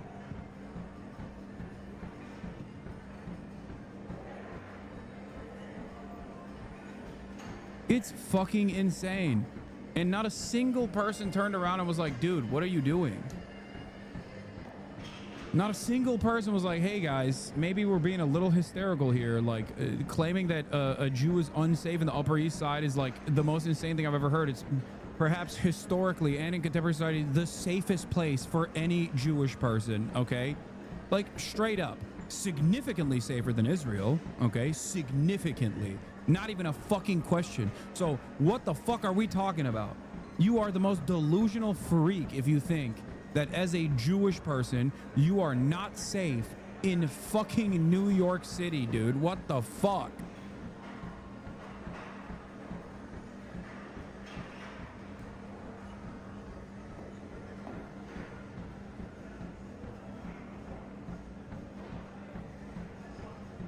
Saying that Jews are not safe in the Upper East Side of Manhattan is like saying white gay men are not safe in West Hollywood, okay? Yeah, not safe from getting your dick sucked, maybe, okay? What the fuck do you mean?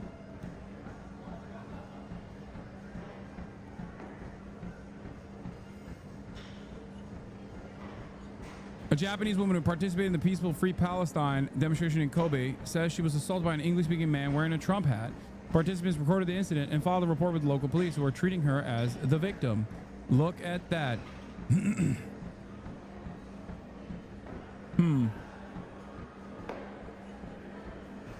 Cool. Cool. In the past, there were a couple of viral videos of Israeli people arguing with Free Palestine protesters in Japan. This man is wearing a U.S.-Israeli flag shirt, a MAGA hat, necklaces bearing both Jewish and Christian symbols, as well as a lot of skulls.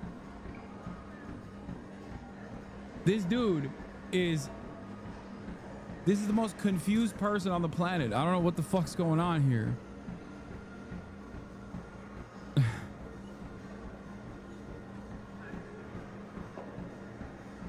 Wait, is that a skull inside of a fucking Star of David? What? Wait. He's like, this is my totem call inside of the Star of David. I'm a big Havara agreement enjoyer, okay? I've placed myself in a very weird position here politically.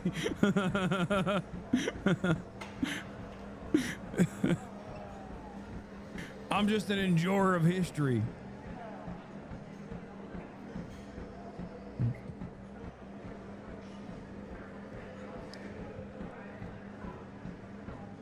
Oh, wow. Bro, have you never met a proper Jewish American hog? It's wild. They're a rare Pokemon, but it always makes me laugh. No, of course I've met proper American Jews that are hogs, dude. I live in LA. What do you mean?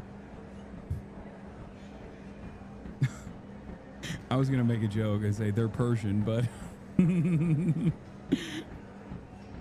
but yes.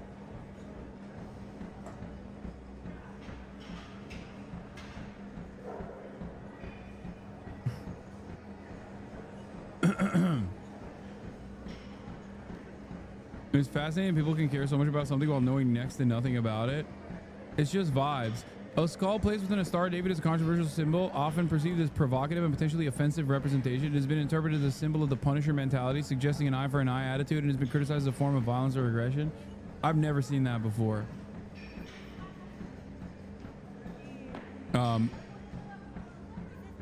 I've never seen a skull inside of a Star of David. It's like putting a fucking swastika inside of a Star of David, and not to make like a criticism of Israel or whatever, but instead to do it being like, no, I support this. Like, it's like some shit Beitar supporters would do. I feel like, you know what I mean? Yeah, Kanye West did that. Exactly my point. That is precisely my fucking point. Ooh, questions about Gaza sparked tensions that Representative Byron Donalds. I wanted to be heard. I'm tired of listening to lies. I've been apolitical all my life. Do you think your voice was heard tonight? No. Maybe somebody will listen to this. Chaos breaks out at a town hall meeting with Congressman Byron Donalds. Good evening and thank you for counting on Gulf Coast News. I'm Christy Soto. The meeting got so heated, people were being escorted out by deputies. Gulf Coast News reporter Madison Adams shows us the intense moments. Madison? It was quite a rowdy town hall meeting. Byron Donalds answered questions from constituents, but things got heated pretty fast. The meeting ended with shouting matches and a few people escorted out of the room by deputies. You are not the only person who has a point of view. I'm worried about you. Sharon Osbourne called you out. She wants your visa revoked. What? I don't think she was talking about me. I think she was talking about kneecap.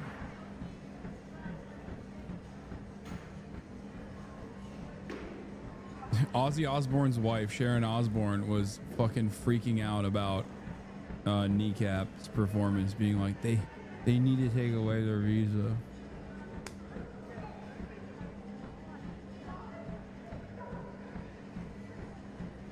You are not the only person who has a point of view in this room. Hamas would either bludgeon her or worse. Hundreds of Southwest Florida residents packed the auditorium at Estero High School to hear from Congressman Byron Donalds, some in support, others in opposition. Byron's running for governor. What do you think about that? Oh, hell no. That ain't happening. But he's really exceeded expectations, and we're glad to see he's moving up. He's kind of a rising star, and we look forward to seeing him as governor. Donalds took questions on a wide range of national topics, more about Washington than Florida. Issues like Elon Musk and Doge, DEI policies, gun rights, tariffs, and Social Security.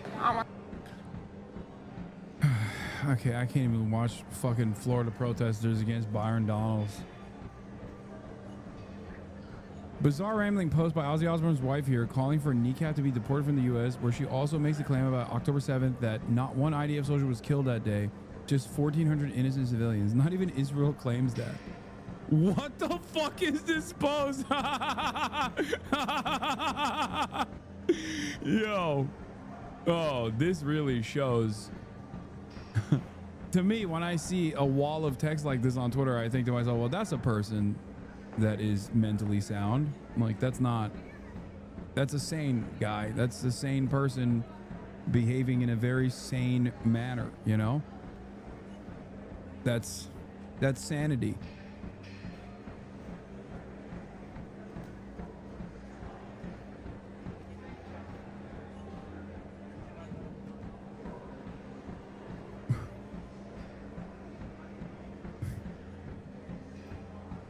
This is awesome.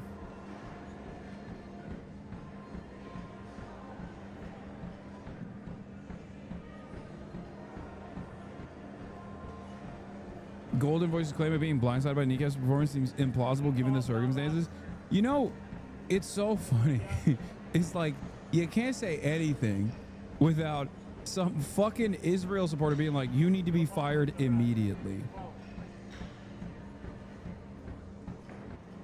There's honestly no person in the world right now that I would want to fudge up more than Hasan. Come see me in San Jose, California. Want to see what the streets be like. I would hurt every leftist in this room. Oh, no. Okay, tough guy.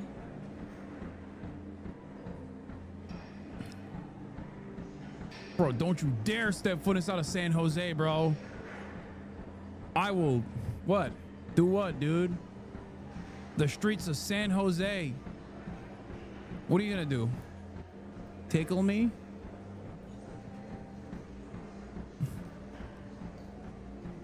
Amazing. Bro, you can't make a threat or try to... I can't even call this a threat. And you say fudge up in the process. This ain't Veggie Tales, man. The fuck? If you come to the streets of San Jose, California, I will show you. I will Hecarino fudge you up. Soy right, baby. Soy right. Bring it, dick. Yeah, I know that's your goal here. You want me to bring my penis to the mean streets of San Jose, California so you can suck it, it seems. Bro is dignitized. Oh my God. Definitely a fail-ennial. Oh, for sure. I mean, look at that fucking, the fail line. Ooh, I will freak you so bad if I catch you. If I catch you at the Cheesecake Factory in San Jose, California in the mean streets, I will give you the suck job of your life, dude. Only reason you pointed out, because you know. What, that you want to suck my penis?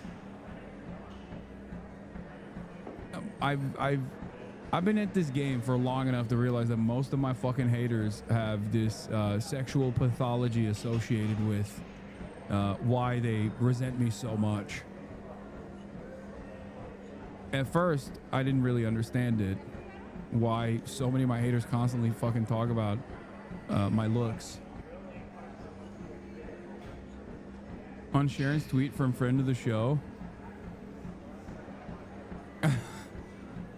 Mike Isaac. At a time when the world is experiencing significant unrest, music should serve as an escape, not a stage for political discourse. Yeah, what's your height and weight, big dog? Post height and weight right now. Post height and weight. Wait, you already posted location. I kind of want to guest star him to see what kind of additional fun stuff he'll cook up.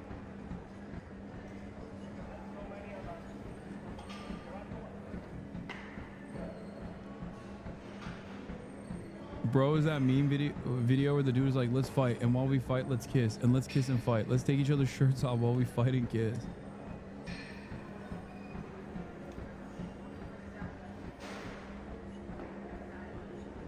Now other chatters want the smoke. Jumped in my 5.0. I'm in San Jose. Pull up. I do think it's funny that he was like, come to the mean streets of San Jose. Like...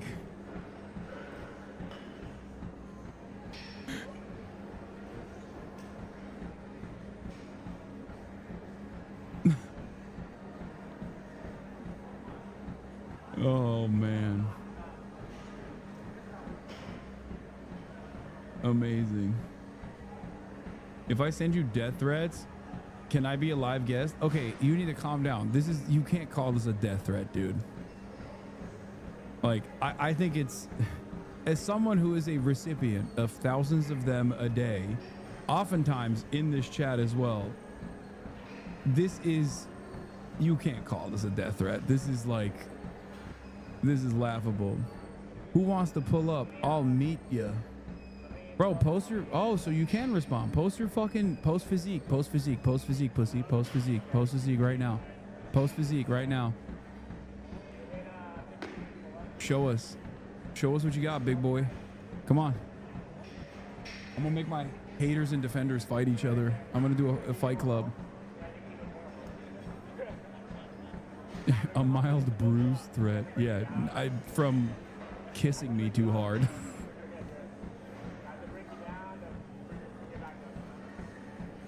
Post physique, pussy. Do it. Don't egg it on, dog. He wants to meet. I want to see. We're gonna go meet for meet. Give me your Instagram. Give me your Instagram right now. Give me your Instagram, pussy. Show me your Instagram.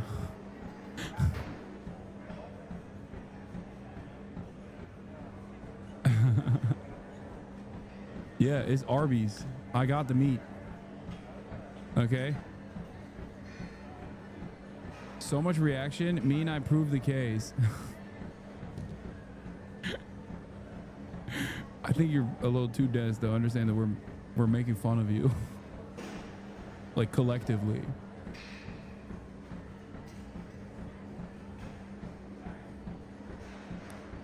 Okay, chatters that are talking about give me a place, pussy. No, stop. You're not gonna go fight this random dipshit. Okay, please. That's so stupid.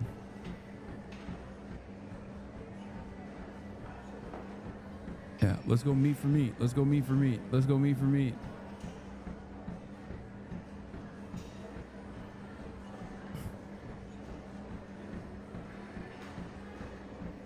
Yeah, because you're scared. I'll take you all on, but you got to give me time to power up and transform at the start of the fight.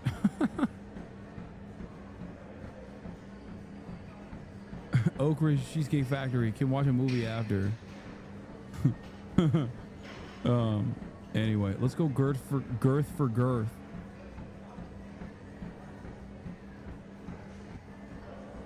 This guy's a child, by the way. Oh God, that's so sad. Wait, how the fuck did you figure that out already?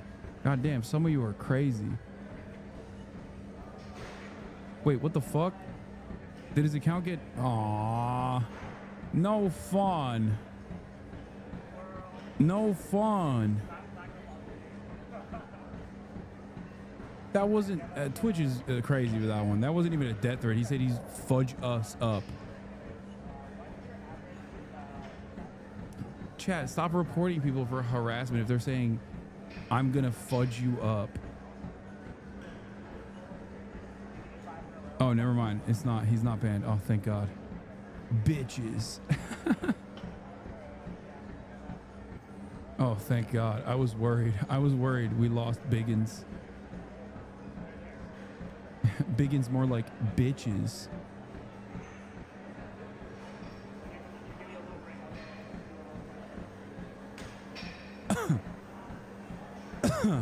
I kind of love him too, chatter. You're not wrong.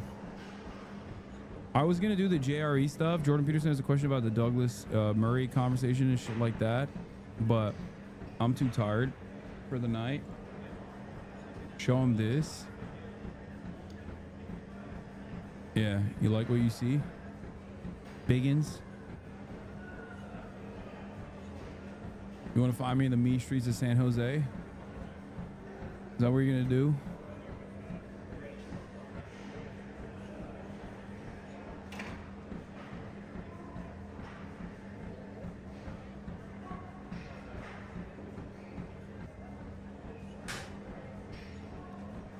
If you look like my before pic, you can't be talking shit in the chat. You know what I mean?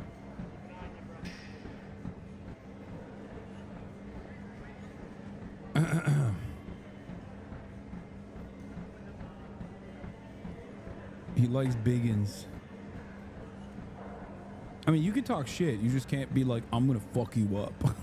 Like, you can't. Okay. All right. Anyway.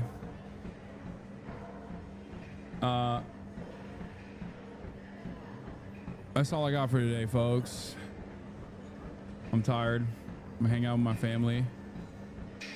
7-hour broadcast. Maya and I are collabing this weekend, and we'll have some other special guests as well. San Jose chatters rise up. Another half day, dude. Half day in the books. Quiet quitting. Love you all, and I'll see you tomorrow. Peace.